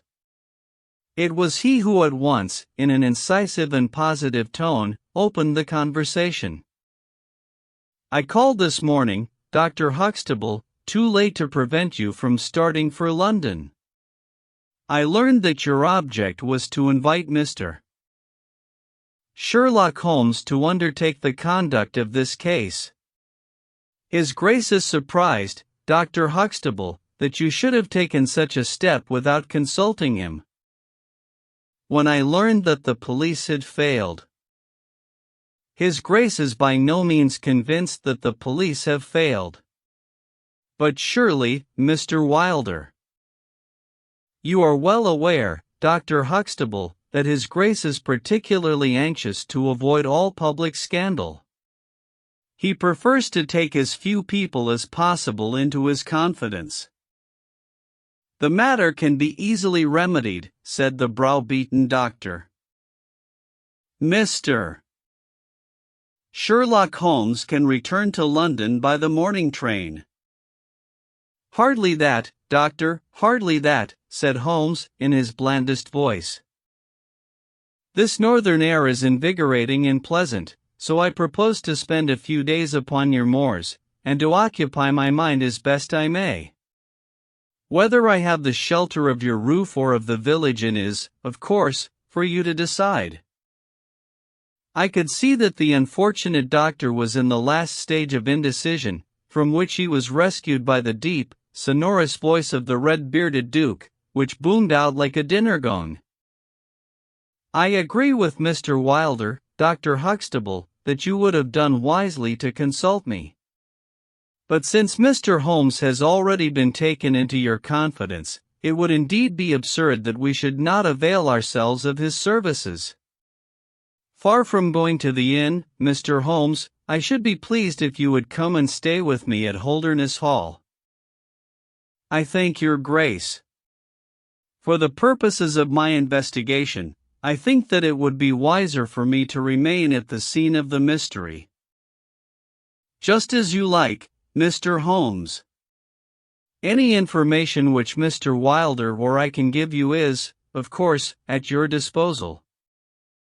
It will probably be necessary for me to see you at the hall, said Holmes. I would only ask you now, sir, whether you have formed any explanation in your own mind as to the mysterious disappearance of your son? No, sir, I have not. Excuse me if I allude to that which is painful to you, but I have no alternative. Do you think that the Duchess had anything to do with the matter? The great minister showed perceptible hesitation. I do not think so, he said, at last. The other most obvious explanation is that the child has been kidnapped for the purpose of levying ransom. You have not had any demand of the sort? No, sir. One more question, Your Grace. I understand that you wrote to your son upon the day when this incident occurred. No, I wrote upon the day before. Exactly. But he received it on that day? Yes. Was there anything in your letter which might have unbalanced him or induced him to take such a step? No, sir, certainly not. Did you post that letter yourself? The nobleman's reply was interrupted by his secretary, who broke in with some heat. His Grace is not in the habit of posting letters himself, said he. This letter was laid with others upon the study table, and I myself put them in the post-bag. You are sure this one was among them? Yes, I observed it. How many letters did your Grace write that day? 20 or 30. I have a large correspondence. But surely this is somewhat irrelevant? Not entirely, said Holmes. For my own part, the Duke continued, I have advised the police to turn their attention to the south of France. I have already said that I do not believe that the Duchess would encourage so monstrous an action, but the lad had the most wrong-headed opinions, and it is possible that he may have fled to her, aided and abetted by this German. I think, Dr. Huxtable, that we will now return to the hall. I could see that there were other questions which Holmes would have wished to put, but the nobleman's abrupt manner showed that the interview was at an end. It was evident that to his intensely aristocratic nature this discussion of his intimate family affairs with a stranger was most abhorrent, and that he feared lest every fresh question would throw a fiercer light into the discreetly shadowed corners of his ducal history. When the nobleman and his secretary had left, my friend flung himself at once with characteristic eagerness into the investigation. The boy's chamber was carefully examined, and yielded nothing save the absolute conviction that it was only through the window that he could have escaped. The German master's room and effects gave no further clue. In his case a trailer of ivy had given way under his weight, and we saw by the light of a lantern the mark on the lawn where his heels had come down. That one dint in the short, Green grass was the only material witness left of this inexplicable nocturnal flight. Sherlock Holmes left the house alone, and only returned after 11. He had obtained a large ordnance map of the neighborhood, and this he brought into my room, where he laid it out on the bed, and, having balanced the lamp in the middle of it, he began to smoke over it, and occasionally to point out objects of interest with the reeking amber of his pipe. "This case grows upon me, Watson," said he. "There are decidedly some points of interest in connection with it. In this early stage, I want you to realize those geographical features which may have a good deal to do with our investigation. Look at this map. This dark square is the Priory School. I'll put a pin in it. Now, this line is the main road. You see that it runs east and west past the school, and you see also that there is no side road for a mile either way. If these two folk passed away by road, it was this road." Graphic. Exactly. By a singular and happy chance, we are able to some extent to check what passed along this road during the night in question. At this point, where my pipe is now resting, a county constable was on duty from 12 to 6. It is, as you perceive, the first crossroad on the east side. This man declares that he was not absent from his post for an instant, and he is positive that neither boy nor man could have gone that way unseen. I have spoken with this policeman tonight, and he appears to me to be a perfectly reliable person. That blocks this end. We have now to deal with the other. There is an inn here, the Red Bull, the landlady of which was ill. She had sent to Mackleton for a doctor, but he did not arrive until morning, being absent at another case. The people at the inn were alert all night, awaiting his coming, and one or other of them seems to have continually had an eye upon the road. They declare that no one passed. If their evidence is good, then we are fortunate enough to be able to block the west, and also to be able to say that the fugitives did not use the road at all. But the bicycle? I objected. Quite so. We will come to the bicycle presently. To continue our reasoning, if these people did not go by the road, they must have traversed the country to the north of the house or to the south of the house. That is certain. Let us weigh the one against the other. On the south of the house is, as you perceive, a large district of arable land, cut up into small fields, with stone walls between them. There, I admit that a bicycle is impossible. We can dismiss the idea. We turn to the country on the north. Here there lies a grove of trees, marked as the Ragged Shaw, and on the farther side stretches a great rolling moor, Lower Gill Moor, extending for 10 miles and sloping gradually upward. Here, at one side of this wilderness, is Holderness Hall, 10 miles by road, but only 6 across the moor. It is a peculiarly desolate plain. A few more farmers have small holdings, where they rear sheep and cattle. Except these, the plover and the curlew are the only inhabitants until you come to the Chesterfield High Road. There is a church there, you see, a few cottages, and an inn. Beyond that the hills become precipitous. Surely it is here to the north that our quest must lie. But the bicycle? I persisted. Well, said Holmes, impatiently. A good cyclist does not need a high road. The moor is intersected with paths, and the moon was at the full. Hullo! What is this? There was an agitated knock at the door, and an instant afterwards Dr. Huxtable was in the room. In his hand he held a blue cricket cap with a white chevron on the peak. At last we have a clue, he cried. Thank heaven! At last we are on the dear boy's track. It is his cap. Where was it found? In the van of the gypsies who camped on the moor. They left on Tuesday. Today the police traced them down and examined their caravan. This was found. How do they account for it? They shuffled and lied, said that they found it on the moor on Tuesday morning. They know where he is, the rascals. Thank goodness, they are all safe under lock and key. Either the fear of the law or the Duke's purse will certainly get out of them all that they know. So far, so good, said Holmes, when the doctor had at last left the room. It at least bears out the theory that it is on the side of the lower Gill Moor that we must hope for results.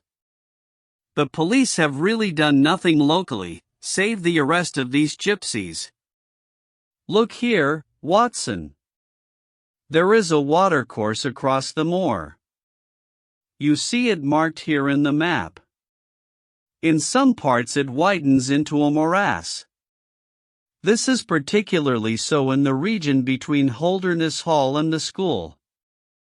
It is vain to look elsewhere for tracks in this dry weather, but at that point there is certainly a chance of some record being left.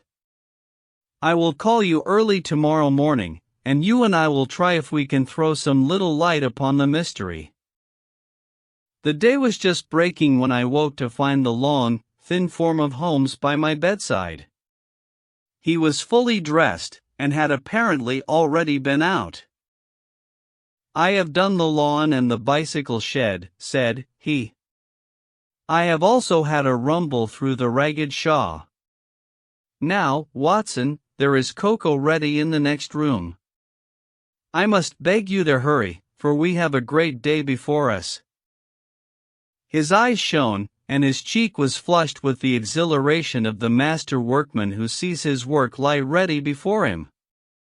A very different Holmes, this active, alert man, from the introspective and pallid dreamer of Baker Street. I felt, as I looked upon that supple figure, alive with nervous energy, that it was indeed a strenuous day that awaited us. And yet it opened in the blackest disappointment.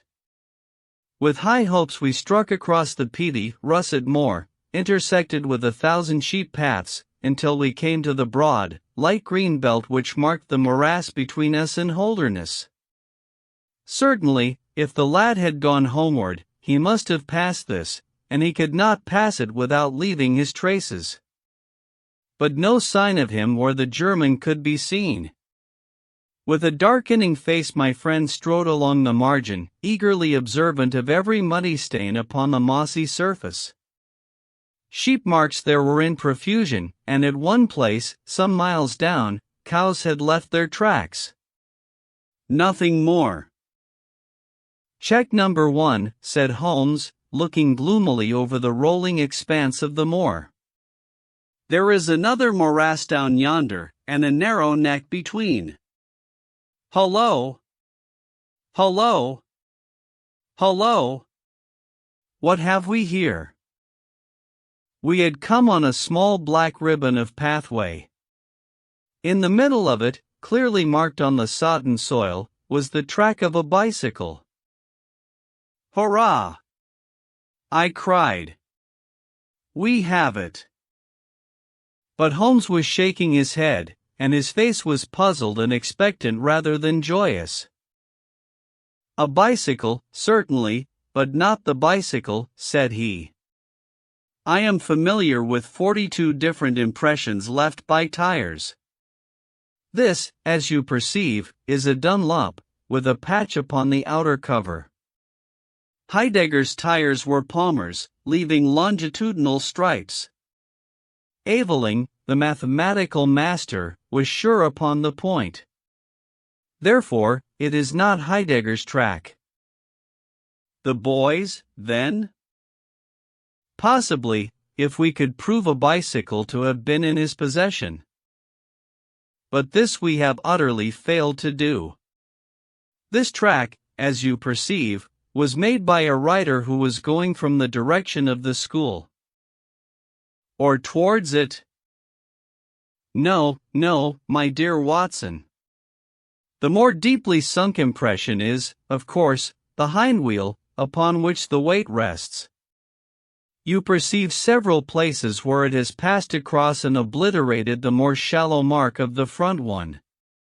It was undoubtedly heading away from the school.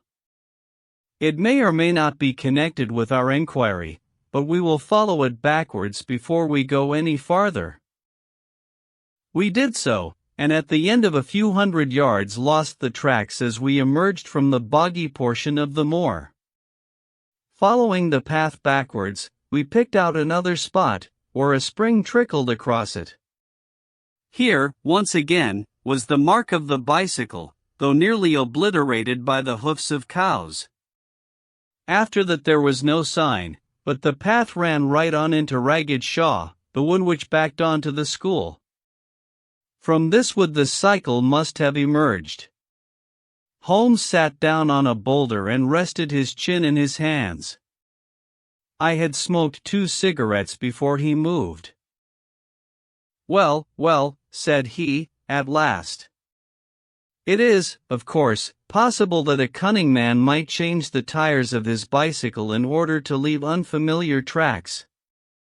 A criminal who was capable of such a thought is a man whom I should be proud to do business with. We will leave this question undecided and hark back to our morass again, for we have left a good deal unexplored. We continued our systematic survey of the edge of the sodden portion of the moor, and soon our perseverance was gloriously rewarded. Right across the lower part of the bog lay a miry path. Holmes gave a cry of delight as he approached it. An impression like a fine bundle of telegraph wires ran down the center of it. It was the Palmer tires. Here is Herr Heidegger, sure enough, cried Holmes, exultantly. My reasoning seems to have been pretty sound, Watson. I congratulate you. But we have a long way still to go. Kindly walk clear of the path. Now let us follow the trail. I fear that it will not lead very far. We found, however, as we advanced that this portion of the moor is intersected with soft patches, and, though we frequently lost sight of the track, we always succeeded in picking it up once more. Do you observe, said Holmes, that the rider is now undoubtedly forcing the pace? There can be no doubt of it. Look at this impression, where you get both tires clear. The one is as deep as the other. That can only mean that the rider is throwing his weight onto the handlebar, as a man does when he is sprinting. By Jove! He has had a fall. There was a broad, irregular smudge covering some yards of the track. Then there were a few footmarks, and the tire reappeared once more. A side slip, I suggested. Holmes held up a crumpled branch of flowering gorse. To my horror I perceived that the yellow blossoms were all dabbled with crimson. On the path, too, and among the heather were dark stains of clotted blood. Bad, said Holmes. Bad. Stand clear, Watson. Not an unnecessary footstep. What do I read here? He fell wounded, he stood up, he remounted, he proceeded. But there is no other track. Cattle on this side path. He was surely not gored by a bull?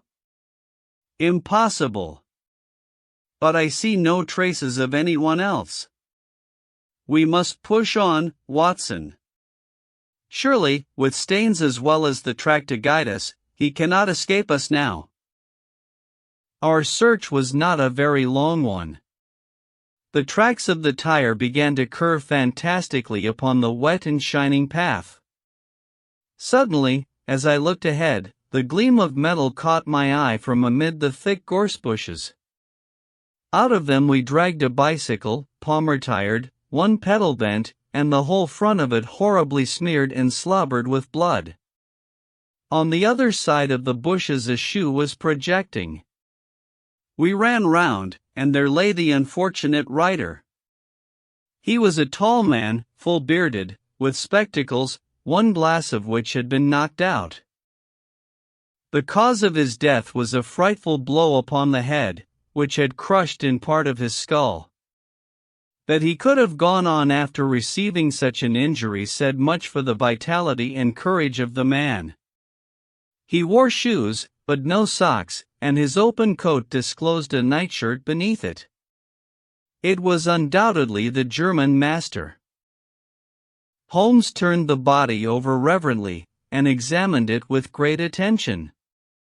He then sat in deep thought for a time, and I could see by his ruffled brow that this grim discovery had not, in his opinion, advanced us much in our inquiry. "It is a little difficult to know what to do, Watson," said he, at last. "My own inclinations are to push this inquiry on, for we have already lost so much time that we cannot afford to waste another hour. On the other hand, we are bound to inform the police of the discovery, and to see that this poor fellow's body is looked after. I could take a note back, but I need your company and assistance. Wait a bit. There is a fellow cutting peat up yonder. Bring him over here, and he will guide the police." I brought the peasant across, and Holmes dispatched the frightened man with a note to Dr. Huxtable. "Now, Watson," said he, "we have picked up 2 clues this morning. One is the bicycle with the palmer tire, and we see what that has led to. The other is the bicycle with the patched Dunlop. Before we start to investigate that, let us try to realize what we do know, so as to make the most of it, and to separate the essential from the accidental. First of all, I wish to impress upon you that the boy certainly left of his own free will. He got down from his window and he went off, either alone or with someone. That is sure." I assented. "Well, now, let us turn to this unfortunate German master. The boy was fully dressed when he fled. Therefore, he foresaw what he would do. But the German went without his socks. He certainly acted on very short notice." "Undoubtedly." "Why did he go?" "Because, from his bedroom window, he saw the flight of the boy, because he wished to overtake him and bring him back. He seized his bicycle, pursued the lad, and in pursuing him met his death." "So it would seem. Now I come to the critical part of my argument. The natural action of a man in pursuing a little boy would be to run after him. He would know that he could overtake him. But the German does not do so. He turns to his bicycle. I am told that he was an excellent cyclist. He would not do this if he did not see that the boy had some swift means of escape. The other bicycle. Let us continue our reconstruction. He meets his death 5 miles from the school, not by a bullet, mark you, which even a lad might conceivably discharge, but by a savage blow dealt by a vigorous arm. The lad, then, had a companion in his flight. And the flight was a swift one, since it took 5 miles before an expert cyclist could overtake them. Yet we survey the ground round the scene of the tragedy. What do we find? A few cattle tracks, nothing more. I took a wide sweep round, and there is no path within 50 yards. Another cyclist could have had nothing to do with the actual murder, nor were there any human footmarks. "Holmes," I cried, "this is impossible." "Admirable," he said. "A most illuminating remark. It is impossible as I stated, and therefore I must in some respect have stated it wrong.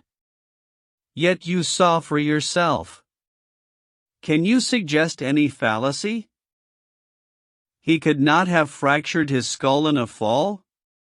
In a morass, Watson? I am at my wit's end.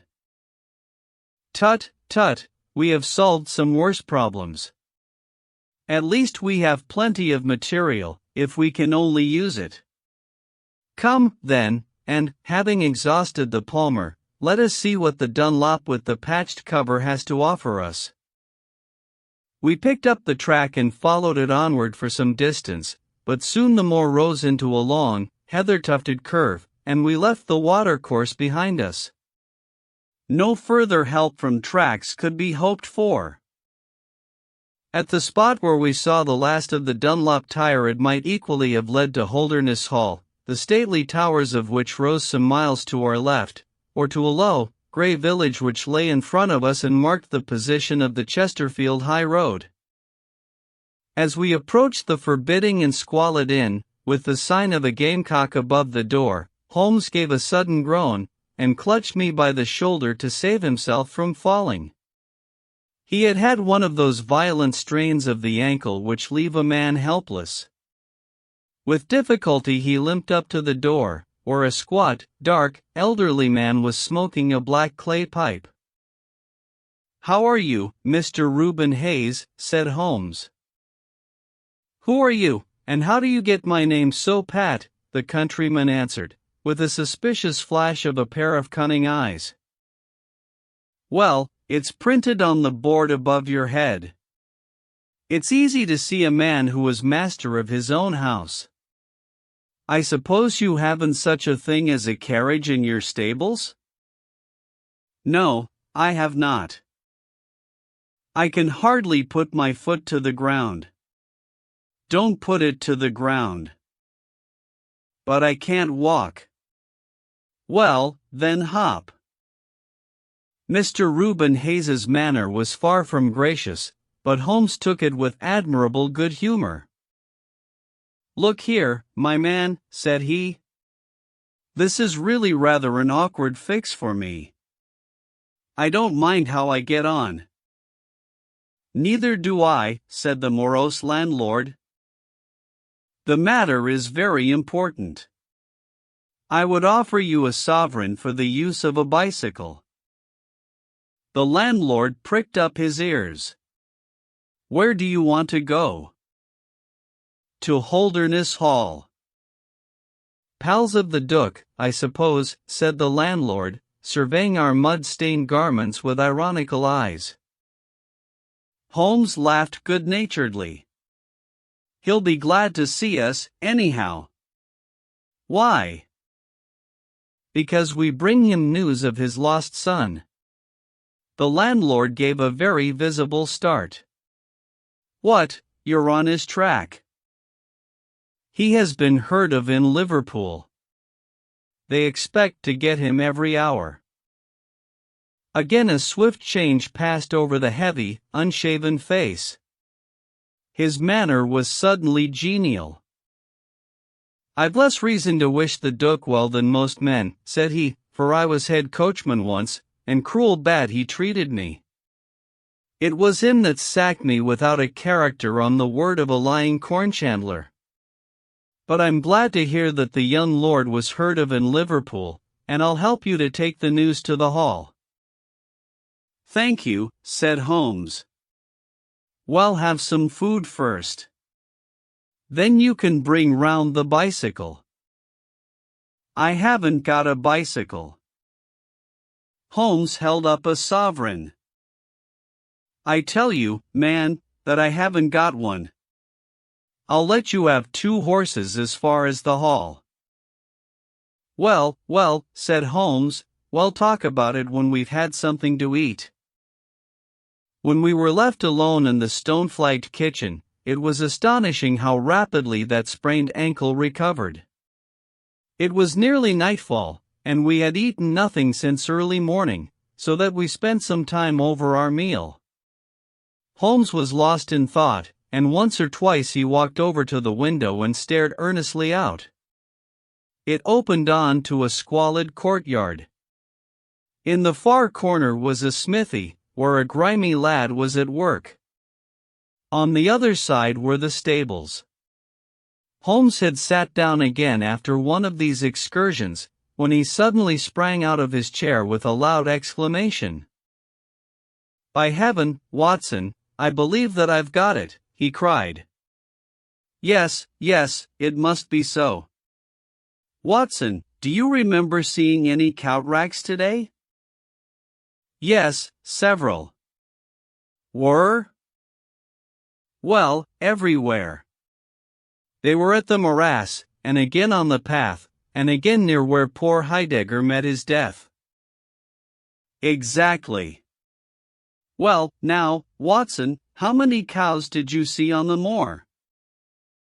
"I don't remember seeing any." "Strange, Watson, that we should see tracks all along our line, but never a cow on the whole moor." "Very strange, Watson, eh?"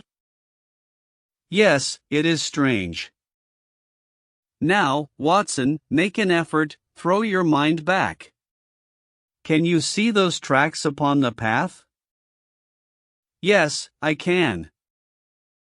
"Can you recall that the tracks were sometimes like that, Watson?" He arranged a number of breadcrumbs in this fashion, and sometimes like this, and occasionally like this. Can you remember that? No, I cannot. But I can. I could swear to it. However, we will go back at our leisure and verify it. What a blind beetle I have been, not to draw my conclusion. And what is your conclusion? Only that it is a remarkable cow which walks, canters, and gallops. By George! Watson, it was no brain of a country publican that thought out such a blind as that. The coast seems to be clear, save for that lad in the smithy. Let us slip out and see what we can see. There were 2 rough-haired, unkempt horses in the tumble-down stable. Holmes raised the hind leg of one of them and laughed aloud. Old shoes, but newly shod old shoes, but new nails. This case deserves to be a classic. Let us go across to the smithy. The lad continued his work without regarding us. I saw Holmes's eye darting to right and left among the litter of iron and wood which was scattered about the floor. Suddenly, however, we heard a step behind us, and there was the landlord, his heavy eyebrows drawn over his savage eyes, his swarthy features convulsed with passion. He held a short, metal-headed stick in his hand, and he advanced in so menacing a fashion that I was right glad to feel the revolver in my pocket. "You infernal spies," the man cried. "What are you doing there?" "Why, Mr. Reuben Hayes," said Holmes, coolly, "one might think that you were afraid of our finding something out." The man mastered himself with a violent effort, and his grim mouth loosened into a false laugh, which was more menacing than his frown. "You're welcome to all you can find out in my smithy," said he. "But look here, mister, I don't care for folk poking about my place without my leave, so the sooner you pay your score and get out of this the better I shall be pleased." "All right, Mr. Hayes, no harm meant," said Holmes. "We have been having a look at your horses, but I think I'll walk, after all. It's not far, I believe." "Not more than 2 miles to the Hall gates. That's the road to the left." He watched us with sullen eyes until we had left his premises. We did not go very far along the road, for Holmes stopped the instant that the curve hid us from the landlord's view. "We were warm, as the children say, at that inn," said he. "I seem to grow colder every step that I take away from it. No, I can't possibly leave it." "I am convinced," said I, that this Reuben Hayes knows all about it. A more self-evident villain I never saw. Oh. He impressed you in that way, did he? There are the horses, there is the smithy. Yes, it is an interesting place, this fighting cock. I think we shall have another look at it in an unobtrusive way. A long, sloping hillside, dotted with gray limestone boulders, stretched behind us. We had turned off the road, and were making our way up the hill, when, looking in the direction of Holderness Hall, I saw a cyclist coming swiftly along. "Get down, Watson," cried Holmes, with a heavy hand upon my shoulder. We had hardly sunk from view when the man flew past us on the road. Amid a rolling cloud of dust, I caught a glimpse of a pale, agitated face, a face with horror in every lineament, the mouth open, the eyes staring wildly in front. It was like some strange caricature of the dapper James Wilder whom we had seen the night before. "The Duke's secretary," cried Holmes. "Come, Watson, let us see what he does." We scrambled from rock to rock, until in a few moments we had made our way to a point from which we could see the front door of the inn. Wilder's bicycle was leaning against the wall beside it. No one was moving about the house, nor could we catch a glimpse of any faces at the windows. Slowly the twilight crept down as the sun sank behind the high towers of Holderness Hall.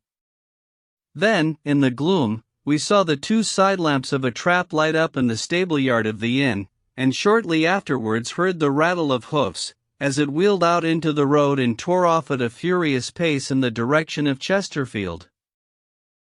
"What do you make of that, Watson?" Holmes whispered. "It looks like a flight. A single man in a dogcart, so far as I could see. Well, it certainly was not Mr. James Wilder, for there he is at the door." A red square of light had sprung out of the darkness. In the middle of it was the black figure of the secretary, his head advanced, peering out into the night. It was evident that he was expecting someone. Then at last there were steps in the road, a second figure was visible for an instant against the light, the door shut, and all was black once more. 5 minutes later a lamp was lit in a room upon the first floor. "It seems to be a curious class of custom that is done by the fighting cock," said Holmes. "The bar is on the other side." "Quite so. These are what one may call the private guests. Now, what in the world is Mr. James Wilder doing in that den at this hour of night, and who is the companion who comes to meet him there? Come, Watson, we must really take a risk and try to investigate this a little more closely." Together we stole down to the road and crept across to the door of the inn. The bicycle still leaned against the wall.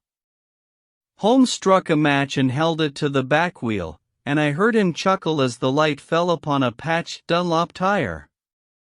Up above us was the lighted window.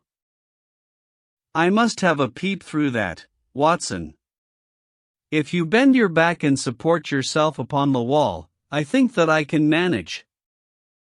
An instant later, his feet were on my shoulders, but he was hardly up before he was down again. "Come, my friend," said he, "our day's work has been quite long enough.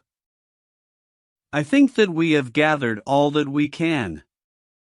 It's a long walk to the school, and the sooner we get started the better." He hardly opened his lips during that weary trudge across the moor, nor would he enter the school when he reached it, but went on to Mackleton Station, whence he could send some telegrams. Late at night I heard him consoling Dr. Huxtable, prostrated by the tragedy of his master's death, and later still he entered my room as alert and vigorous as he had been when he started in the morning. "All goes well, my friend," said he. "I promise that before tomorrow evening we shall have reached the solution of the mystery." At 11 o'clock next morning my friend and I were walking up the famous Yew Avenue of Holderness Hall. We were ushered through the magnificent Elizabethan doorway and into His Grace's study. There we found Mr. James Wilder, demure and courtly, but with some trace of that wild terror of the night before still lurking in his furtive eyes and in his twitching features. "You have come to see His Grace?" "I am sorry, but the fact is that the Duke is far from well.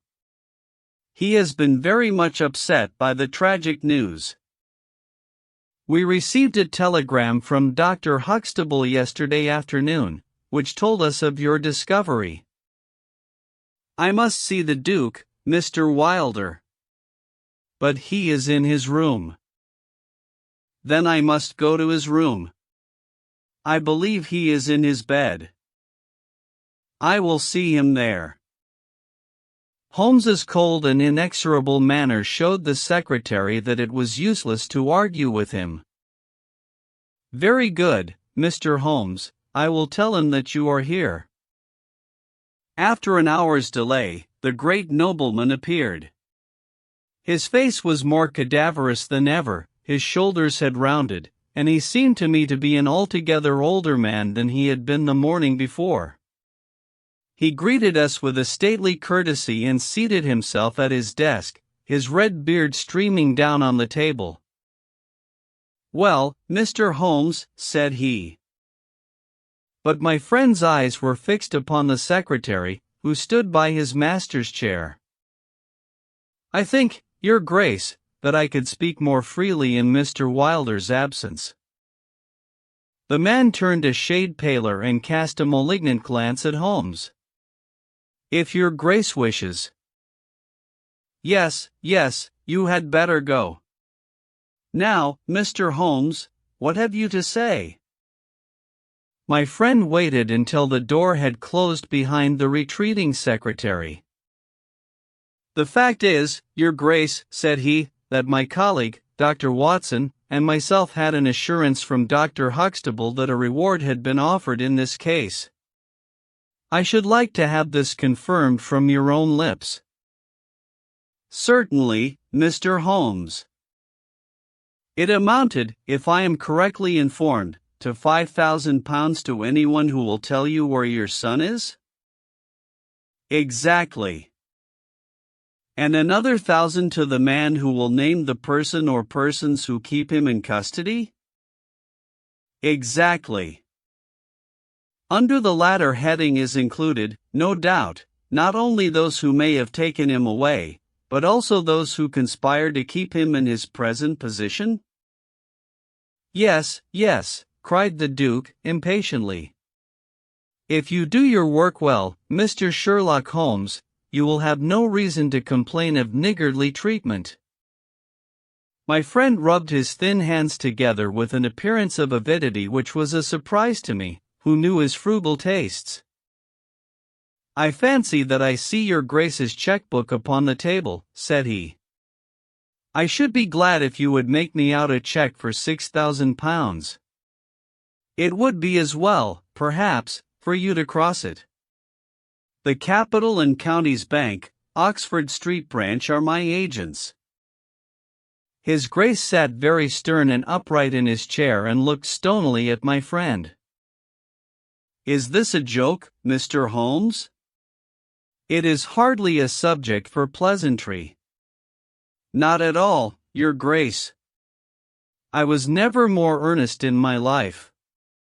"What do you mean, then?" "I mean that I have earned the reward. I know where your son is, and I know some, at least, of those who are holding him." The Duke's beard had turned more aggressively red than ever against his ghastly white face. "Where is he?" he gasped. "He is, or was last night, at the Fighting Cock Inn, about 2 miles from your park gate." The Duke fell back in his chair. "And whom do you accuse?" Sherlock Holmes's answer was an astounding one. He stepped swiftly forward and touched the Duke upon the shoulder. "I accuse you," said he, And now, your Grace, I'll trouble you for that check." Never shall I forget the Duke's appearance as he sprang up and clawed with his hands, like one who was sinking into an abyss. Then, with an extraordinary effort of aristocratic self-command, he sat down and sank his face in his hands. It was some minutes before he spoke. "How much do you know?" he asked at last, without raising his head. "I saw you together last night. Does anyone else beside your friend know?" "I have spoken to no one." The Duke took a pen in his quivering fingers and opened his checkbook. "I shall be as good as my word, Mr. Holmes. I am about to write your check, however unwelcome the information which you have gained may be to me. When the offer was first made, I little thought the turn which events might take. But you and your friend are men of discretion, Mr. Holmes." "I hardly understand your Grace." "I must put it plainly, Mr. Holmes. If only you two know of this incident, there is no reason why it should go any farther.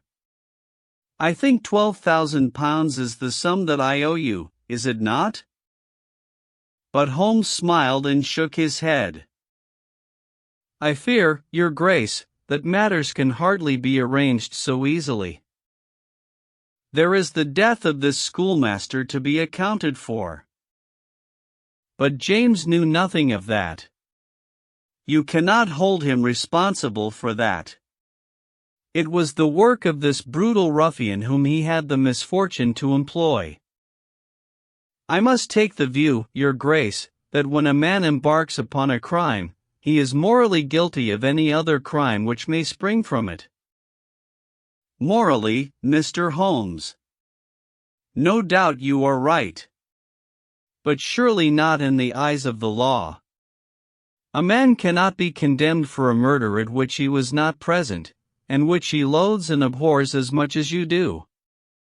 The instant that he heard of it he made a complete confession to me, so filled was he with horror and remorse. He lost not an hour in breaking entirely with the murderer. Oh, Mr. Holmes, you must save him, you must save him. I tell you that you must save him." The Duke had dropped the last attempt at self-command, and was pacing the room with a convulsed face and with his clenched hands raving in the air. At last he mastered himself and sat down once more at his desk. "I appreciate your conduct in coming here before you spoke to anyone else," said he. "At least, we may take counsel how far we can minimize this hideous scandal." "Exactly," said Holmes. "I think, your Grace, that this can only be done by absolute frankness between us.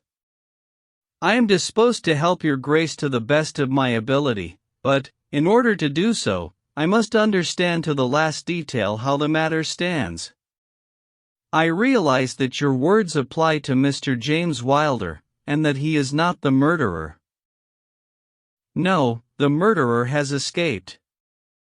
Sherlock Holmes smiled demurely. "Your Grace can hardly have heard of any small reputation which I possess, or you would not imagine that it is so easy to escape me. Mr. Reuben Hayes was arrested at Chesterfield, on my information, at 11 o'clock last night. I had a telegram from the head of the local police before I left the school this morning." The Duke leaned back in his chair and stared with amazement at my friend. "You seem to have powers that are hardly human," said he. "So Reuben Hayes is taken? I am right glad to hear it, if it will not react upon the fate of James." "Your secretary?" "No, sir, my son." It was Holmes's turn to look astonished. "I confess that this is entirely new to me, your Grace. I must beg you to be more explicit." "I will conceal nothing from you. I agree with you that complete frankness, however painful it may be to me, is the best policy in this desperate situation to which James's folly and jealousy have reduced us. When I was a very young man, Mr. Holmes, I loved with such a love as comes only once in a lifetime.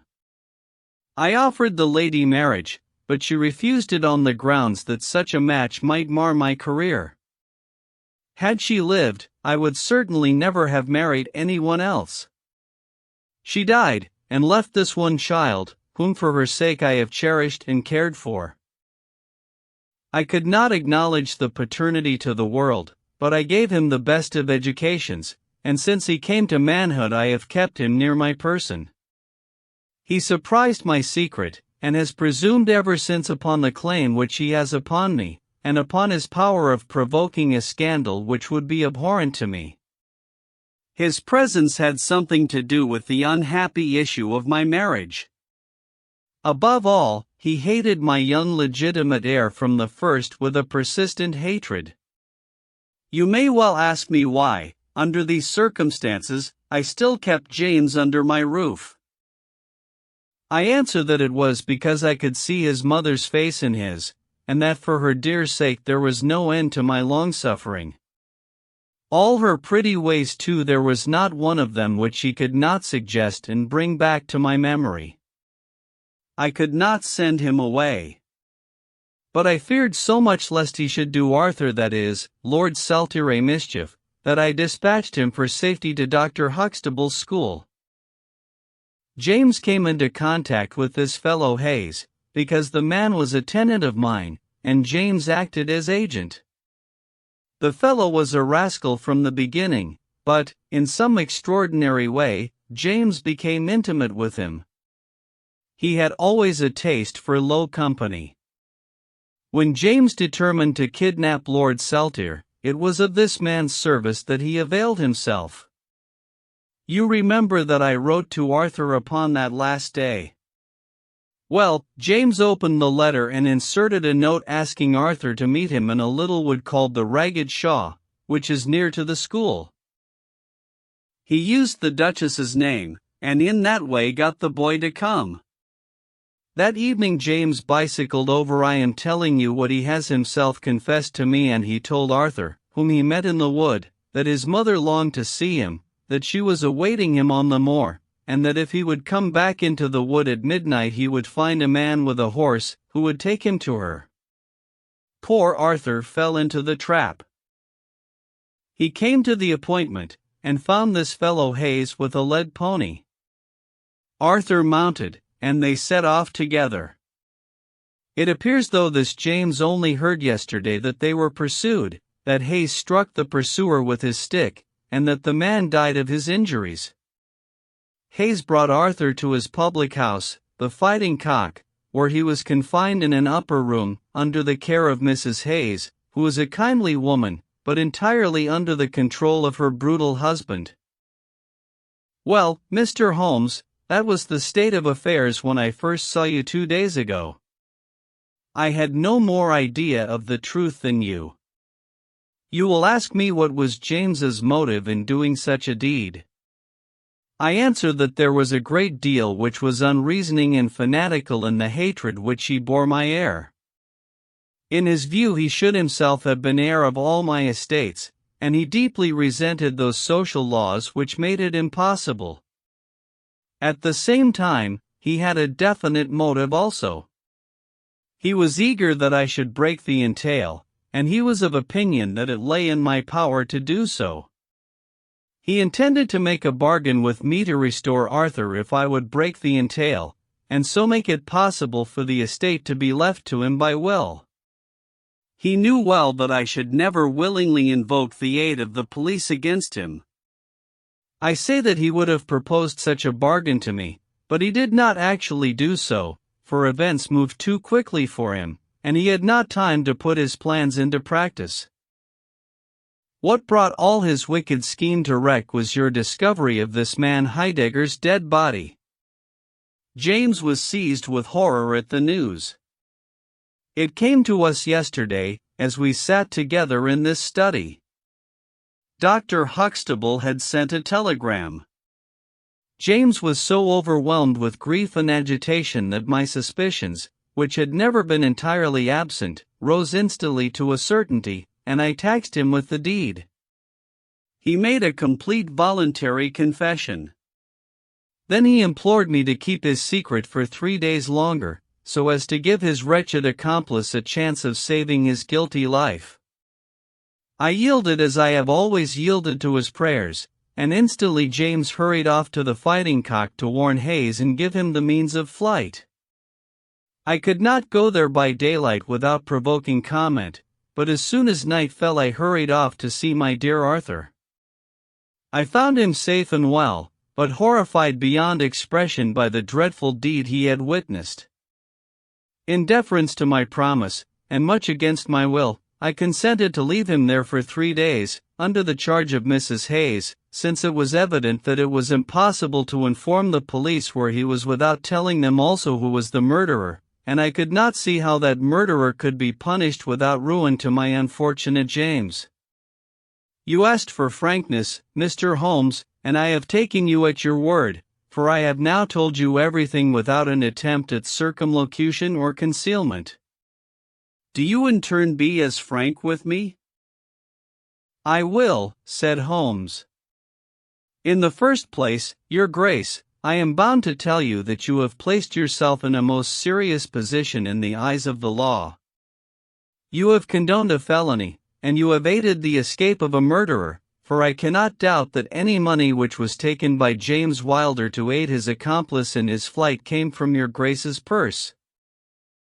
The Duke bowed his assent. This is, indeed, a most serious matter.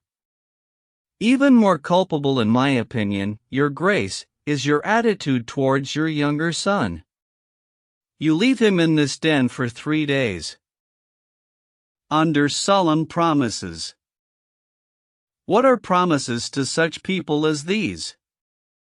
You have no guarantee that he will not be spirited away again. To humor your guilty elder son, you have exposed your innocent younger son to imminent and unnecessary danger. It was a most unjustifiable action. The proud Lord of Holderness was not accustomed to be so rated in his own ducal hall. The blood flushed into his high forehead, but his conscience held him dumb. I will help you, but on one condition only. It is that you ring for the footman and let me give such orders as I like. Without a word, the Duke pressed the electric bell. A servant entered. You will be glad to hear, said Holmes, that your young master is found. It is the Duke's desire that the carriage shall go at once to the Fighting Cock Inn to bring Lord Saltire home. Now, said Holmes, when the rejoicing lackey had disappeared, having secured the future, we can afford to be more lenient with the past. I am not in an official position, and there is no reason, so long as the ends of justice are served, why I should disclose all that I know. As to Hayes, I say nothing. The gallows awaits him, and I would do nothing to save him from it. What he will divulge I cannot tell, but I have no doubt that your Grace could make him understand that it is to his interest to be silent. From the police point of view, he will have kidnapped the boy for the purpose of ransom. If they do not themselves find it out, I see no reason why I should prompt them to take a broader point of view. I would warn your Grace, however, that the continued presence of Mr. James Wilder in your household can only lead to misfortune. I understand that, Mr. Holmes, and it is already settled that he shall leave me forever, and go to seek his fortune in Australia. In that case, your Grace, since you have yourself stated that any unhappiness in your married life was caused by his presence, I would suggest that you make such amends as you can to the Duchess, and that you try to resume those relations which have been so unhappily interrupted. That also I have arranged, Mr. Holmes. I wrote to the Duchess this morning. In that case, said Holmes, rising, I think that my friend and I can congratulate ourselves upon several most happy results from our little visit to the north. There is one other small point upon which I desire some light. This fellow Hayes had shod his horses with shoes which counterfeited the tracks of cows. Was it from Mr. Wilder that he learned so extraordinary a device? The Duke stood in thought for a moment, with a look of intense surprise on his face. Then he opened a door and showed us into a large room furnished as a museum. He led the way to a glass case in a corner, and pointed to the inscription. "These shoes," it ran, "were dug up in the moat of Holderness Hall. They are for the use of horses, but they are shaped below with a cloven foot of iron, so as to throw pursuers off the track. They are supposed to have belonged to some of the marauding barons of Holderness in the Middle Ages." Holmes opened the case, and moistening his finger he passed it along the shoe. A thin film of recent mud was left upon his skin. "Thank you," said he, as he replaced the glass. "It is the second most interesting object that I have seen in the north." "And the first?" Holmes folded up his check and placed it carefully in his notebook. "I am a poor man," said he, as he patted it affectionately, and thrust it into the depths of his inner pocket. The Adventure of Black Peter. I have never known my friend to be in better form, both mental and physical, than in the year '95. His increasing fame had brought with it an immense practice, and I should be guilty of an indiscretion if I were even to hint at the identity of some of the illustrious clients who crossed our humble threshold in Baker Street. Holmes, however, like all great artists, lived for his art's sake, and, save in the case of the Duke of Holderness, I have seldom known him claim any large reward for his inestimable services. So unworldly was he, or so capricious, that he frequently refused his help to the powerful and wealthy where the problem made no appeal to his sympathies, while he would devote weeks of most intense application to the affairs of some humble client whose case presented those strange and dramatic qualities which appealed to his imagination and challenged his ingenuity. In this memorable year '95, a curious and incongruous succession of cases had engaged his attention, ranging from his famous investigation of the sudden death of Cardinal Tosca, an inquiry which was carried out by him at the express desire of His Holiness the Pope, down to his arrest of Wilson, the notorious canary trainer, which removed a plague spot from the East End of London. Close on the heels of these two famous cases came the tragedy of Woodman's Lee, and the very obscure circumstances which surrounded the death of Captain Peter Carey. No record of the doings of Mr. Sherlock Holmes would be complete which did not include some account of this very unusual affair. During the first week of July, my friend had been absent so often and so long from our lodgings that I knew he had something on hand. The fact that several rough-looking men called during that time and inquired for Captain Basil made me understand that Holmes was working somewhere under one of the numerous disguises and names with which he concealed his own formidable identity. He had at least 5 small refuges in different parts of London, in which he was able to change his personality. He said nothing of his business to me, and it was not my habit to force a confidence. The first positive sign which he gave me of the direction which his investigation was taking was an extraordinary one. He had gone out before breakfast, and I had sat down to mine when he strode into the room, his hat upon his head and a huge barbed-headed spear tucked like an umbrella under his arm. "Good gracious, Holmes!" I cried. "You don't mean to say that you have been walking about London with that thing?" "I drove to the butcher's and back." "The butcher's?" "And I return with an excellent appetite." There can be no question, my dear Watson, of the value of exercise before breakfast. But I am prepared to bet that you will not guess the form that my exercise has taken. I will not attempt it." He chuckled as he poured out the coffee. If you could have looked into Allardyce's back shop, you would have seen a dead pig swung from a hook in the ceiling, and a gentleman in his shirt sleeves furiously stabbing at it with this weapon. I was that energetic person, and I have satisfied myself that by no exertion of my strength can I transfix the pig with a single blow. Perhaps you would care to try? Not for worlds. But why were you doing this? Because it seemed to me to have an indirect bearing upon the mystery of Woodman's Lee. Ah, Hopkins, I got your wire last night, and I have been expecting you. Come and join us.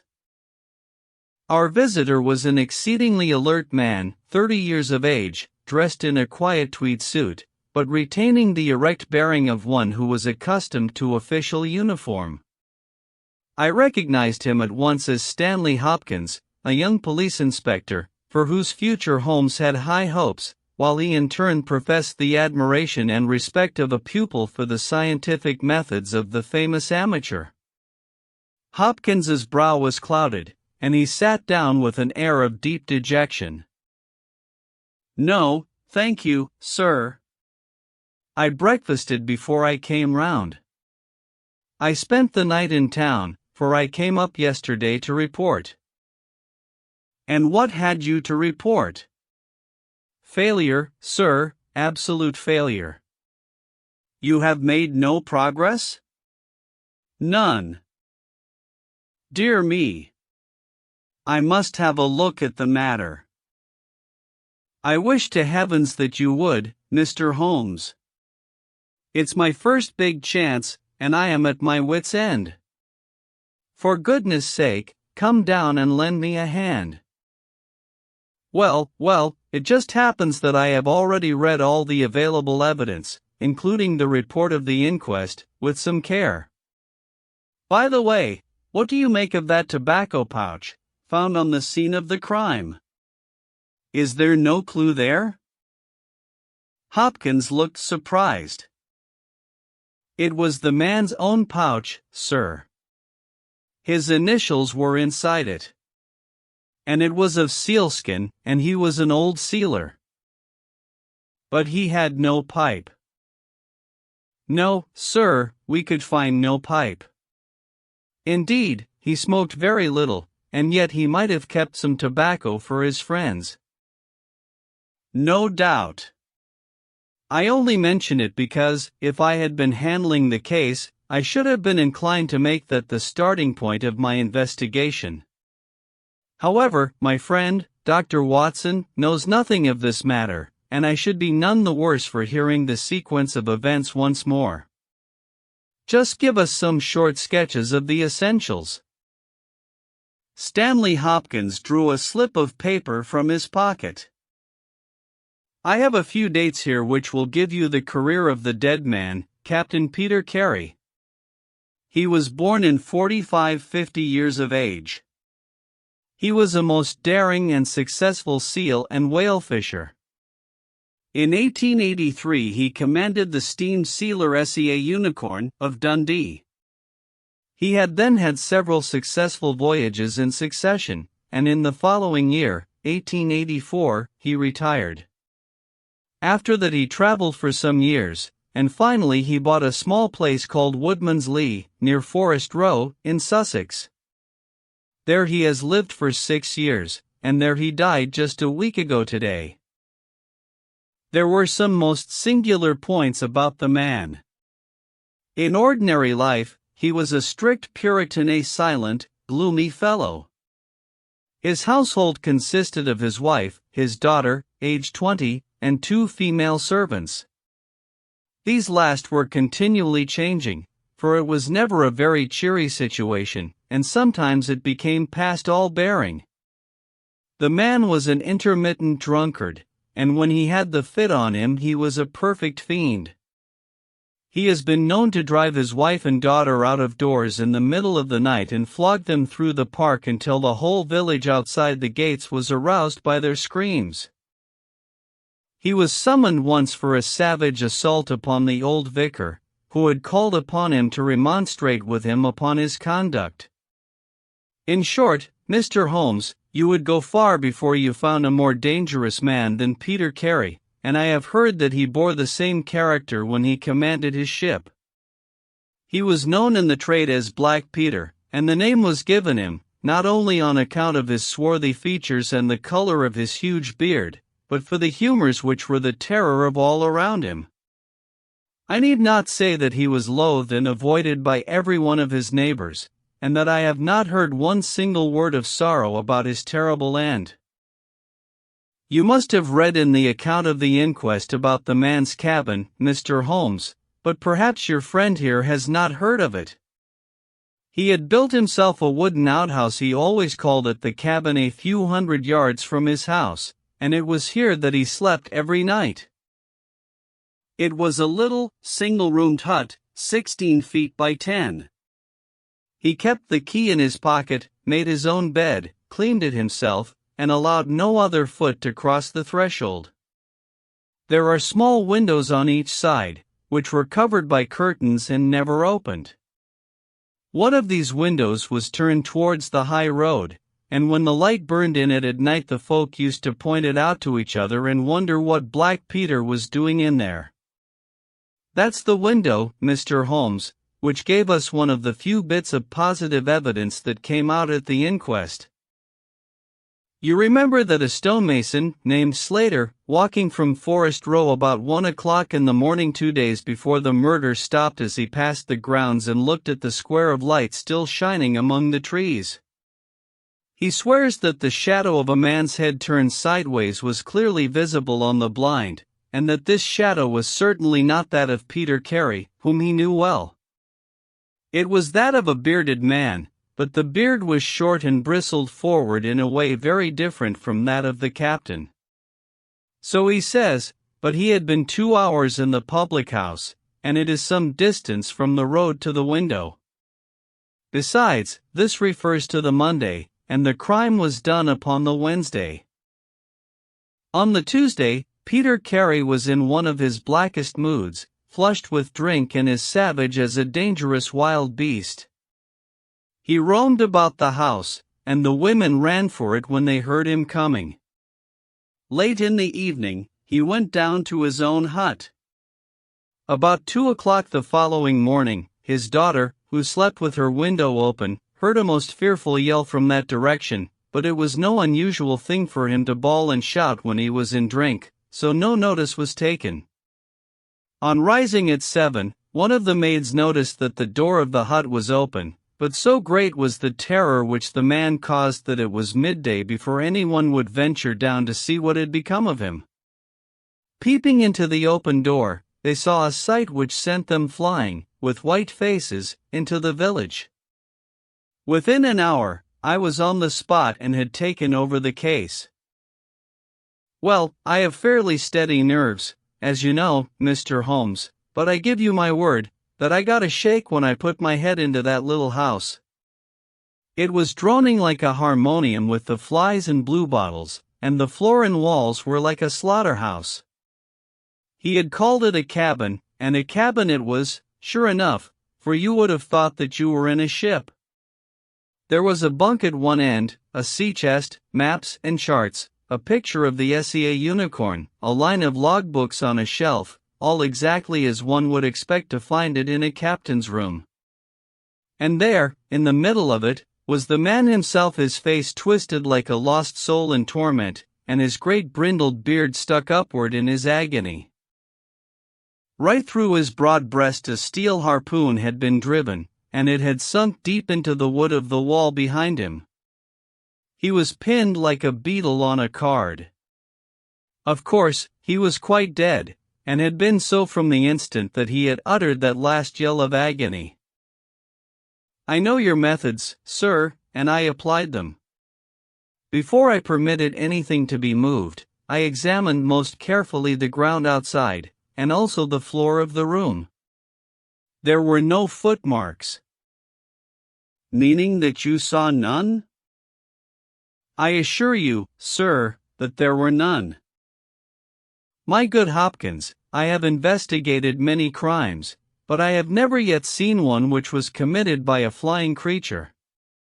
As long as the criminal remains upon two legs, so long must there be some indentation, some abrasion, some trifling displacement which can be detected by the scientific searcher.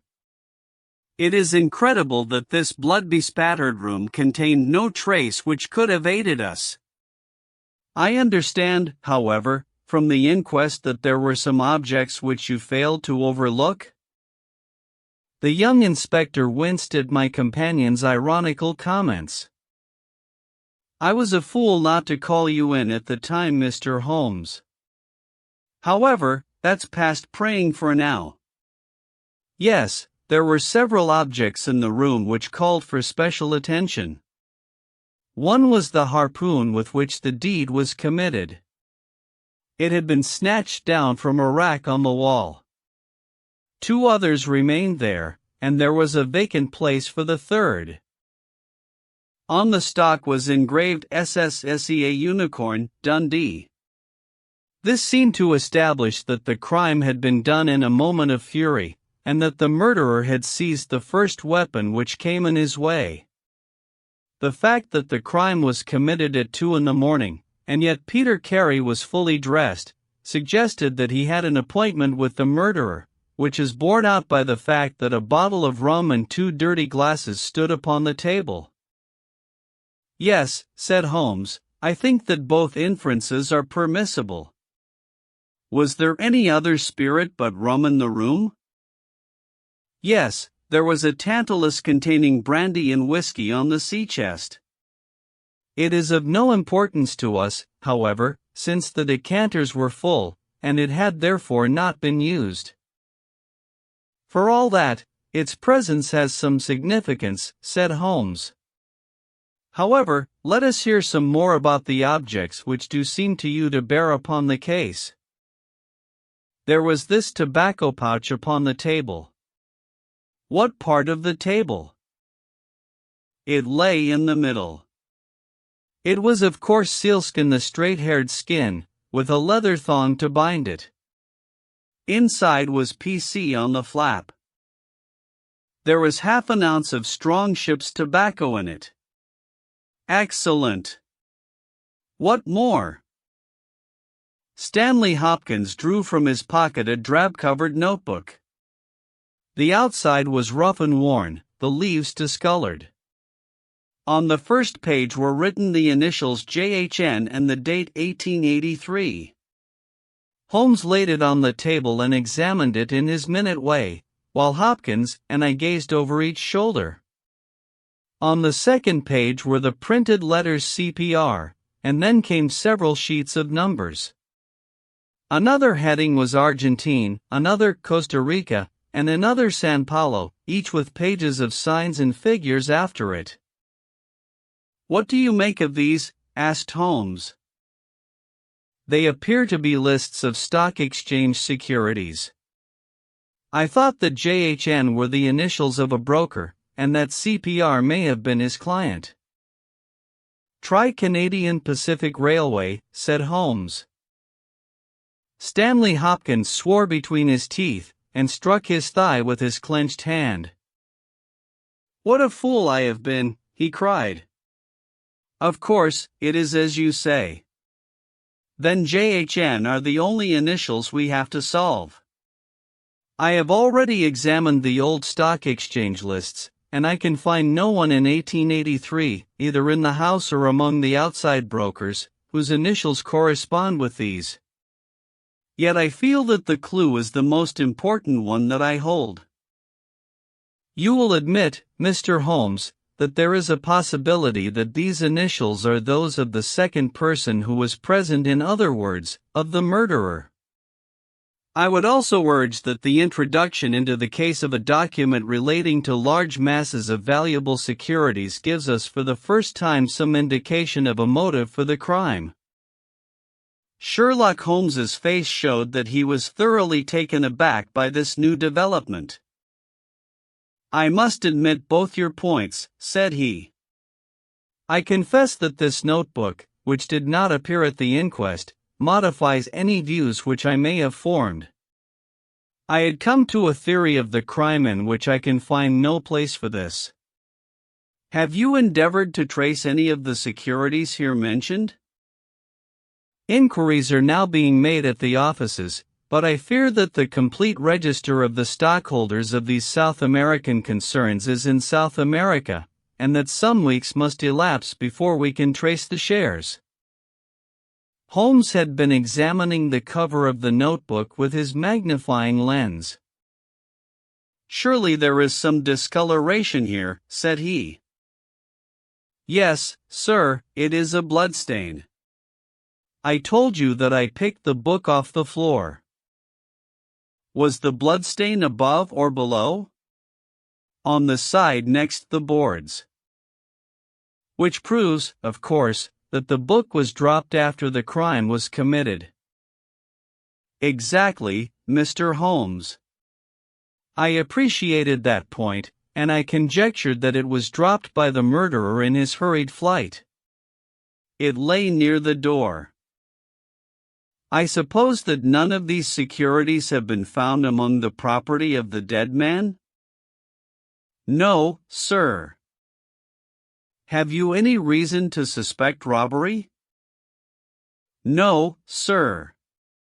Nothing seemed to have been touched." "Dear me, it is certainly a very interesting case. Then there was a knife, was there not?" "A sheath knife, still in its sheath. It lay at the feet of the dead man. Mrs. Carey has identified it as being her husband's property." Holmes was lost in thought for some time. "Well," said he, at last, "I suppose I shall have to come out and have a look at it." Stanley Hopkins gave a cry of joy. "Thank you, sir. That will, indeed, be a weight off my mind." Holmes shook his finger at the inspector.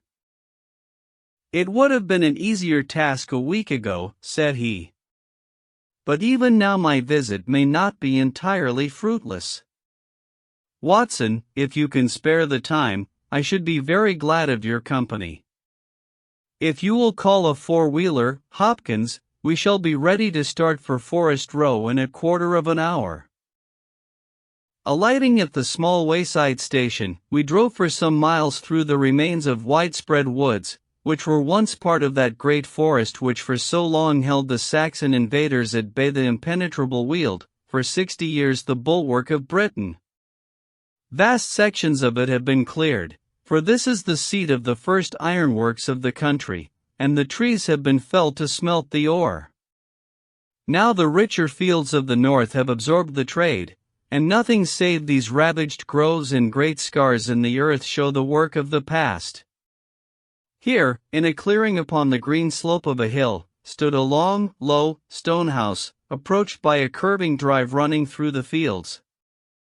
Nearer the road, and surrounded on three sides by bushes, was a small outhouse, one window and the door facing in our direction. It was the scene of the murder.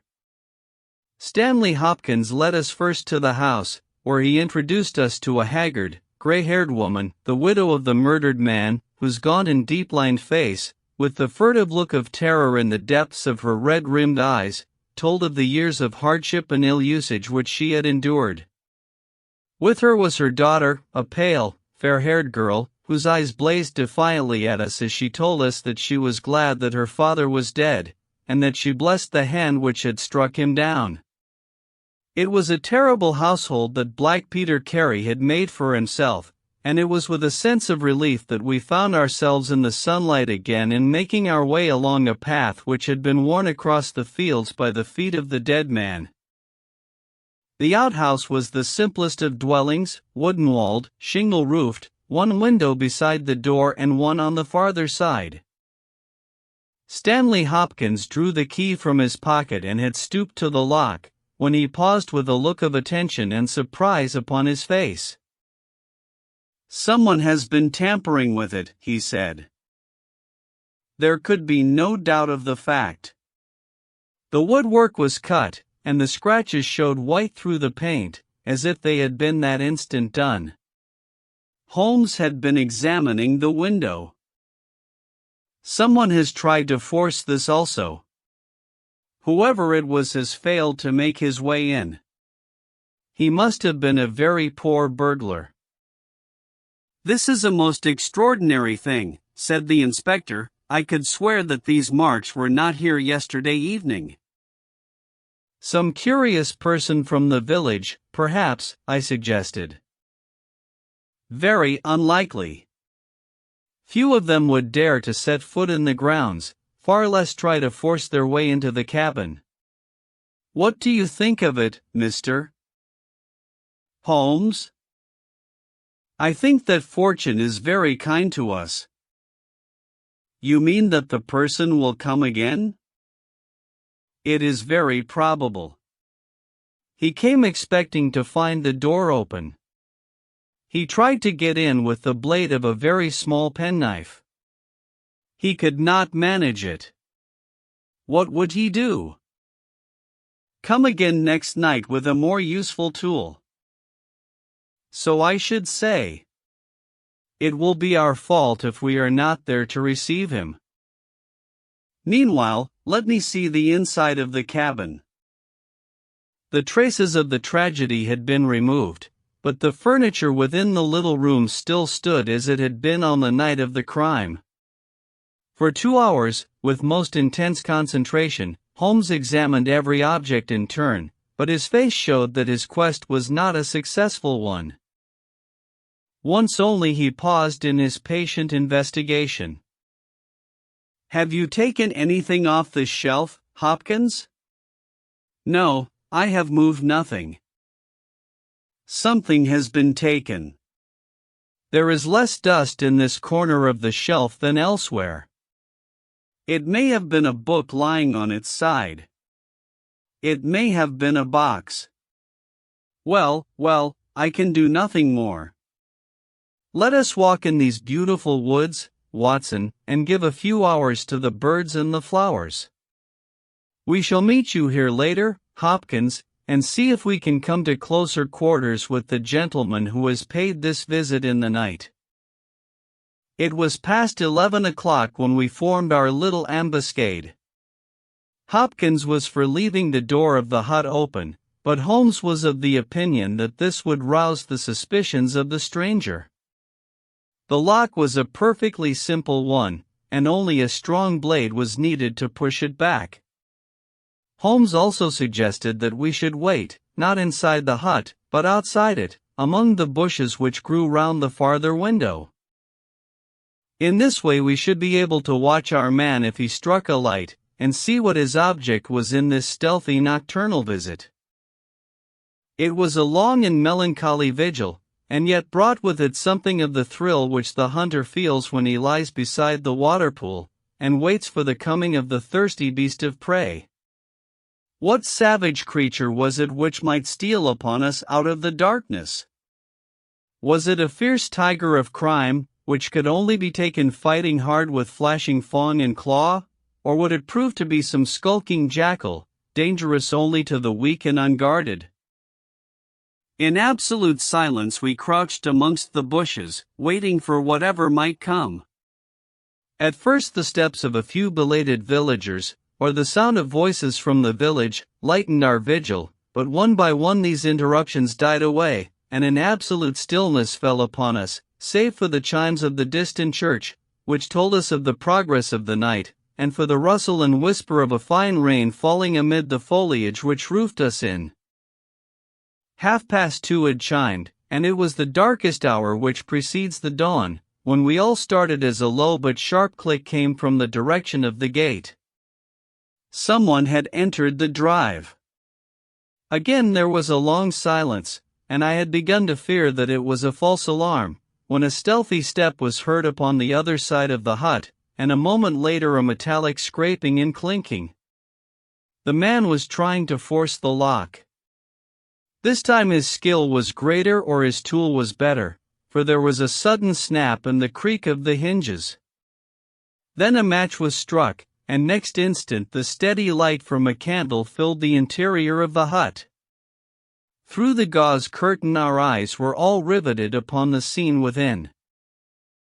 The nocturnal visitor was a young man, frail and thin, with a black mustache, which intensified the deadly pallor of his face.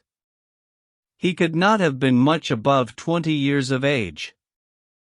I have never seen any human being who appeared to be in such a pitiable fright, for his teeth were visibly chattering, and he was shaking in every limb. He was dressed like a gentleman, in Norfolk jacket and knickerbockers, with a cloth cap upon his head. We watched him staring round with frightened eyes. Then he laid the candle end upon the table and disappeared from our view into one of the corners. He returned with a large book, one of the logbooks which formed a line upon the shelves. Leaning on the table, he rapidly turned over the leaves of this volume until he came to the entry which he sought.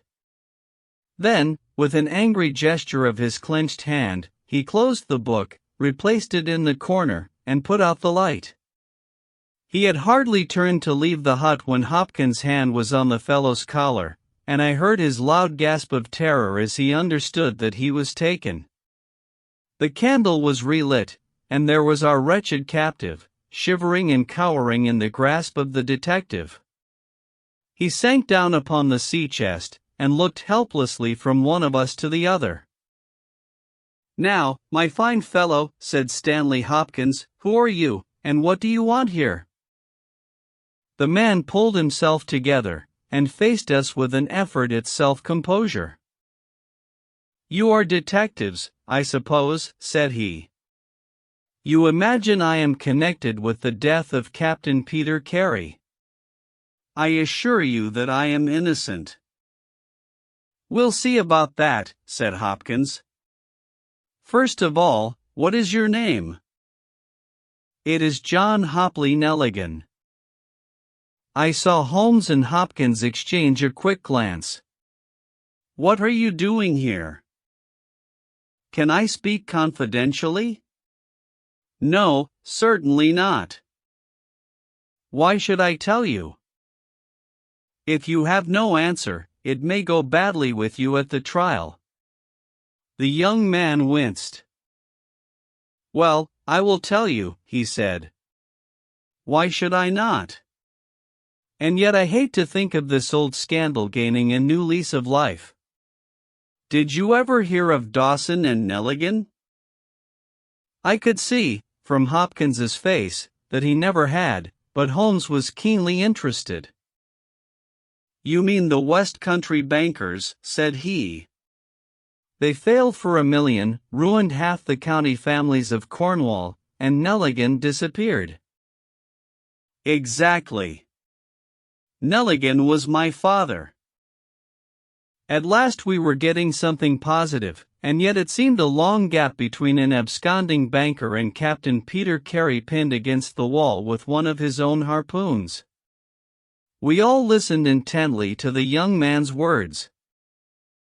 It was my father who was really concerned. Dawson had retired. I was only 10 years of age at the time, but I was old enough to feel the shame and horror of it all. It has always been said that my father stole all the securities and fled. It is not true. It was his belief that if he were given time in which to realize them, all would be well and every creditor paid in full. He started in his little yacht for Norway just before the warrant was issued for his arrest. I can remember that last night when he bade farewell to my mother. He left us a list of the securities he was taking, and he swore that he would come back with his honor cleared, and that none who had trusted him would suffer. Well, no word was ever heard from him again. Both the yacht and he vanished utterly. We believed, my mother and I, that he and it, with the securities that he had taken with him, were at the bottom of the sea. We had a faithful friend, however, who was a businessman, and it was he who discovered some time ago that some of the securities which my father had with him had reappeared on the London market. You can imagine our amazement. I spent months in trying to trace them, and at last, after many doubtings and difficulties, I discovered that the original seller had been Captain Peter Carey, the owner of this hut. Naturally, I made some inquiries about the man. I found that he had been in command of a whaler which was due to return from the Arctic seas at the very time when my father was crossing to Norway. The autumn of that year was a stormy one, and there was a long succession of southerly gales. My father's yacht may well have been blown to the north, and there met by Captain Peter Carey's ship. If that were so, what had become of my father?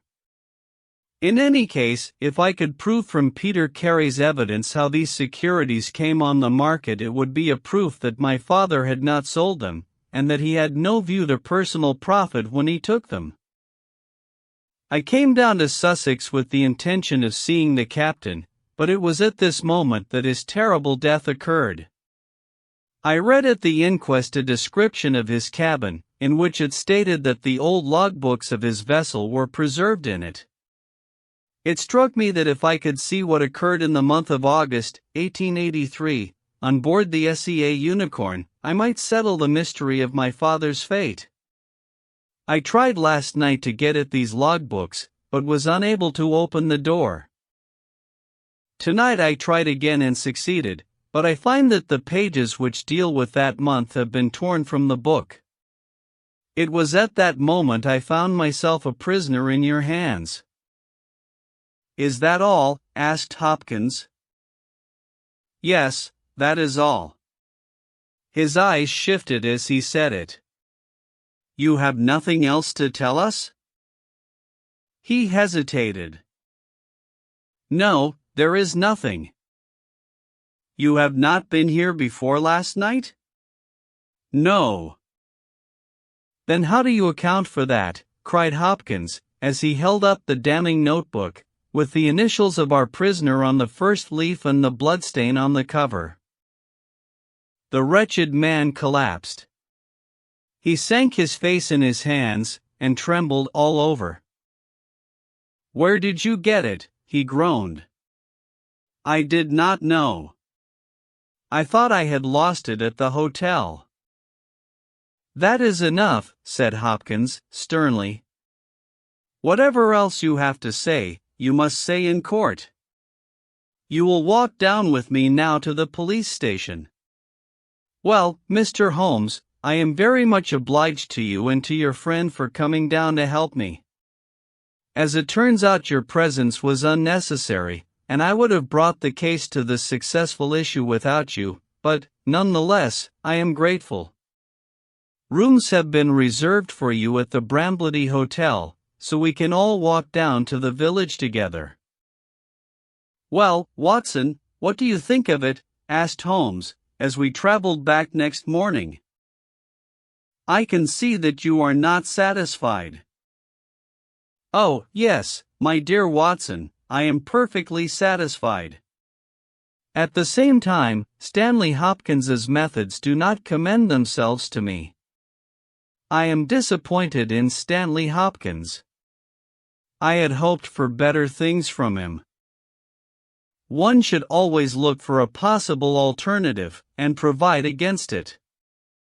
It is the first rule of criminal investigation. What, then, is the alternative? The line of investigation which I have myself been pursuing. It may give us nothing. I cannot tell. But at least I shall follow it to the end. Several letters were waiting for Holmes at Baker Street.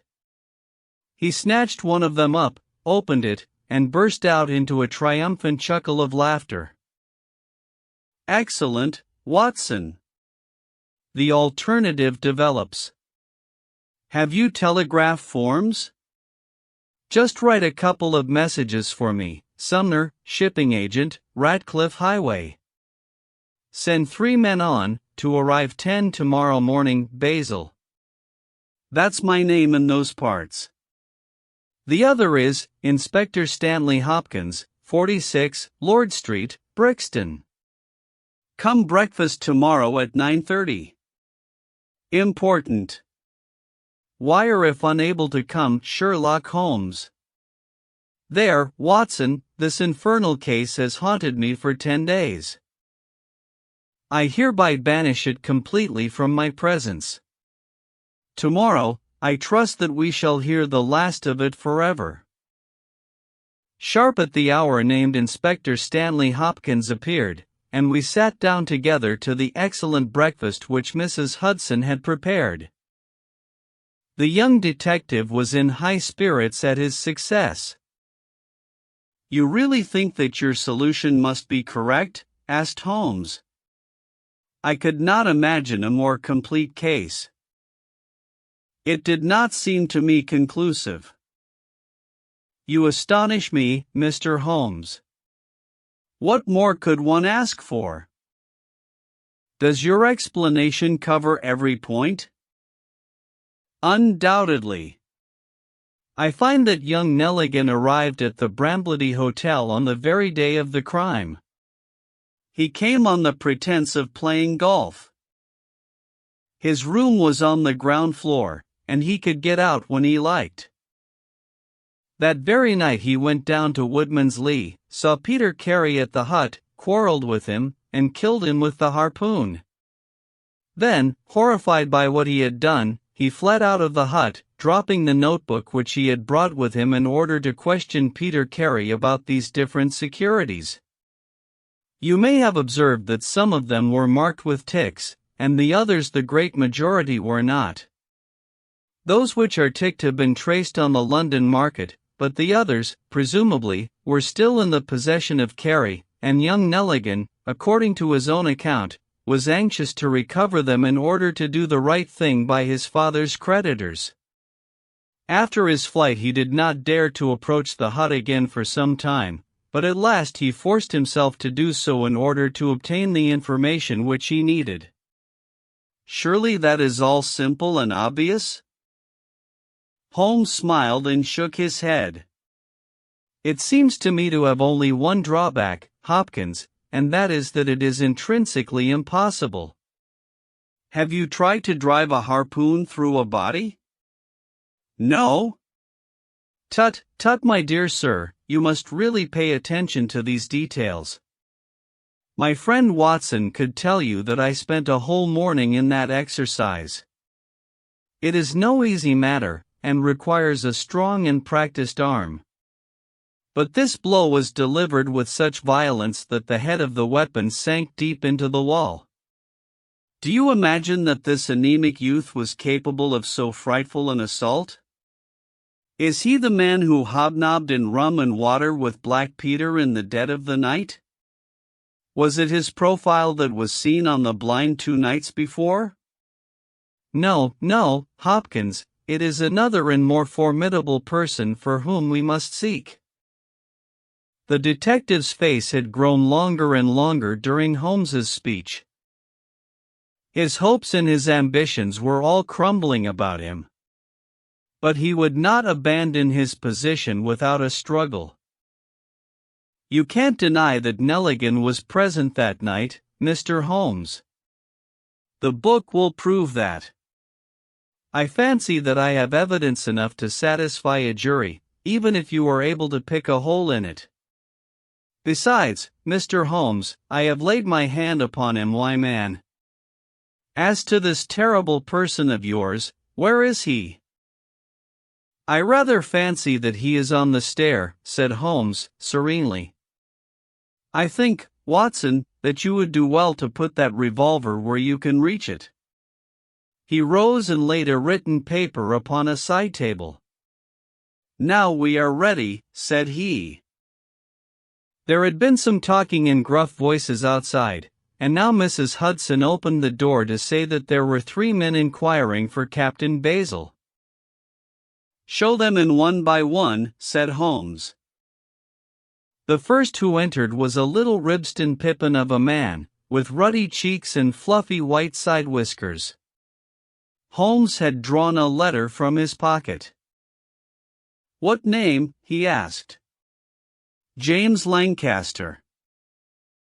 I am sorry, Lancaster, but the berth is full. Here is half a sovereign for your trouble. Just step into this room and wait there for a few minutes." The second man was a long, dried-up creature, with lank hair and sallow cheeks. His name was Hugh Pattens. He also received his dismissal, his half-sovereign, and the order to wait. The third applicant was a man of remarkable appearance. A fierce bulldog face was framed in a tangle of hair and beard, and two bold, dark eyes gleamed behind the cover of thick, tufted, overhung eyebrows. He saluted and stood sailor fashion, turning his cap round in his hands. "Your name?" asked Holmes. "Patrick Cairns." "Harpooner?" "Yes, sir." 26 voyages. "Dundee, I suppose?" "Yes, sir." "And ready to start with an exploring ship?" "Yes, sir." "What wages?" £8 a month. "Could you start at once?" "As soon as I get my kit." "Have you your papers?" "Yes, sir." He took a sheaf of worn and greasy forms from his pocket. Holmes glanced over them and returned them. "You are just the man I want," said he.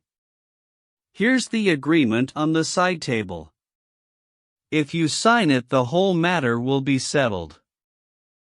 The seaman lurched across the room and took up the pen. "Shall I sign here?" he asked, stooping over the table.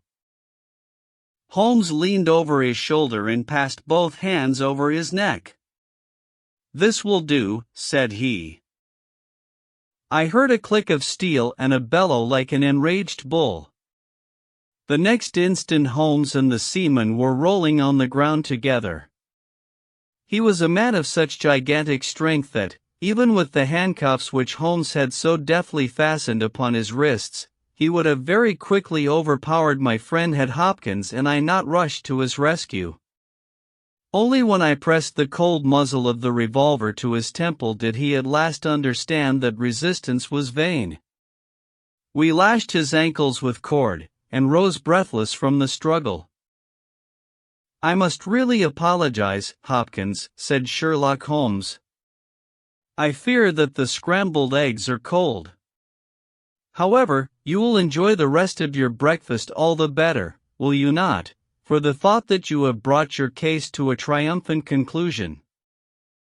Stanley Hopkins was speechless with amazement.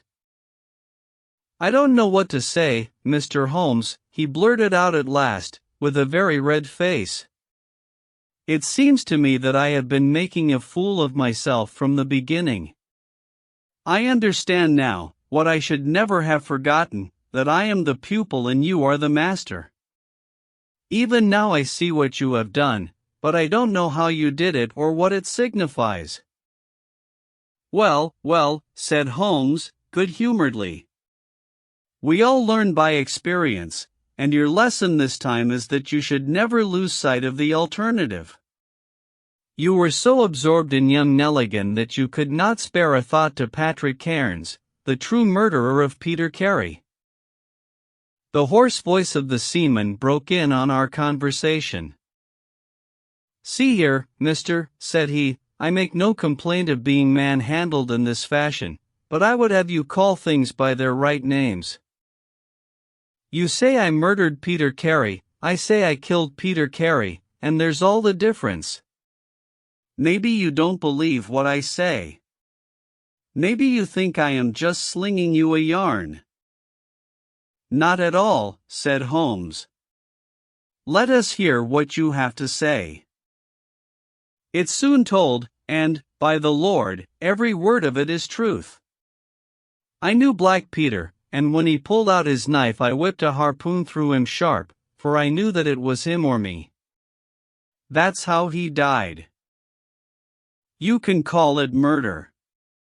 Anyhow, I'd as soon die with a rope round my neck as with Black Peter's knife in my heart. "How came you there?" asked Holmes. "I'll tell it you from the beginning.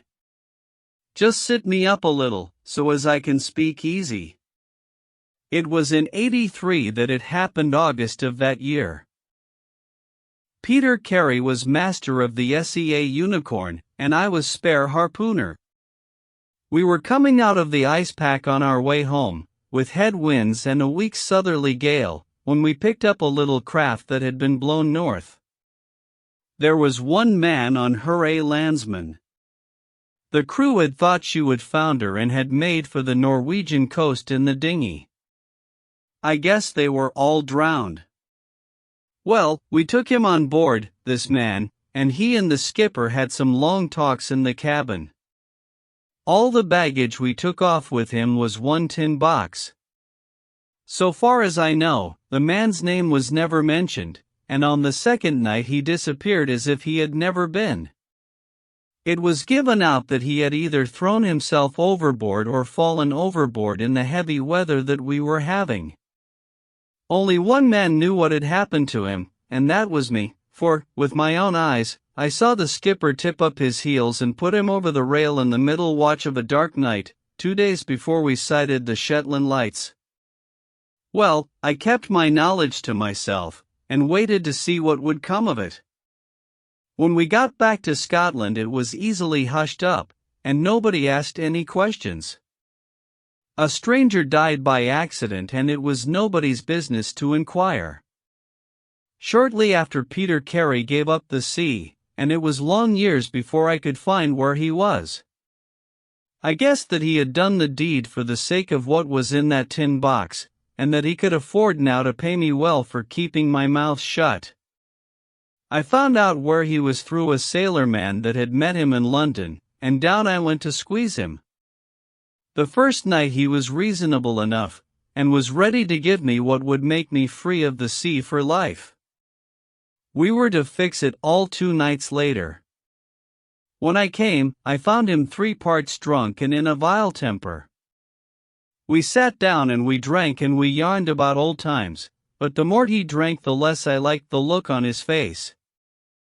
I spotted that harpoon upon the wall, and I thought I might need it before I was through. Then at last he broke out at me, spitting and cursing, with murder in his eyes and a great clasp knife in his hand. He had not time to get it from the sheath before I had the harpoon through him. Heavens! What a yell he gave!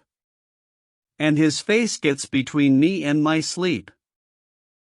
I stood there, with his blood splashing round me, and I waited for a bit, but all was quiet, so I took heart once more. I looked round, and there was the tin box on the shelf. I had as much right to it as Peter Carey, anyhow, so I took it with me and left the hut. Like a fool, I left my bocce pouch upon the table. Now I'll tell you the queerest part of the whole story. I had hardly got outside the hut when I heard someone coming, and I hid among the bushes. A man came slinking along, went into the hut, gave a cry as if he had seen a ghost, and legged it as hard as he could run until he was out of sight. Who he was or what he wanted is more than I can tell. For my part, one walked 10 miles, got a train at Tunbridge Wells, and so reached London, and no one the wiser. Well, when I came to examine the box, I found there was no money in it, and nothing but papers that I would not dare to sell. I had lost my hold on Black Peter and was stranded in London without a shilling. There was only my trade left. I saw these advertisements about harpooners and high wages, so I went to the shipping agents, and they sent me here. That's all I know, and I say again that if I killed Black Peter, the law should give me thanks, for I saved them the rice of a hempen rope. A very clear statement, said Holmes, rising and lighting his pipe. I think, Hopkins, that you should lose no time in conveying your prisoner to a place of safety. This room is not well adapted for a cell, and Mr. Patrick Cairns occupies too large a proportion of our carpet. "Mr. Holmes," said Hopkins, "I do not know how to express my gratitude. Even now I do not understand how you attained this result." "Simply by having the good fortune to get the right clue from the beginning. It is very possible if I had known about this notebook it might have led away my thoughts, as it did yours. But all I heard pointed in the one direction. The amazing strength, the skill in the use of the harpoon, the rum and water, the sealskin tobacco pouch with the coarse tobacco, all these pointed to a seaman, and one who had been a whaler. I was convinced that the initials PC upon the pouch were a coincidence, and not those of Peter Carey, since he seldom smoked, and no pipe was found in his cabin. You remember that I asked whether whiskey and brandy were in the cabin? You said they were. How many landsmen are there who would drink rum when they could get these other spirits? Yes, I was certain it was a seaman. And how did you find him? My dear sir, the problem had become a very simple one. If it were a seaman, it could only be a seaman who had been with him on the SEA Unicorn. So far as I could learn, he had sailed in no other ship. I spent 3 days in wiring to Dundee, and at the end of that time I had ascertained the names of the crew of the SEA Unicorn in 1883. When I found Patrick Cairns among the harpooners, my research was nearing its end. I argued that the man was probably in London, and that he would desire to leave the country for a time. I therefore spent some days in the East End, devised an Arctic expedition, put forth tempting terms for harpooners who would serve under Captain Basil, and behold the result. Wonderful, cried Hopkins.